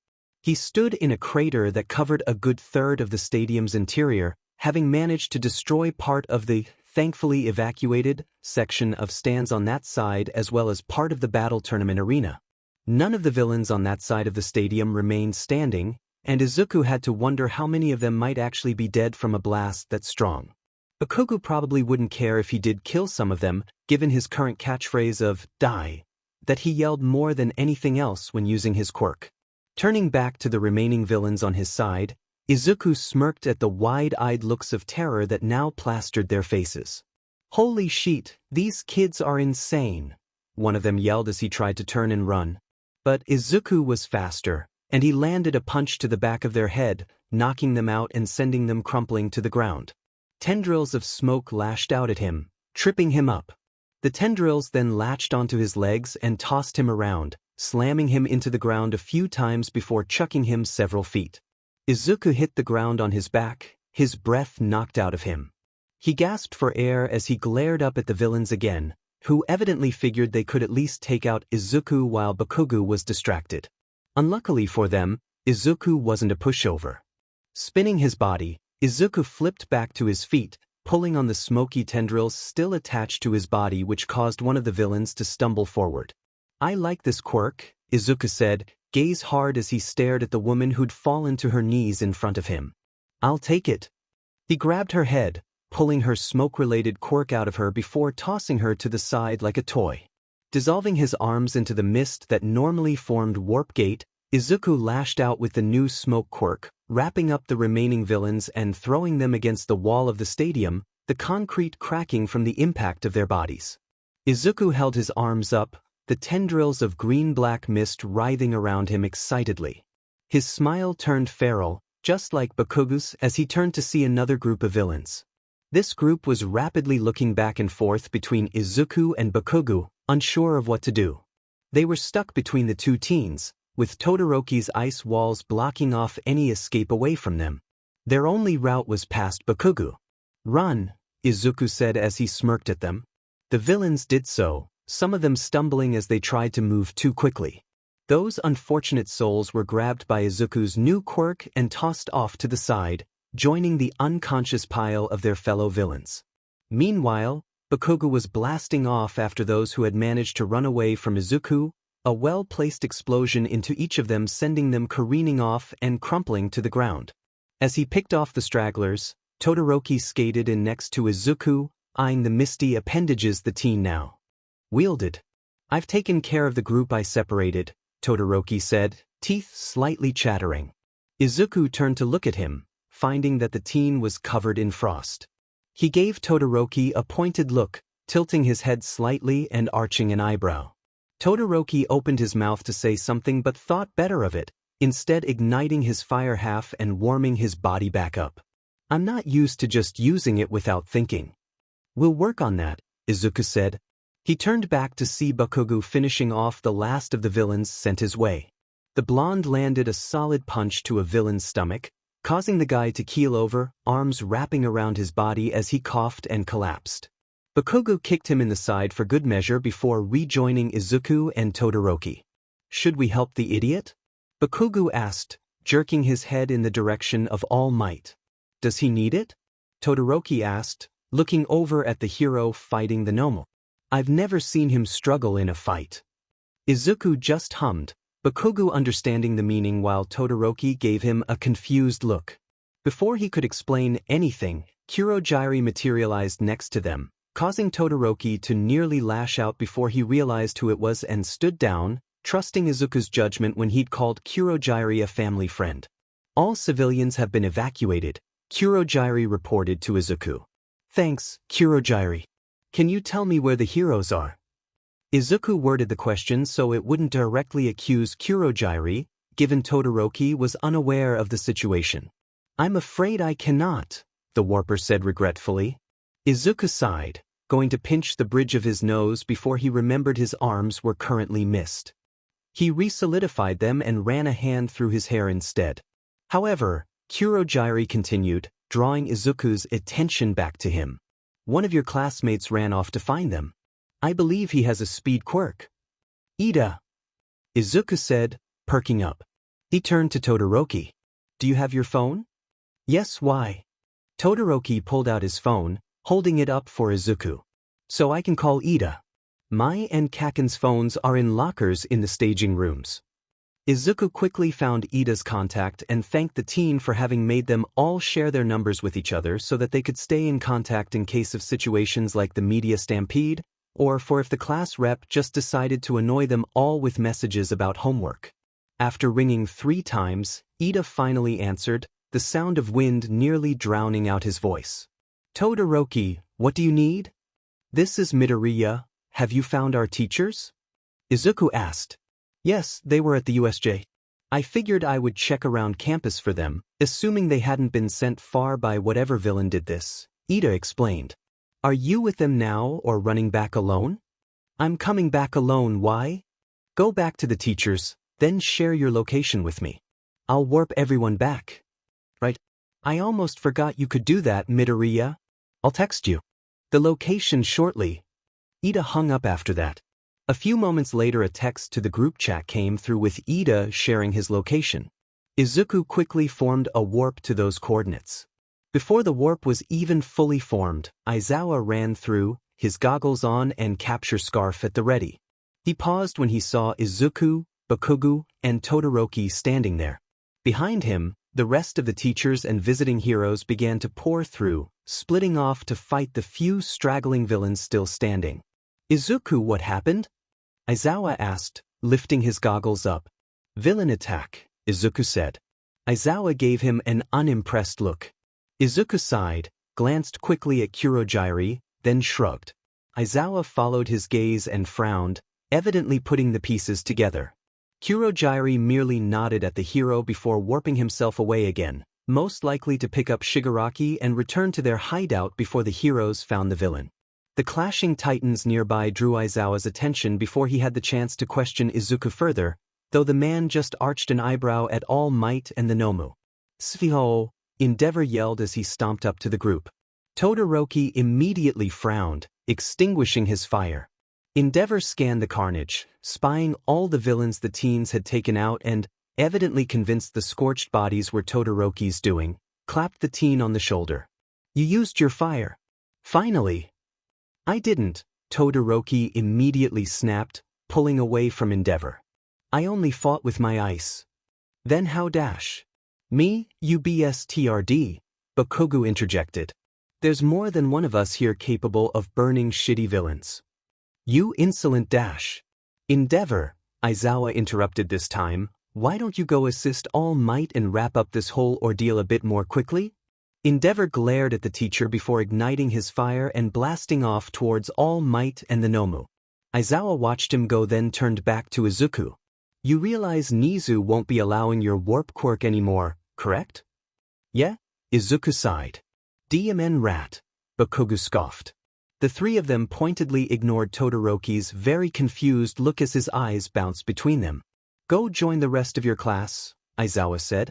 Izuku, you can close the portal, everyone is back. Izuku reabsorbed the mist and let his arms return to normal.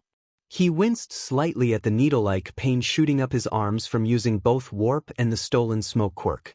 The 3 teens then made their way to where Present Mike was gathering their class while the non-homeroom teachers and other heroes rounded up the captured villains. Izuku didn't miss the very obvious pile of dead villains being made by some of the heroes, many of the bodies having scorch marks all over them. He glanced at Bakugo, who seemed to see the pile at the same time. The blonde frowned but didn't seem too upset. Still, Izuku would try talking to him later about it. There you are, Mike said as the three joined their class, looking them over and holding his gaze on Izuku for a bit longer than the other two. You were the only ones missing from my head count. Are you three all right? All three of them muttered and nodded, which just made Mike frown, but he shook his head and pointed them to the class. Stay with them while we figure out what we're going to do. Moving to be near the wall, the three collapsed to the ground, Izuku and Bakugo laying on their backs sprawled out while Todoroki sat against the wall. Izuku turned his head to regard Bakugo, who was laying his eyes closed. Do you want replacement clothes, Kakin? He asked. Bakugo's shirt was entirely gone at this point, and his gym pants had become shorts, though they were still barely holding together. Nah, Bakugo said, waving Izuku's offer off.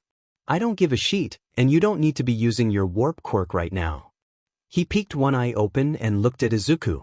I saw the way you winced when you closed that portal, Deku. You overdid it. So did you, Izuku muttered.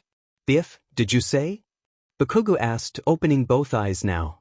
Izuku was about to roll his eyes at Bakugo's usual anger until he looked back over at the teen to find that Bakugo was giving him a confused look rather than an annoyed one. His brow was furrowed as he stared at Izuku. I said, Izuku began to repeat, this time a bit louder, you overdid it too. Which you just proved because I'm betting you have tinnitus right now. Oh yeah, that's what that fucking ringing is, Bakugo said, his own voice a bit louder than it needed to be. My shoulders are also killing me. I feel fine, Todoroki chimed in, earning a glare from both of the other boys. The doctor was too focused on something, most likely working on the continuing improvement of the Nomu to make future ones as intelligent and cognizant as Kurogiri, to look up as he heard footsteps enter his lab. Instead, he just waved vaguely and dismissively. I don't want to hear your excuses anymore, brat, the doctor said. You lost the Nomu I so graciously lent you for your attack, and All Might wasn't even dash. Misty tendrils wrapped around the doctor's arms and throat, yanking him out of his chair and to the ground. His glasses askew in his face, he stared wide-eyed up at his actual visitor. Izuku just smiled down at the doctor, kneeling and pinging his head to the side. He didn't let up on the misty tendrils, in fact tightening them instead as the doctor tried to sputter out something, his voice catching in his throat along with his breath as the tendril wrapped around his neck. Wrong person, doctor, Izuku said, but since you brought him up, let's chat. He finally released the tendrils from the doctor's neck and limbs, allowing the man to take deep, gasping breaths. Izuku moved to take the doctor's chair, forcing the man to clumsily get to his feet, still breathing hard, and stand in front of Izuku. You altered Kurogiri. Yes, the doctor rasped out, massaging his throat. But it's obvious my father didn't make you, Izuku said, tapping a button on the control panel at the doctor's desk and lighting up the back section of the lab where All for One stasis tank stood. You've never ordered me not to give in to Shigaraki's demands, and he came whining to me about your ability to make Kurogiri and the Nomu listen to you over him. So I did what I could. The Noma didn't seem to have any issues. I assume you can't alter it further now that it's made. Correct. Well, be sure to make all future Nomu listen to me over anyone but my father.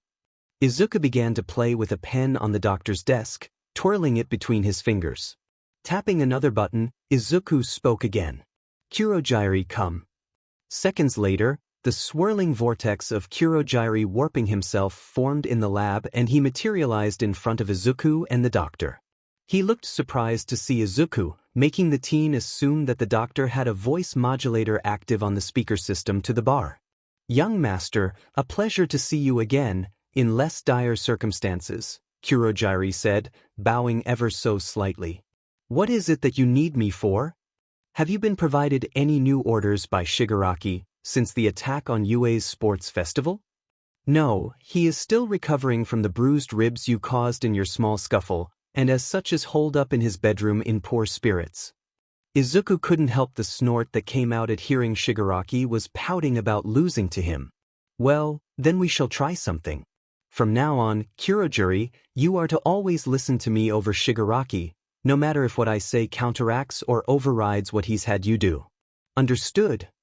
Without other orders, and based on Kurojire's explanation of the alterations the doctor made, Izuku figured this was a loophole to return the warper's loyalty to how it was, and should always be. Understood, young master, and thank you. Kurojire's eyes flickered slightly as he looked at the doctor, evidently not pleased at having been forcefully altered to please the man-child that is Shigaraki. Good, Izuku grinned. Now, what can either of you tell me about Shigaraki's next plans?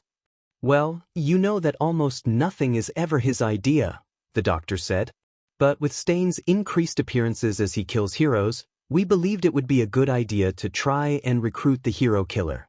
We just need to determine where he is moving to next, as he seems to kill 3 heroes per city he visits before moving on. And we are unsure as to whether he would return to a given city again. Izuku hummed as he thought. Doesn't Stain worship All Might as the epitome of a hero? I doubt he would work well with Shigaraki, who is so desperate to kill that idiot. Unless, of course, we can convince Stain that All Might is not the amazing hero he believes. We are hoping, Kurojire said this time, that we can keep Shigaraki's outbursts to a minimum while meeting with Stain, and so be able to recruit him for at least some amount of time in order to help move along our larger plans. Good luck with that, Izuku said, chuckling. Shigaraki is a bit volatile when he doesn't get his way, and I'm sure he won't be able to keep his mouth shut during the meeting. Izuku thought for a few moments. Inform me when the meeting will be, and try to do it during the internship week coming up soon for the UA first years. I'm going to talk with Eraserhead, Izuku quickly corrected, not about to show his closeness with the hero in front of the doctor. Kurojire was well aware, thanks to the text conversations they had often, but the doctor had no reason to know. And see if I can shadow Shigaraki for at least part of the internship. He is fully aware of many of the darker aspects of my life and possible future, so I'm optimistic about my plan being accepted. Young master, if I can request once again that you allow me to have your copy of Erasure Dash. No, Izuku immediately cut off the doctor. I've told you already that I will not be giving you that quirk, doctor. If you have a need for it, then you can contact me and I can assist in whatever you're attempting to do. The doctor scowled but nodded, dropping the subject. Remember that I don't want our resources squandered on useless villains like those we just dealt with at the sports festival. The fact that only 3 first years were needed to take most of them out, regardless of the fact that I was one of the 3, shows just how worthless those people were. Izuku melted his hand in the mist he used for both warp and the tendrils. Though it did give me a new quirk, which I quite like. Speaking of quirks, the doctor said, earning a glare from Izuku, who was expecting a final attempt from the short man at getting erasure. There are more that you could copy from our selection. Oh, Izuku said, somewhat surprised. What do we have then? The doctor guided Izuku to the racks of quirk vials, each labeled with the quirk they contained, and color-coded for whether or not they were copies or the original. If we are to deal with Stain, who we believe to have a blood-related quirk, it would be best to add another of Master's quirks to your arsenal, Bloodlet. It in conjunction with antigen swap should allow you to counteract anything that a blood quirk user tries against you, because it can entirely swap your blood out and remove toxins or other effects. Izuku cringed slightly at the idea of the quirk, but nodded. Understandable. Do we know exactly what his quirk is? No, but vigilantes that knew him before he became the hero killer say he mentioned having to use blood as part of his quirk, and it's part of the reason he was ostracized from ever trying to be a normal hero, and then ousted from the vigilante crowd. The doctor pulled a vial from the wall, the quirk within glowing a deep blood red, to no one's surprise, and handed it to Izuku. It's a copy, so just use all for one to pull it out. I don't see a need for more of these since it's useless with Nomu, and Master still has his version of it. Izuku took the vial and pulled out the quirk. A coppery taste flared in his mouth for a moment as the quirk settled into his body, and he smacked his lips with a disgusted look on his face. The doctor took the empty quirk vial back and dropped it in a bin next to the racks. You have an electricity-related quirk now, correct? One you copied from another of the hero kids. Izuku nodded. Well, we also have a black lightning quirk that Master used many times. It may not combine directly with your other quirk, but it allows for ranged use compared to the close quarters ability of your current quirk. Another combat quirk from Master is spatial distortion, which can do a lot but it's stamina intensive. Even Master could only use it sparingly. I'll take both, Izuku said, though I most likely won't use them too often. Master has many quirks which he's hardly used, partially because he's never seen a need due to his strength in comparison to those he's fought, and partially because of the intense stamina the quirks require. So you would just be doing the same as your father, Kurogiri explained as the doctor found the correct vials and handed them to Izuku. Izuku absorbed the new quirks, feeling the immense amount of power they held. With the black lightning quirk, his hands sparked with green-black electricity as the quirk settled in. As he absorbed the spatial distortion quirk, the air around his hands shimmered and rippled. Izuku did always find it interesting how each quirk manifested slightly when he absorbed them. Once he was done, he handed the empty vials back to the doctor to store away again. Now that the Shigaraki issue is settled, for now, I'll be leaving again. Kurogiri, keep me updated on the Stain meeting. Doctor, Izuku smirked at the man, keep me updated on any work you do with the Nomu, and don't you dare alter Nomu to ever listen to Shigaraki over me again. Yes, young master, the doctor said, giving a small bow. As Izuku turned to leave, melting his right arm into the mist to form a warp, he paused, looking back over his shoulder. Shigaraki's stunt caused the principal of UA to instigate an anti-warping field on campus.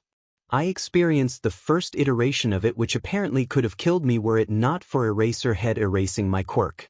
I highly suggest, Kurogiri, that you never try to warp to UA's campus again, and probably stay at least a mile away from it should you ever need to warp nearby. Thank you for the warning, young master. I shall keep that in mind. With that, Izuku left to return home, hoping that neither Aizawa nor Mike noticed his absence. The result of the attack on UA during the first-year sports festival ended up being a lot less severe than many expected. Besides a 2-day delay on the second and third-year festivals, UA practically acted as if nothing had happened. Of course, the media went wild with their coverage of the debacle, but more specifically Nizu, was able to manipulate it into an exhibition of the students and All Might. With the civilians being evacuated, and no injuries being reported outside of the students who got involved with taking down the villains, the media was easily convinced of the lie. Despite the cover-up, the underground knew the truth and the news spread like wildfire, with the League of Villains gaining some notoriety. Though whether all of that attention on them was good was yet to be seen. The underground was primarily made up of the vigilantes and lesser villains, and most of them didn't have any reason to hate UA or its faculty and students. But larger, more independent villains had their ways to find out information the underground tried to keep to themselves. So was the way of the world. Given all of this new unrest and drama, Izuku, after ensuring his guardians were asleep, decided it was time to go back out again as his vigilante persona. He still hadn't come up with a good name for himself besides the lame moniker he'd given Shigaraki the one time they'd met directly, Shadow, but he figured he should eventually figure one out. He'd recently remade his vigilante costume, due to the similarities it now held with his hero costume, and so he wouldn't be as easily identified if someone tried to tell Shoyuda about a new vigilante on the scene. To be fair, it was his fault that there were so many similarities, so he had no one to blame but himself. Thanks to the safe house that Izuku had used as a home after Kurogiri moved him out of his mom's apartment having a secret room with fabrication and computer equipment, Izuku was easily able to redesign his costume. He'd also been learning that black wasn't necessarily the best color for going out at night, thanks to Shuda's advice, and that his hero costume's dark green was actually better, though that costume had bright neon green accents and still used a lot of black, so it wasn't perfect either.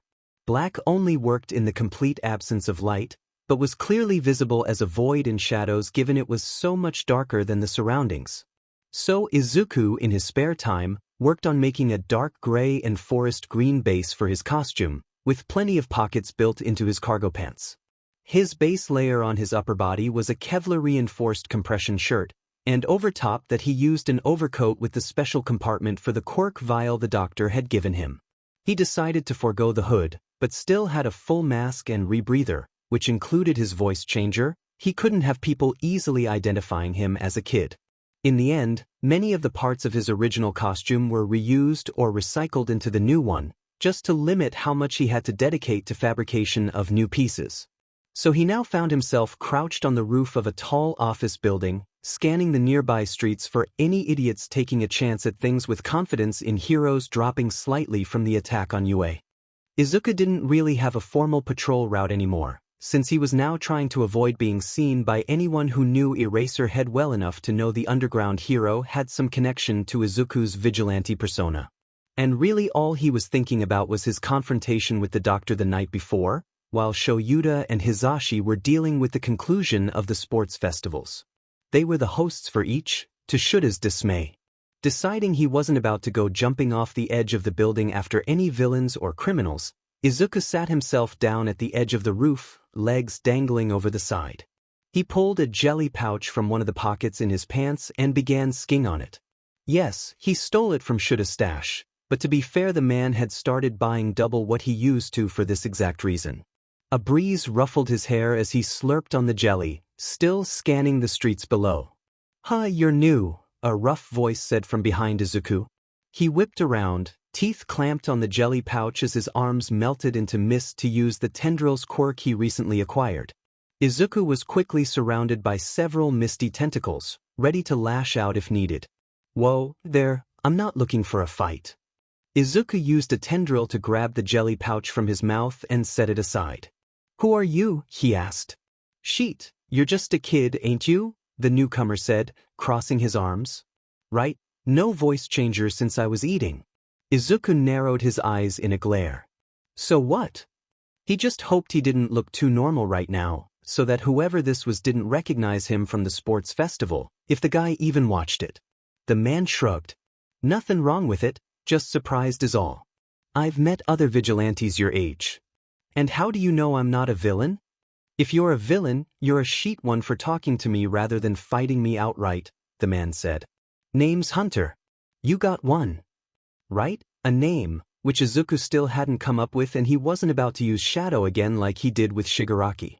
That was just a spur-of-the-moment decision and not really a good name.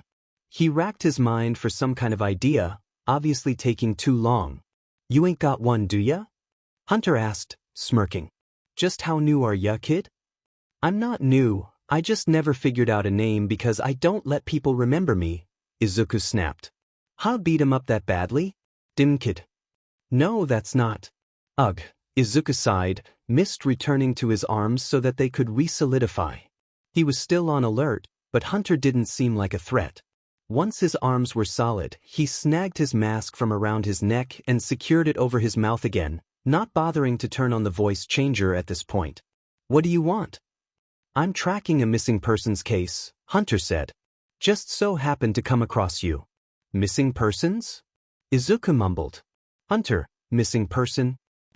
You've got a tracking quirk." As if in answer, the thread of Hunter's quirk flashed in Izuku's mind, something that he normally suppressed. He'd almost forgotten that he could see those without trying, since he'd forced the urge down for so long, since he was a kid. That would have to change, given how useful knowing another's quirk was. Maybe he could even use it to feel others coming. "Right you are, kid." Hunter chuckled. His eyes flashed blue. "I can see trails of people, somewhat. It's not super accurate, and I can lose the trail if it's been too long. But it's still helpful. Why not be a hero or join the police then?" Hunter essayed his teeth in annoyance. "Heroes don't care about random missing people, believe me, kid. It has to become a serial kidnapping or something of the like for big-shot heroes to take any interest. And the police are not my favorite people." Hunter sighed. "What about you, kid? That tentacle quirk seems strong, so why not be a hero yourself?" "It's, complicated," Izuku said, rubbing his arm awkwardly. "Ain't it always?" Hunter agreed. "Anyway, kid, I gotta keep on this trail before I lose it. Want some help?" Suppose having some muscle wouldn't be bad. Come on then, kid. And try to keep up." Hunter quickly ran off, jumping between buildings. Despite his quirk not giving him any strength or agility enhancements, he was fast. Izuku figured that came with years of training, just like with Shoyuta. Focusing on the moment, Izuku ran to catch up, dipping into brawn boost to speed himself up. Hunter's eyes shined in the night as he followed an invisible to Izuku trail. "We're looking for a young woman," he explained once Izuku caught up to run next to him, leaping between rooftops in tandem. The notice at the hub said she was last seen at a karaoke bar, with some friends. The last time her friends saw her was leaving the bar, and no one's seen her since. Family claimed no reason to believe foul play, so I'm assuming it was random gangsters or something. Izuku sincerely hoped this had no connection to the doctor and the Nomu. It was common for the doctor to use missing persons cases for his own tracking down of new subjects. "Is that common?" Kinda," Hunter said. "Thankfully not too common. Most of the time, people want me to help track down estranged family or runaway spouses, just so they know the person is okay. Or to get back something they stole. Missing persons cases like this are rarer. Though that could also just be because they get covered up, or people don't notice nor care about the person that went missing." Hunter slowed down as they landed on another roof, holding his hand up to silently tell Izuku to stop. He focused his gaze on something, eyes glowing brighter as he followed it to the edge of the roof and looked down into the alley below. He waved Izuku closer, holding a finger to his lips to keep silent. Crouching down, Izuku approached the ledge as well and looked down. Below stood two thugs, threatening a young man. Given Hunter tracked something to this location, Izuku figured one of the thugs must have been involved with the missing girl. "You still interested in being the muscle, kid?" Hunter asked in a hushed voice after pulling Izuku back from the edge, out of sight of the alley below. "No heroes usually patrol this area, so it's on folks like us to help, regardless of those idiots being involved in the case we're investigating." Izuku nodded, immediately melting his left arm into mist. It then split into multiple tendrils. At a cue from Hunter, Izuku launched himself down to the alley below, using airwalk to soften his landing by bounding down invisible steps.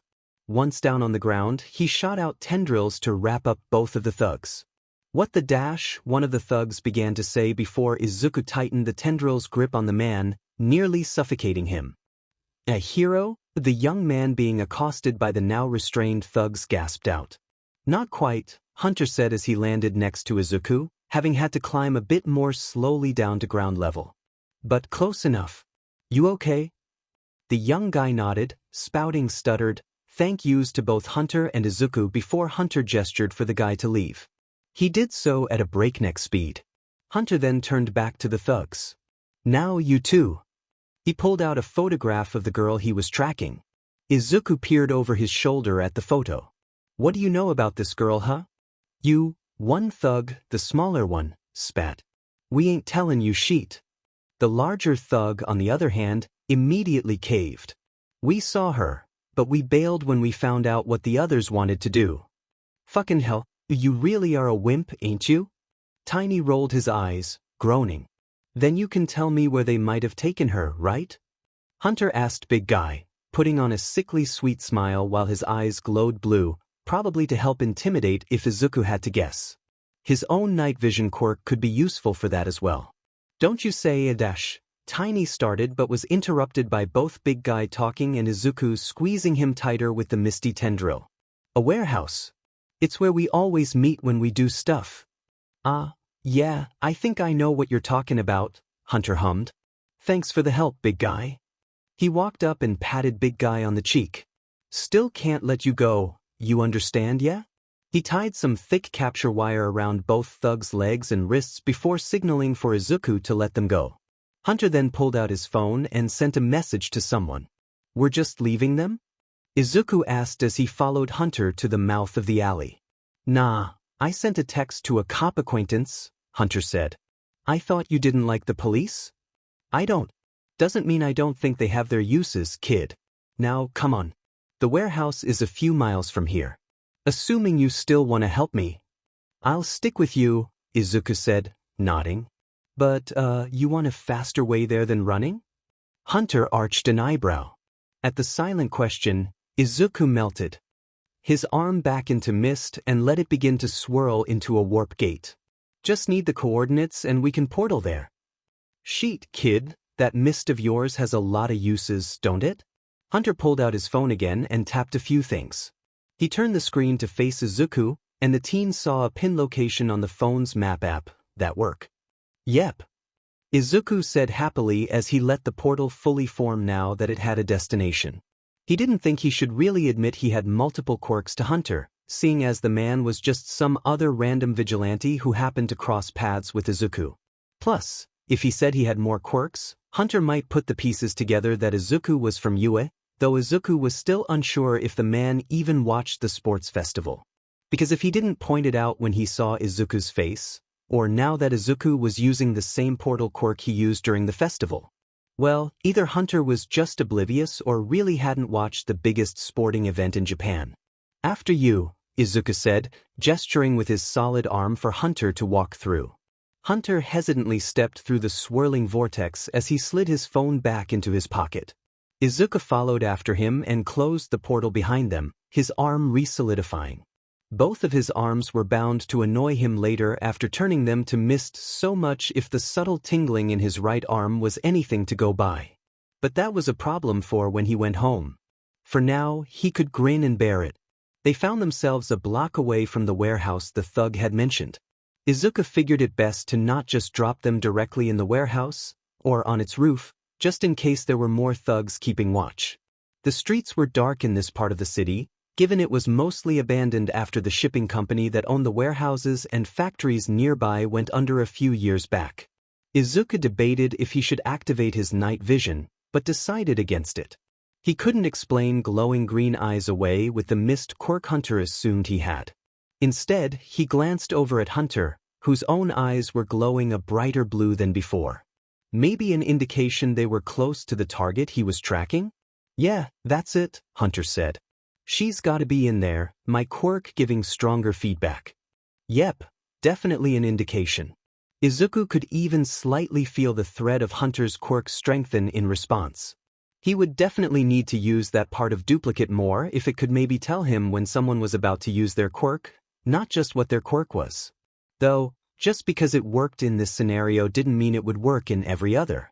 It could just be because Izuku was standing directly next to Hunter, their arms almost brushing as they stayed in the darker shadows of the nearby buildings.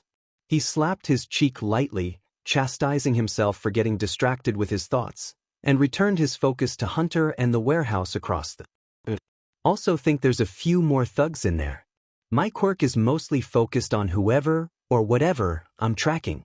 But the more people to touch the person or object, the more traces there are for it to see. That's why we found those two back in the alley. I can't get a count, but there's definitely others in there that have been near enough to the girl to have a trace. Izuku nodded in understanding when Hunter looked over at him. I can fight, kid, but just with natural strength and prowess. You're still the muscle. Or we can let the police know. My contact knows I was tracking someone tonight. I can handle it, Izuku said confidently. All right, then, Hunter said, a smirk on his face. He pulled out two eskrima sticks from their place attached to the back of his costume. He moved them forward slightly and they buzzed with electricity. After you, kid. Izuku led them in, both of his arms melted into mist and ready to lash out at any thugs in their way. As soon as they entered the side door of the warehouse, Hunter split off from him. Izuku figured it was to attempt some stealth takedowns. It was times like this that Izuku wished he had a bit more of a sensory-boosting quirk, since he was unsure if he could confidently rely on Duplicate's ability to sense quirk threads to give him enough warning of where people were. And that was assuming everyone in this little criminal gang even had quirks. Izuku knew enough to know that gangs like this didn't discriminate so long as the member was useful, and usually the quirkless members were more ruthless than the quirked. Shoyuda had told him that particular bit of information, since he evidently had the most trouble with such members when doing his own hero work. When one is quirkless or doesn't have a combat-oriented quirk, they tended to be better at close-quarters combat and martial arts. Shoyuda may be a pro, but his advantage stemmed from quirk users being unable to fight well quirkless when erasure was used against them, so villains and other criminals who fought without quirks were always going to be a nuisance for the underground hero. He'd explained as much to Izuku when they discussed erasure in more detail after Izuku had copied it. Figuring he might as well try to use Duplicate's quirk sensing as best he could, Izuku let duplicate loose. The hunger it held when he was younger, that desire to copy the quirks around him, surged forward, and suddenly Izuku was aware that he could feel Hunter moving through the shadows on the other side of the warehouse already. Whether that was because he'd already come into close contact with the man's quirk, he didn't know. But regardless, he could feel the presence of 16 other quirks throughout the warehouse. 2 of those were directly around the corner from him, the crates and shipping containers that sat throughout the building blocking them from view. Izuku took a deep breath and darted around the corner, lashing out with his mist tendrils at the 2 thugs standing there. Surprised at the sudden intruder, they were easy takedowns. Izuku wrapped tendrils around their chests and slammed them backwards into the metal shipping container. Of course, their bodies hitting the empty containers sent out an echoing boom which no doubt alerted everyone else in the warehouse of Izuku's presence. But Izuku hoped that just meant Hunter would have an easier time ambushing his targets as Izuku continued to make his way through the maze of containers. "Oi, the hell was that?" one thug called out, his voice echoing around the warehouse. Izuku felt the surge of a quirk drawing near, duplicate allowing him to see a dark red thread approaching just before the thug rounded the corner. "Who are you?" the man asked, surprised. The thug launched himself at Izuku, quickly ducking under the tendrils Izuku lashed out with. He was on Izuku in the blink of an eye, bringing a fist up to slam into Izuku's face. Izuku spun with the hit, but was still sent stumbling to the side. Strength enhancer. Izuku called on his own enhancements with brawn boost and spring-like limbs before launching himself back towards the thug. He slammed into the thug with his shoulder, sending the man flying backward. Izuku then shot out more mist tendrils to wrap the thug up, but the thug was faster and ducked out of the way, diving behind another crate. Losing sight of the man, Izuku tried reaching out with duplicate again. He felt the thug's quirk, but he also felt the quirks of 3 more people quickly approaching, drawn to the sound of a fight. Izuku groaned. He didn't want to have to fight multiple people, especially not in such a tight area like this. The crates and shipping containers divided up the warehouse into a labyrinth, the corridors only being a few meters in width. So not as easy as Izuku had figured. Moments like this were why Shoyuta kept telling Izuku to stop going out as a vigilante. Well, he mainly told Izuku that because 1, it was illegal, and 2, he was underage, and 3, it was illegal. Shoyuta really liked reminding Izuku of that. So much so that he'd begun to threaten to arrest Izuku if he was caught going out. The man wouldn't actually do that, Izuku knew. Or well, he assumed. Shoyuta definitely wanted him to stop going out, as it really was dangerous for someone without much experience, regardless of Izuku's arsenal of quirks, but Izuku doubted Shoyuta would ever really do anything like arresting him. He was basically Izuku's dad. Yeah, no, not the time for that kind of mental discussion. He could figure those thoughts out after he helped Hunter. Just another item to add to his list of things to self-analyze. Izuku returned his focus to the warehouse just in time for the first thug to come barreling back around the corner.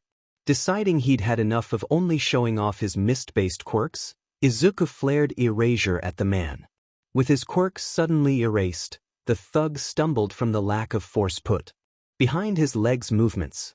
Izuku used the opportunity to quickly grapple and throw the thug into the side of another shipping container, his own strength enhancements empowering him and causing the thug to be knocked unconscious from the impact. So that was 3 down and 3 more on the way. Reaching out with duplicate again, Izuku could tell that Hunter had taken down a few of the thugs on his own. Izuku huffed at the fact that the man, who was basically fighting quirkless other than the likely chance he could track the thugs with his quirk, was doing better than Izuku was. The other vigilante was further into the warehouse than Izuku had gotten, and frankly it annoyed him. Izuku had all these quirks at his disposal, yet a tracking quirk-wielding vigilante was doing better than him. With that realization, Izuku decided to use more of his quirks. He had the extremely dangerous quirks he'd gotten from his last visit with the doctor, black lightning and spatial distortion, but the doctor had told Izuku that quirks like that were more for extreme circumstances rather than normal fighting. All for one hadn't needed to rely on them very often, and if Izuku was supposed to live up to his father's legacy, then he shouldn't take the easy route. So instead, He called on his copy of Kaminari's electrification and pushed electricity through his arms, which subsequently turned his mist tendrils into live wires. He grinned as he rounded a corner to come face to face with the 3 thugs he'd felt approaching. They stopped, staring at him. One of the thugs was a mutant with lion-like features. The second one had thick, bone-like structures forming from his knuckles to give him natural brass knuckles. And the third had no clearly shown quirk, which meant Izuku couldn't underestimate him. "Sorry to intrude, but I've been told you might know the whereabouts of a missing girl?" Izuku asked, his voice laced with confidence but also malice. Lion took a step back from it. "Don't want to talk? That's fine. I'll just find more of your friends." "Yeah, right," Bone Fist snarled. He ran forward, bringing a fist up to punch Izuku, but the teen was faster and wrapped the thug in an electrified mist tendril. The voltage Izuku was putting out wasn't strong enough to incapacitate, as Izuku couldn't afford to lose that much of his mental capacity, but it was enough to lock up the thug's muscles. Lion and Thug 3 glanced at each other for a moment before turning back to Izuku. Lion let loose a deafening roar as he bulked up more, claws bared from his furry fists. Thug 3 formed several glowing red discs around him, his palms facing upwards as the discs floated above his shoulders and head. Izuku quickly resolidified his left arm, the one not being used to restrain and taste Bone Fist, and formed an air wall in front of him just as Thug 3 launched the red discs at him. The first few shattered against the wall, causing splintering cracks to spider web across the translucent barrier. The subsequent hits broke the wall and allowed one disc to slam into Izuku's shoulder, causing him to loosen his grip on Bone Fist. The thug then wriggled himself free from the mist tendrils as Izuku also lost the electrification due to his focus being broken. Without giving him time to recover, Lion was on him, slashing out at Izuku's face. The teen threw up another, smaller air wall just in time to avoid having his eyes scratched out. He then fired off a blast from air cannon, giving up on mist tendrils for now so he could have both of his arms back. The pins and needles feeling was beginning to seriously bug him, but he had to push through at least until he fought off these thugs. Duplicate had already told him that 2 more thugs had been taken down by Hunter, which left the 3 in front of Izuku, and then 4 more quirk signatures further in the warehouse. Lion continued his assault, kicking at Izuku since the air wall was only guarding his upper body. His legs knocked out from under him, Izuku fell to the ground hard. He could tell he bit his tongue from the impact, the metallic taste of blood filling his mouth. Izuku turned his head and spit out some of the excess blood, wiping his mouth with the sleeve of his costume. When he looked back up at the thugs, his eyes were full of rage. How dare these lowly thugs lay a hand on him? Didn't they know who he was? "That was your last mistake," Izuku snarled. Deciding to say it, he called on Black Lightning and fired off an arc of electricity from his hand, his fingertips going numb as the green-black. And why did every quirk with any hint of color always come out green with him? Lightning surged forward and slammed into Lion. The man's eyes blew open wide and he collapsed to the ground, screaming and writhing in agony, with burn marks on his clothing from where the lightning entered his chest. Thug 3 fired off more discs, but Izuku threw up 3 layers of air wall, blocking all of the shots. Shattering the walls himself after the onslaught died down, most likely due to the man needing a moment to create more, Izuku used his enhancement quirks to their maximum and blasted Thug 3 with a massive column of air from air cannon. The thug went flying back to slam into a wooden crate, destroying it. That left only Bone Fist, who seemed to still be recovering somewhat from Izuku's first attack on him. The thug looked afraid, and it filled Izuku with glee. Deciding to use another quirk he hadn't yet had the chance to, Izuku called on his forced activation quirk and launched himself towards Bone Fist. He grabbed the man's head in both hands and activated the quirk. Bone spurs formed all along the thug's body, causing him to cry out in pain. Blood dripped down the man's limbs from the broken skin.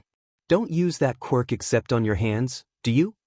Izuku asked, though not expecting a response, as he continued to force the quirk to activate, pushing it more and "PL please," Bone Fist begged. Izuku obliged, releasing the man. He collapsed to the ground, curling his body into the fetal position as blood poured out of the open wounds left behind from the bone spurs breaking off once Izuku let up on force. Who are you?" he whimpered out. Izuku crouched down to look at Bone Fist, his right hand melting to mist again but more so as an intimidation tactic than anything. He played with a swirl of mist, his hands still semi-solid. "I am the son of the Demon Lord, the one who can give and take quirks as he pleases. I am the heir to his empire, and you'll do well to remember my existence. I am Singularity."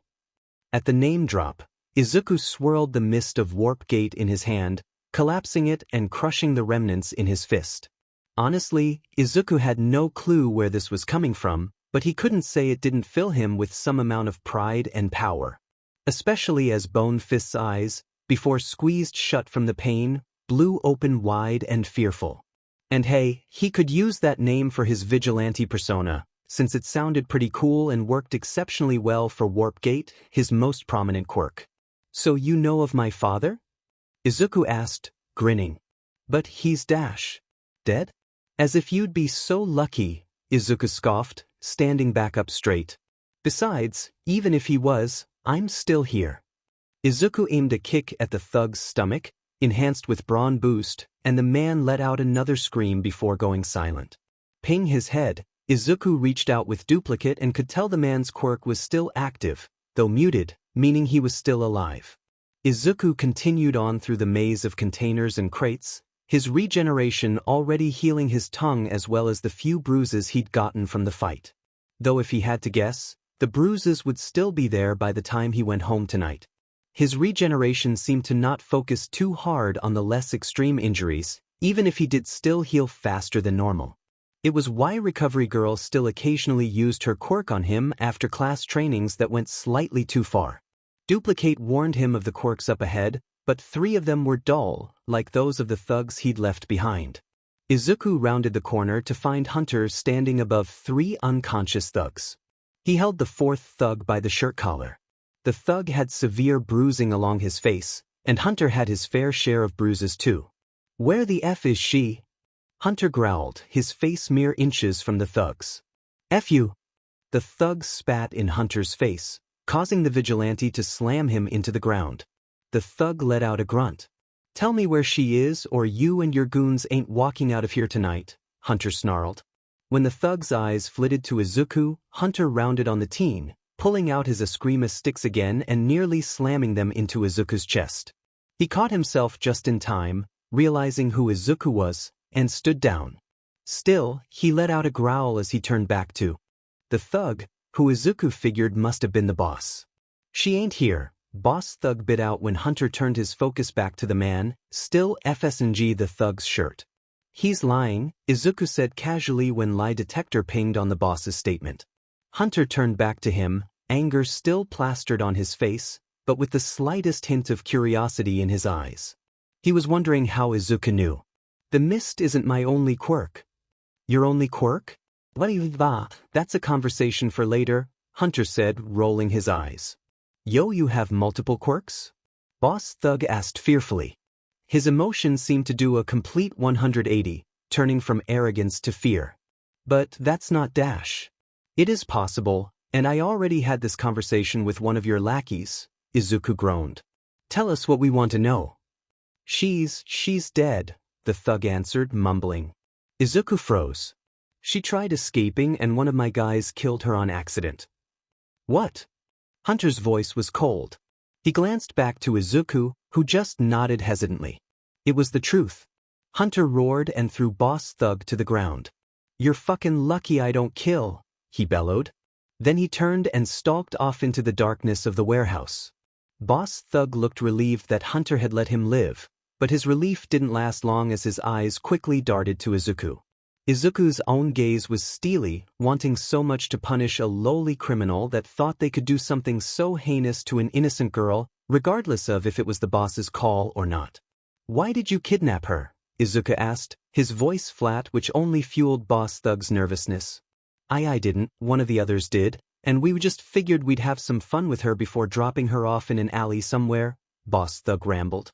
"Please, you gotta understand we ain't killers. I kicked out the guy who did it." That means nothing, Izuku said as he stepped forward. Tell me, what's your quirk? As he asked, he reached out to feel the thread of the man's quirk, as the man must have had something decent if he was the boss of this little gang. He was met with the disappointing feeling of a simple enhancement quirk, along the same lines as the one Izuku fought when he first entered the warehouse. Just a strength quirk. Please, don't dash. Disappointing, Izuku said, interrupting the man. And not worth my time. With that, Izuku turned and left, following the feeling of Hunter's quirk back outside of the warehouse, where he found the man on the phone with someone. Hunter's words were short, concise, to the point. He was giving a report to someone. Izuku guessed it was his cop friend, and before too long Hunter hung up his phone. He gripped it tight in his left hand, his knuckles white from how hard he was holding it. Suddenly, Hunter was roaring and whipped around to punch the wall of the warehouse with his right hand. He pulled his fist back, the skin on his knuckles split and bleeding. F dash, he yelled again, throwing another punch. Into the wall. After a moment, he seemed to center himself and breathed deeply. Sorry, kid, it's just, Hunter turned to Izuku, sliding his phone back into his pocket and flexing his injured hand. Like I told you, I don't get many of these kind of jobs. I always hope I can save the person before shit like this happens. But that outcome is rare. It's fine, Izuku said. It really ain't, but suppose you're stronger than you look. Hunter began to walk past Izuku. Come on, we don't want to be here when the cops show up, and I gotta report back. Report back where? Izuku asked as he followed the older vigilante. The hub place I mentioned before? It's an underground club and bar, mostly for us vigilantes. Some underground heroes pop in occasionally, usually to get news and whatnot. And, a few minor villains may show up every once in a while, though they're more vigilante than villain, except they like to rob banks and rich people with their quirks. Hunter shrugged. His mood had brightened slightly, either because he didn't want to bog down Izuku with his emotions or because talking about this hub actually made him happy. You're free to tag along, I'm sure you want to branch out if you're new. I'm not new, Izuku said, pouting. You say that, but I ain't ever seen you before, and you don't even have a moniker. I figured one out. Oh. Singularity. Izuku did his little mist vortex trick, collapsing it as he closed his fist. Thought it fit. Sure does, Hunter hummed. Oh, that reminds me.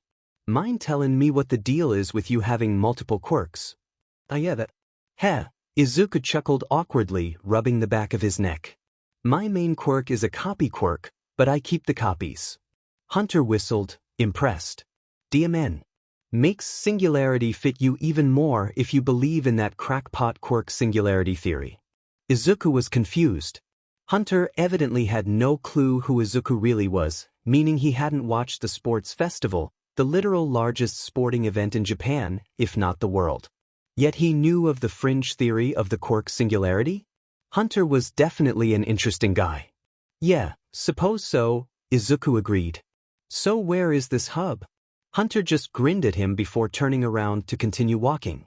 Izuku sighed, figuring he'd just have to follow the man to find out. This is the hub? Izuku asked, eyeing the rundown office building Hunter had taken him to incredulously. Course it ain't the hub. The hub is beneath it. Hunter said excitedly. Beckoning Izuku to follow him, he led the way through the front door of the office building. The first room they entered was a dilapidated reception area. But Hunter moved on past the dust-covered desk and through the double doors behind it. Izuku heard a low beep as Hunter pushed on the door and suddenly found himself in a second reception area, this one far more pristine. A man in military-like fatigues greeted them, eyeing Izuku suspiciously. Hey, Shield. Hunter greeted the man. Reporting back from that job I took. Brought a friend, he helped me out. Care to give him a day pass? He trustworthy? The man, Shield, grunted out. When have I ever brought someone here that wasn't? You ain't ever brought someone here, Hunter, Shield deadpanned. Yeah, he's trustworthy. Promise. Stake my membership on it.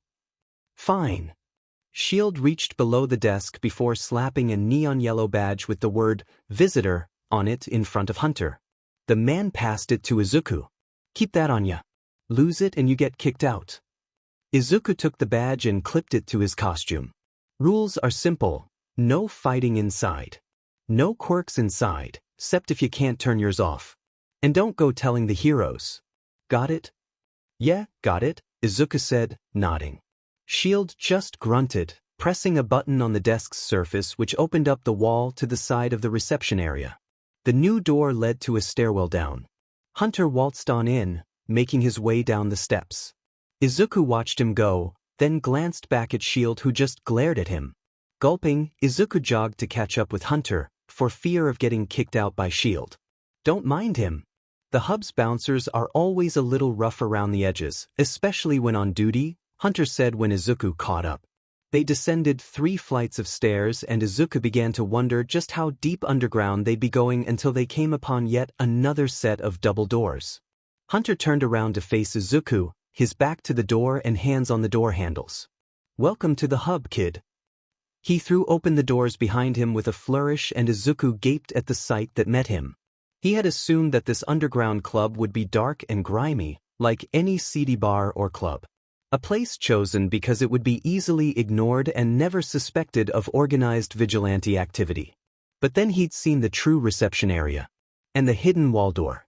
So really, he shouldn't have been surprised to find that the hub was quite a clean and upscale-looking establishment. The floors were a clean dark gray tile with a silver border. The walls were dark, but covered in posters and art of all kinds, even wanted posters though Izuku figured they were posters of members thrown up on the walls for fun. On the far wall from the entrance was a massive bar, shelves stocked to the top with all sorts of alcohol. The right wall looked to be the armory, a similar bar top and shelving setup but instead covered with knives, swords, bow staffs, guns, and more. Support columns broke the hub up into sections, with different seating areas scattered around. The left side of the club looked to be an entrance to another wing, as a large curtain cut off the view through the doorway on that side, and a roped-off area was set up like the line for an amusement park ride. Impressive, ain't it? There's anonymous benefactors supporting it. The hub is mainly only open at night, though a few people come and go during the day. So, opposite to most places, the cleaning crew, stalkers, and others like that come when the sun's out. Though I guess that's basically how most nightclubs are, huh? Whoa, was all Izuku could say as he took in the sights. He'd had to stamp down on duplicate again, despite using it to sense quirks earlier in the night. The sheer amount of quirks in the building was overwhelming, and he'd felt the surge as they descended the stairs. Come on, I gotta do 2 things then we can talk with the current hub leader. Current? Yeah, we like our democracy around here, so members do a vote. Though usually the nominees are previous champions of the ring, Hunter nodded towards the curtain, but the current one's a special case. Anyway, first up, the dock. Hunter led Izuku through the club, weaving between crowds of people and greeting a few he seemed to know well. Izuku, meanwhile, was met with many curious gazes and even a few more glares, like the one Shield had given him before Izuku scurried off to catch up with Hunter. They reached the door to a hallway with a sign above it that said, Clinic.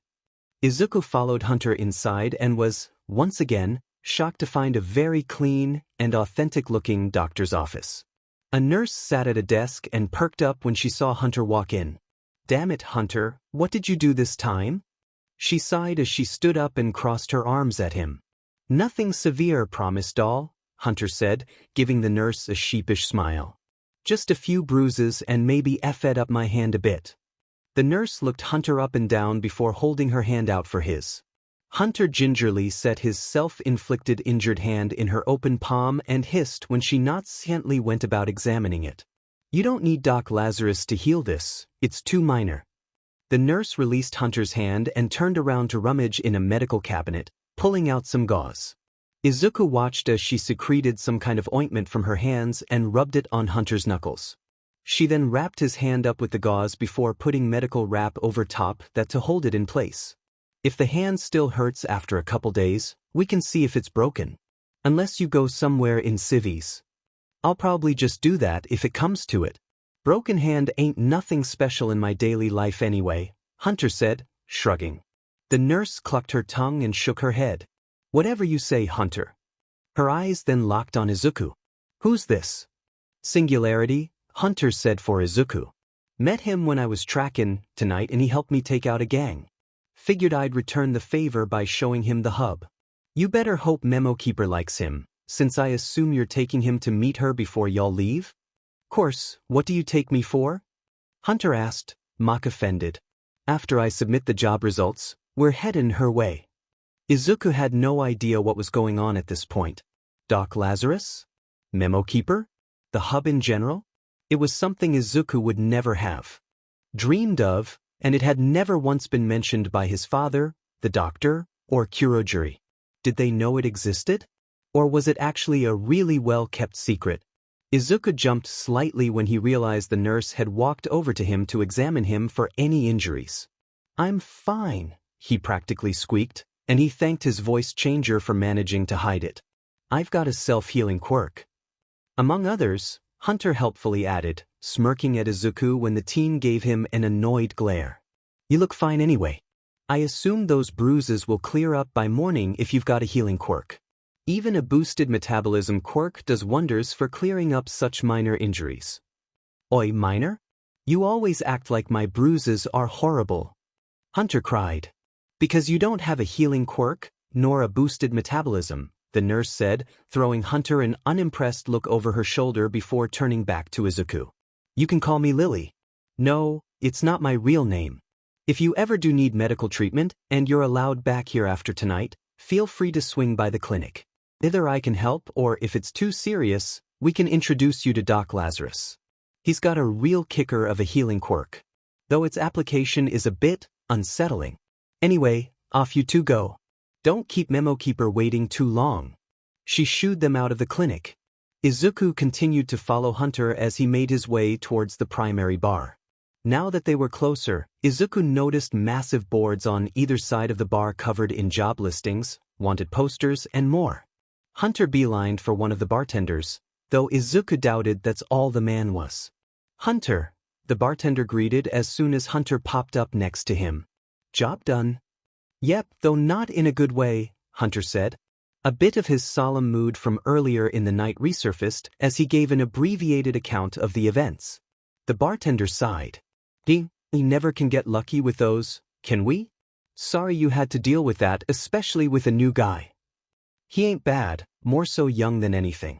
His fighting skills are pretty good, Hunter said, looking at Izuku as he talked. Though I ain't splitting the reward with him. Fair enough, especially seeing as he isn't a member yet, the bartender nodded. I'll relay to the client the outcome and let you know when to pick up the money. Thanks, Breach. And then Hunter was off, dragging Izuku behind him once again as they weaved back through the crowd and towards the far corner, near the curtain. Wait, what's going on? Izuku asked, digging in his heels to make Hunter stop for a moment. You've barely told me anything and keep dragging me all over this place. We gotta meet the boss, Hunter said, as if it was that simple. Maybe it was, but that didn't mean Izuku had to just accept it. Sorry for just dragging you around, but you have to meet her before you can leave. Even if you decide you never want to come back here. Izuku relented and let Hunter drag him on. Towards a VIP area, cordoned off by red velvet ropes and guarded by a man wearing a suit and sunglasses. Inside the area sat a large, maroon couch. On it were 3 people, 2 of which were smoking something Izuku couldn't recognize. The third, a woman in a purple cloak with long, lilac hair and a veil over her face, tilted her head as Hunter approached. She leaned over and whispered something to one of her companions which caused them both to stand up and leave. Hello, Hunter, the woman greeted. Who've you brought with you today? I didn't realize you had friends outside the hub. Hunter snorted and rolled his eyes, but when he talked he was purely professional and courteous. Madam, this is Singularity. I happened across him while out on a job and he ended up helping me finish it. He's relatively new to the scene from what I can tell. The woman hummed, her head tilting slightly but her veil hid her face too well in the dim light for Izuku to gauge her feelings towards him. Thank you, Hunter. I'd like to speak with our new friend alone if you wouldn't mind. Of course, Hunter said, tilting his head in a minor bow. He turned to Izuku, patting him on the arm. I'll meet you back by the entrance, yeah? Sure, Izuku said. Don't worry, she's nice, promise. Izuku watched as Hunter left him alone with the unknown woman. "Please, do sit down," she said, gesturing to one of the comfortable-looking chairs near the couch. "I don't bite." "Heh," Izuku chuckled awkwardly as he moved to sit down. He was still blocking out duplicate, even though he wanted to see what the woman's quirk might be. There were just too many people around, and Izuku didn't want to have to combat the overwhelming feeling of all of their quirks while talking with the woman. "My name is Memo Keeper, the current head of the hub. My quirk allows me to see the full memories held by someone regardless of if they consciously remember them or not. Do not worry, I will not use it on you unless you give me permission. Now, tell me," Memo Keeper leaned forward, pulling out something hidden beneath her cloak. "Do you know the old arcana art of tarot?" No," Izuku hesitantly said, looking down at the table between them to see that Memo Keeper had set out a deck of large, ornate cards. "Understandable," Memo Keeper said. "With the prominence of quirks, old arts such as this fell to the wayside. Foresight quirks give far more accepted readings of the future. But I find myself interested in the arcana, and do believe that tarot still holds some power in telling our futures." Memo Keeper shuffled the deck of cards rhythmically, though she didn't seem to be paying much attention to her actions. "Hunter said you're new. What has you going out, alone, breaking the laws laid out by the Hero Public Safety Commission, H? Several months ago, I watched my best friend since childhood almost be killed by a villain because the heroes responding wouldn't do anything. Had to help him because I was strong enough to." "So you saw the failings of hero society as it currently exists and wished to try to better things yourself?" "I guess yeah. A very noble cause, though I'm sure there's more to you than that. But I won't pry." Memo Keeper set one card down on the table, face up. The chariot reversed. Isn't that an interesting first card? You're unsure of your future. Multiple paths lie ahead, but you do not know which to follow, and instead are dragged through life at the will of the moment. Memo Keeper looked up at him thoughtfully, her eyes barely visible behind her veil. "Vigilantism is a break from your other life, isn't it? It's like that for many." "I don't," Izuku muttered, confused. He was having issues figuring out what to do with his life. He was at UA, learning to be a hero, but he was also here, in the hub, as a vigilante. And that didn't even include the possible criminal empire he could inherit someday, if he decided to accept it.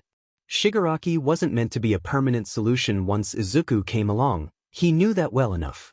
Memo Keeper continued to fiddle with the deck of cards, but Izuku kept his eyes on her veiled face. Her gaze never left him, despite the movements she was doing with her hands as she shuffled the deck. Until another card slipped from the deck and landed on the table, just next to the first. Memo Keeper looked down and flipped it over. The Four of Wands. "Right this time. You've got a nice home life, one with people who support you and wish to help you reach your goals, but also who will be there to catch you when you fall. A strong foundation for whatever future you may find yourself in." Izuku did have that, with Shoyuta and Hizashi. And with his friends, somewhat. But the two heroes had been happy to take him in when Shoyuta had found out his parents were dead, and had loved him ever since. So much so that Izuku would even consider them his new dads, though he had no clue how to voice such a revelation, if he ever even got the courage to try. Except, wasn't he going against Shuta's wishes by being out here, as a vigilante, as singularity? "You can still have doubts and confusion, even with such support, young one," Memo Keeper said, pulling Izuku from his thoughts. "And just how did she know he was young? These cards only hold the power we believe them to have, and if you do not think they matter then they do not. But given your expressions from these first two cards, I gather you believe." She smiled. "Singularity, where does your name come from?" Izuku, for the third time that night, used the mist of Warp Gate to form his little vortex and crush it in his fist. "It's new," Izuku admitted. "When Hunter found me and asked my name, I couldn't give him one. A night of revelations and self-discovery, then." "I guess," Izuku said, frowning. A third card lay out on the table before them, Izuku having not even noticed its placement. "The final card," Memo Keeper said as she sat the rest of the deck off to the side. She took the card between two well-manicured fingers and flipped it over. "The Eight of Swords." Another reverse. Izuku swallowed nervously. The first card was reversed and symbolized something bad. So what could something with swords being reversed mean for him? If he was going to believe anything Memo Keeper was telling him, that is. There was no reason for him to believe anything she was saying these cards meant, about his future, his destiny, his past or present. It was just an old, silly game, right? Yet Izuku couldn't help himself from thinking, just a little bit, that perhaps the cards really did hold some power. Or at least, that Memo Keeper knew something he didn't and used the cards to tell him the story. You may have doubts, but you're newly confident in who you are, aren't you? Memo Keeper questioned, her head tilted ever so slightly. You've begun to accept yourself, to understand your path even if it is a confusing one. Even though life tries to push and pull you this way and that, you see a goal. To change the world, make it a better place. For your friend, whom you almost lost. For your family, who support you and guide you. For yourself. Izuku said, somewhat surprised. That wasn't what he expected, yet it made sense. And Memo Keeper pulled it all together, the lore of each card uniting into something. A prophecy? A hope? Izuku didn't know, and figured he might never. Memo Keeper laughed, light and airy. It could mean nothing at all or everything. No one can know for sure, singularity. Now, as to the matter of your being here. Memo Keeper plucked the yellow visitor badge from Izuku's jacket. Hey, I was told I needed that. Izuku said, reaching to grab it back. In a flash, the yellow badge was gone from Memo Keeper's hand. In its place was another tarot card, though slightly smaller than the ones she just used, and with a bit of thickness to it. She handed it to Izuku, who gingerly took it from her and inspected it. On the back was the same art as the real tarot cards, but on the front was what seemed to be custom art and a title, The Prince. That is not a real tarot card, as I'm sure you can assume. Not just because of its fabrication, but the Prince is not a major arcana card. Every head creates their own membership cards during their tenure. All previous membership cards are still usable, though some hub members like to swap them out, or just collect a new one when a new head is chosen. Unsurprisingly, I chose to base mine on the tarot, but with some minor customizations. Izuku stared at it. The prince wore a cloak and hood, and sat atop a cracking throne. His face showed uncertainty. Behind the throne, the shadow of a horned demon seemed to haunt the prince. It hit Izuku a little too close to home, if he had to admit. I choose each card based on the person I believe a new member to be. There is still some power to these false tarots, in my opinion. Through your ownership of it, perhaps they shall gain a story, a meaning for future use. Memo Keeper relaxed, leaning back on the couch. Now, do you have any questions for me before you leave? Wait, I'm a member now? Izuku asked, still confused by the card in his hand. Indeed. I see no reason to deny you membership, so long as you do not reveal our existence to just anyone. Vigilantes make up the bulk of the hub's patronage, as you probably figured. Some minor villains pop in occasionally, usually to lie low and get patched up. We don't allow high-ranking villains in. And before you ask, yes, my bouncers have plenty of power to prevent any from barging in uninvited. There is also the occasional underground hero. The hub is neutral ground, and the underground heroes know better than to mess with vigilantes on their home turf. Besides, we help them more often than you might think. Izuku had to wonder if Shoyuta knew of the hub, if he'd ever worked with any of the vigilantes filling the club's space. I have a teleportation quirk. I assume I shouldn't just show up directly inside the hub. That would be preferable, yes. Please enter the same way Hunter brought you in, though you may use your quirk to drop you off directly in the real reception area. I will be sure to alert the bouncers of your quirk so they aren't surprised. Izuku was about to ask another question when his phone's alarm went off. He'd only given himself a set amount of hours to be out as Singularity before needing to go home to reduce the risk of being caught by either of his guardians. Izuku scrambled to pull out his phone and silence the alarm, afraid that having his phone on him might be a bad thing. Though Memo Keeper simply laughed. I take it our time is up, she said lightheartedly. Do come back soon, Singularity. I'm sure there's plenty more for us to talk about. Yeah, I will. Come back. At some point, Izuku said, standing up. Thank you for the membership, Memo Keeper. Farewell, Singularity. She waved him off. As soon as Izuku left the VIP area, her two companions returned. Izuku didn't think he wanted to know who they were or what they did. It took him a moment to make his way back to the hub's entrance, but as soon as he was in sight of the doors, Hunter was next to him. So, how'd it go? The man asked as he opened the door for them to leave. Izuku held up his newly minted membership card. Oh nice. My card is kinda lamely the Hunter. Memo Keeper actually laughed when she heard my chosen name, because it was the card she'd already chosen for me before we even talked. You've only been a member since she's been the head? They began making their way back up the several flights of stairs to leave the building, though Izuku planned to warp gate home from the reception area. How long has she been head? About 5 years now. And yeah, I only joined like 2 years ago but quickly made a name for myself with my tracking abilities, even if they are kinda lackluster in the grand scheme of things. Hunter shrugged. They stepped out into the clean reception area, where Shield just grunted at them once again. You done for the night? Yeah, gotta go home, Izuku admitted. Yeah, guess you're a little young to be out too late, huh? Hunter elbowed him lightly. Something like that, Izuku grumbled. Thanks for letting me tag along and for showing me this place. I think it'll turn out to be super useful. Anytime, kid, Hunter said. I'd be happy to team up with you again if I ever need your muscle for another job. Just let me know, Izuku said, smiling though his mask hid it. See ya, Hunter. He formed a warp gate and stepped through after waving goodbye to Hunter, the man chuckling and exiting the normal way as Izuku's mist swirled into the portal. He decided he'd drop off his vigilante costume at the safe house before returning to his actual home. There was no way Shoyuta or Hizashi would be happy with him if they found the costume when cleaning. Once he'd changed out of the costume and into sweatpants and a t-shirt, Izuku folded it up and slid it into a locked case in the safe house's hidden room. One more warp gate and he was back at the apartment. He stashed his hub membership away with his other things before shuffling out towards the kitchen to get a glass of water and maybe a snack. He hadn't realized how hungry he'd gotten from being out.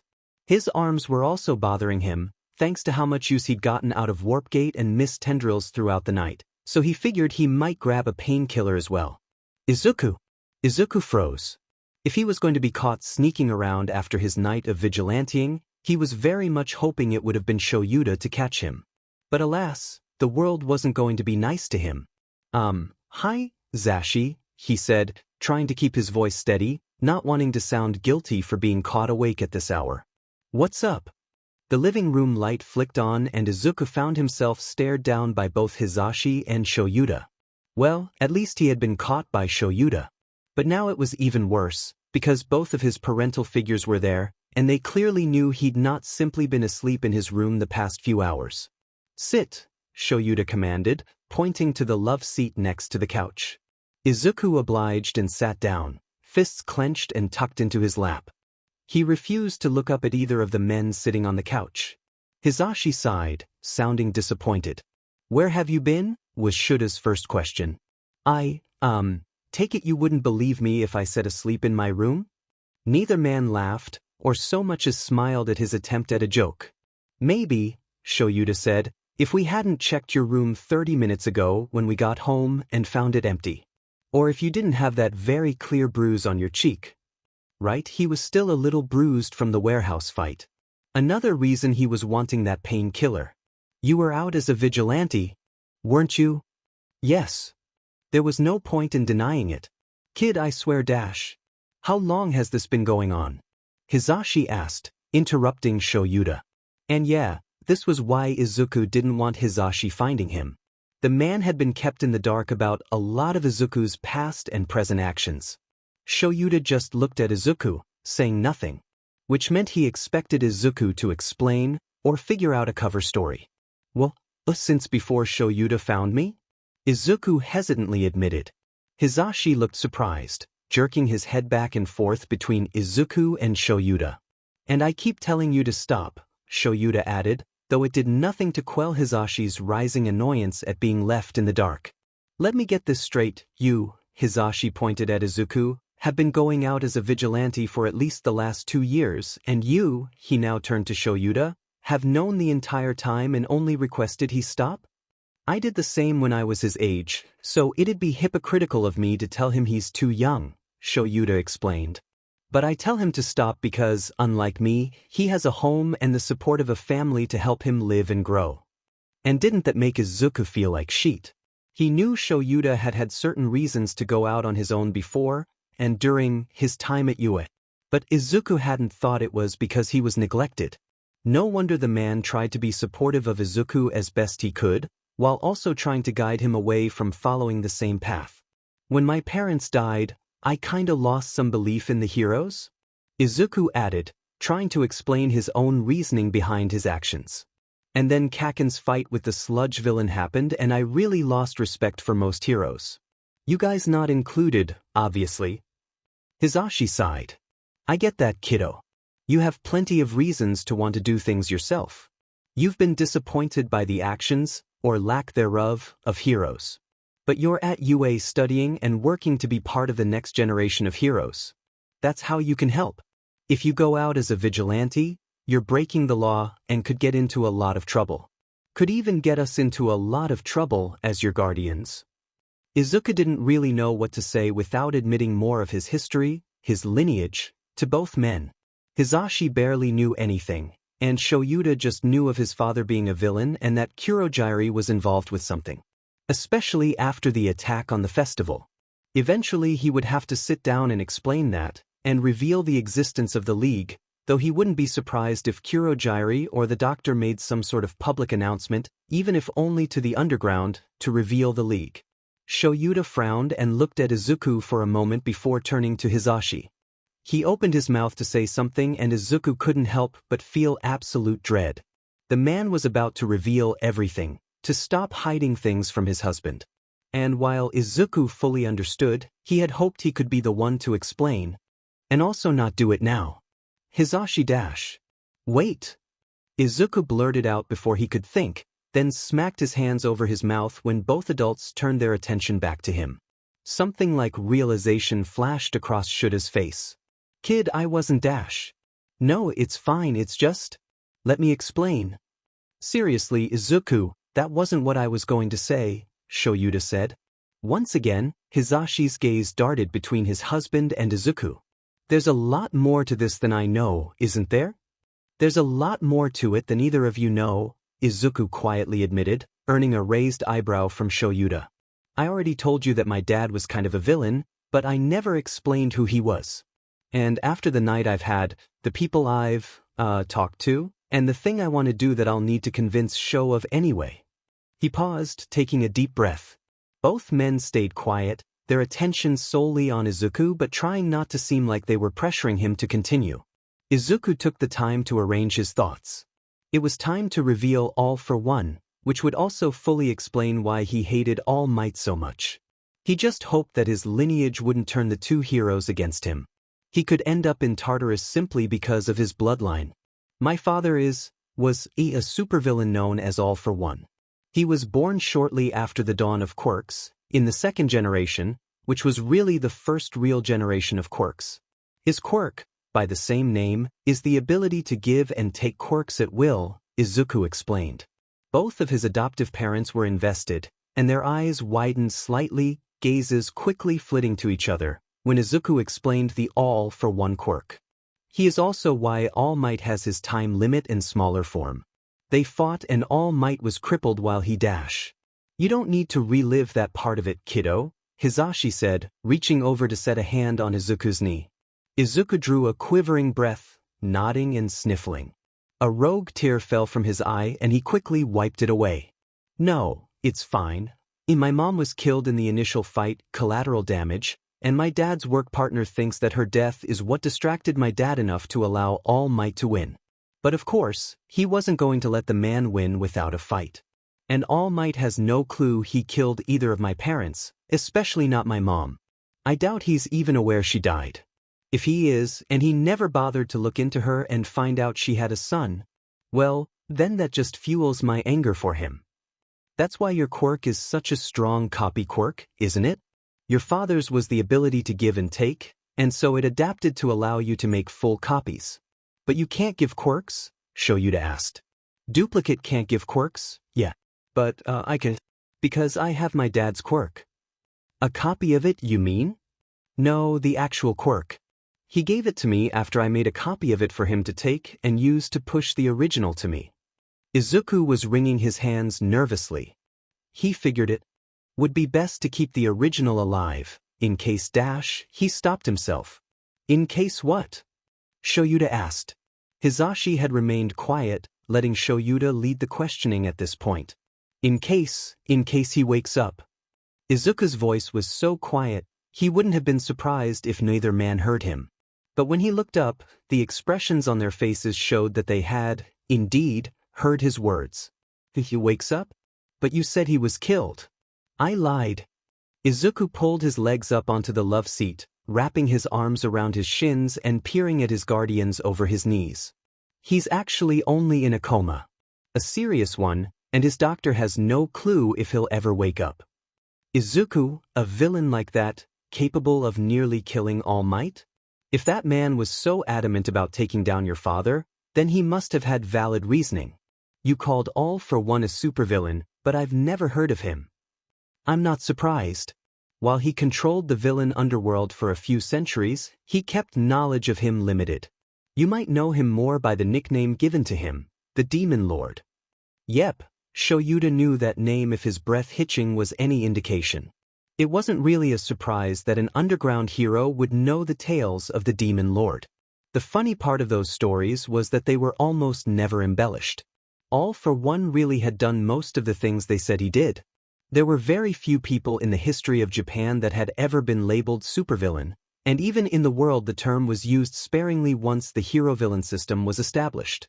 If Izuku was right, then other countries knew of All for One as well, or at the very least the United States did, given All Might's presence there while he trained after his predecessor's death. But why was All Might against him? The man is the strongest hero I've ever seen. I mean, he's the number one for a reason, Hizashi said, slightly confused. But why only him? Why was the existence of such a threat not made more public, at least within hero circles? Izuku could explain that, because honestly they deserve to know the truth behind All Might's quirk, and the probable reason he was actually teaching at UA.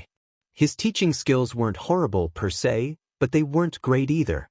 And despite the notoriety of having All Might return to his alma mater to teach, the normal quality of UA teachings was far above what All Might could provide. His quirk is a product of my father as well. Funnily enough, it's called the opposite, One for All. Izuku did always think it humorous that that was what the quirk had been named. He didn't know if it had been named by his uncle, All for One's brother, or if someone else had decided on the name. While my dad had been given a longevity quirk by one of his colleagues, the doctor, specifically, One for All was able to match it by being passed down from person to person. All Might is the 8th person to have it. 8th. Hizashi whistled. That's a lot to take in. Shoyuta narrowed his eyes analytically as he looked at Izuku. Who was the first? It sounded like he'd already figured it out, but wanted Izuku to confirm his suspicions. My uncle, who died centuries ago, during the early years of my father's reign. At this point, Izuku didn't know why he was explaining so much. But he'd opened the dam and there was no real reason to stop it now. Especially given that neither Shoyuta or Hizashi seemed ready to arrest him or anything, because of his bloodline. So maybe he was safe after all.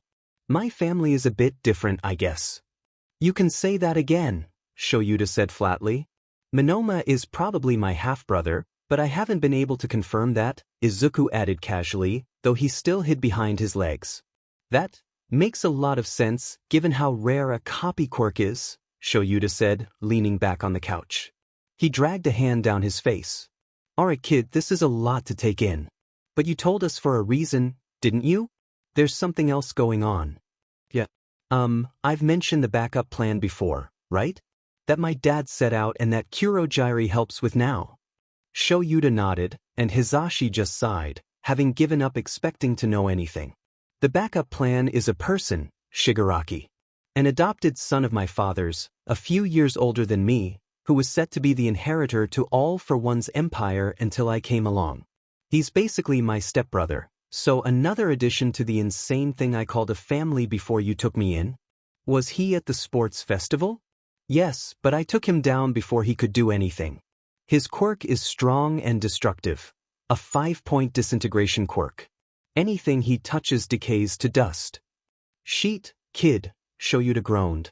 Not even Nizu knows of someone like that being there that day. That's why he was so easily able to explain the whole situation away as a stunt to show you guys off. Though I doubt the public will believe that for too long. Probably not. They've created a new group, the League of Villains, and want to kill All Might and tear down Hero Society. The main reason you found me alone, rather than being taken care of by Kurogiri like I claimed, was because Kuro had to support Shigaraki. A contingency plan after my dad's incapacitation. He'd been too used to claiming his dad was dead, it felt weird to say otherwise. They used connections and money to hire all those low-rank villains to attack the festival. They'd originally planned to attack the USJ. That's why I saw Kurogiri's mist that day and 13 fought off those villains, Shoyuta realized. You said he was just checking on you. Izuku just gave him a nervous smile. Kid, I have to tell Nizu. You can't. He's on All Might's side. Izuku cried, fear in his eyes. They'll kick me out of UA and lock me up in Tartarus for being the son of All for One, for having his quirk. No, they won't, not if we have anything to say about it, Hizashi said adamantly.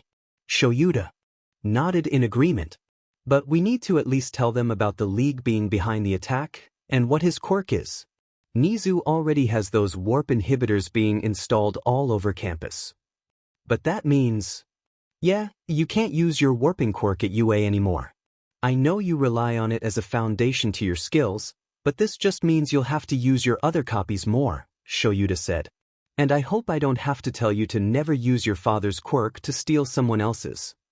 I've never even copied any of the quirks in class without permission. I'd never steal a quirk from them. I figured as much, and I trust you, but I just needed to explicitly state it, Shoyuta soothed. There's, more to it, Izuku said when the two men looked as if they believed the conversation concluded. They're trying to recruit Stain. A flash of pain and grief appeared on both men's faces, though Shoyuta schooled his expression quickly. And no, absolutely not. Shoyuta shook his head, slicing the air with a hand like Ida tended to do. His voice was stern, having already put the pieces together. You're not getting involved with that. You need to cut off contact with Kurogiri and this Shigaraki, and whoever else might be in this League of Villains. Izuku, you're a hero student. It's bad enough you keep going out as a vigilante, but you cannot be involved with a villain group. But he's right, kiddo. If you get caught up in all of that and get found out, there'll be nothing we can do, ya dig? Hizashi said. Izuku swallowed, upset. But if I don't stay involved and my dad wakes up, I'll be on the opposite side from him. What if... Izuku, everything you've said about your parents, in regards to how they treated you, their acts of villainy and such notwithstanding, shows that they loved you. Your father loved you and wanted to keep you safe, yeah? Shoyuta asked. At Izuku's nod, he continued. If he does wake up, he won't hate you. You might even be able to talk him down.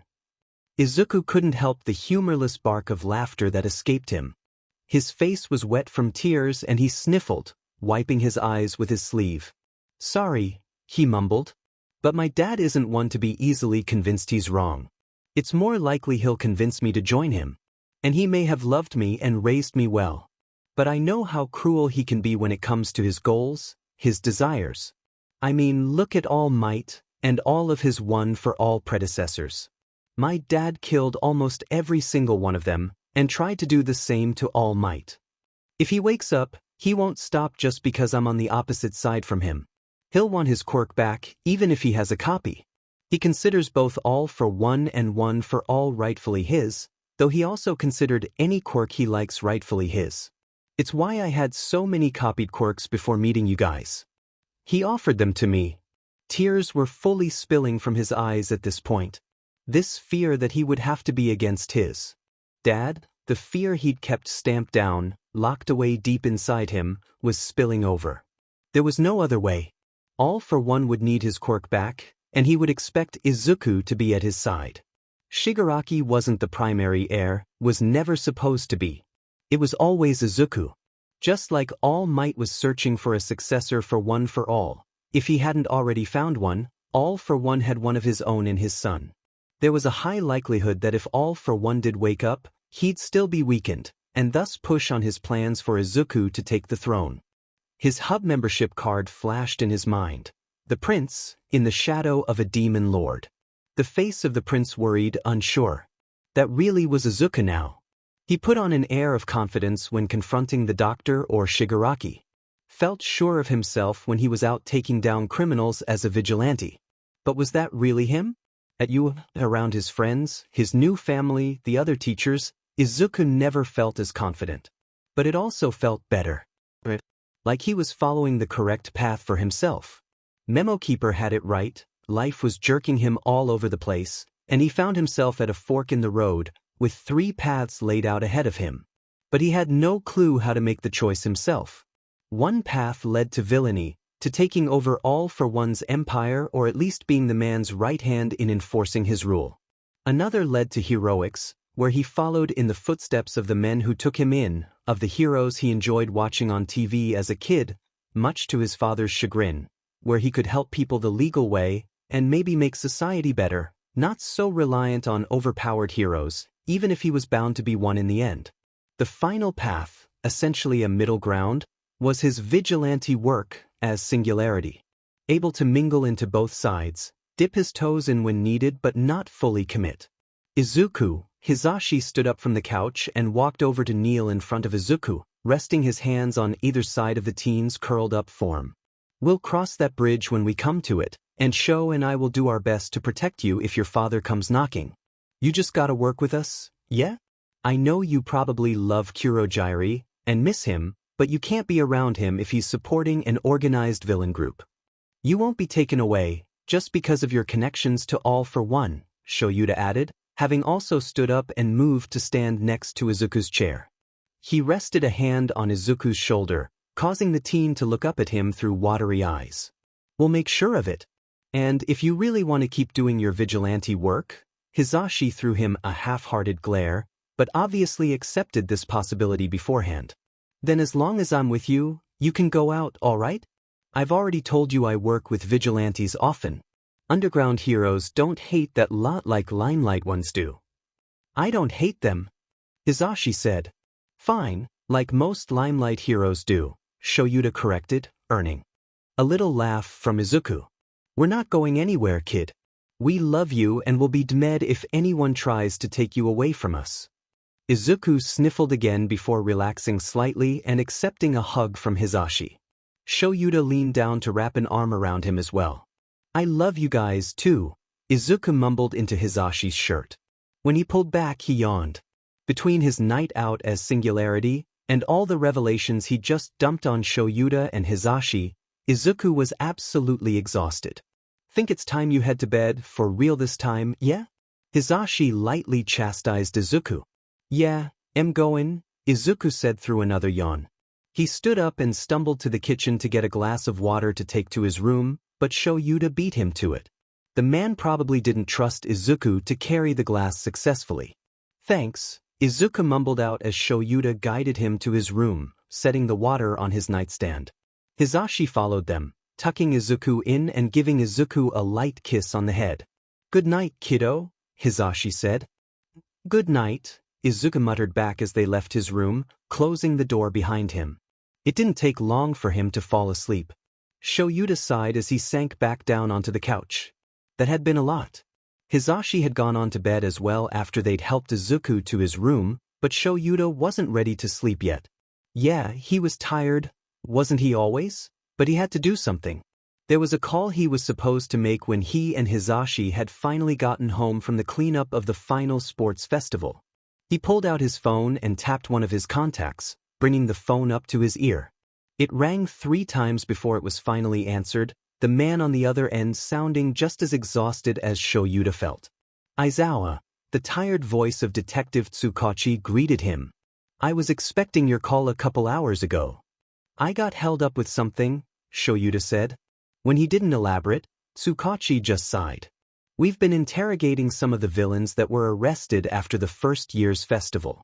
I could use your help with an investigation I'm starting up based on the information we're getting. Any chance you can come down to the station tomorrow and we can talk? Yeah, I'll be there. And I think I have some information that might help as well, though you're not allowed to ask me my source. That's ominous and quite vague for you, Aizawa, Tsukachi said. But I trust you. What do you got? Shoyuta took a deep breath, as what he was about to do was undoubtedly going to get him pulled into something far larger than he'd ever wanted. This kind of information got you put on a list, he knew that, but he had to help keep Izuku safe. What does the name All for One mean to you?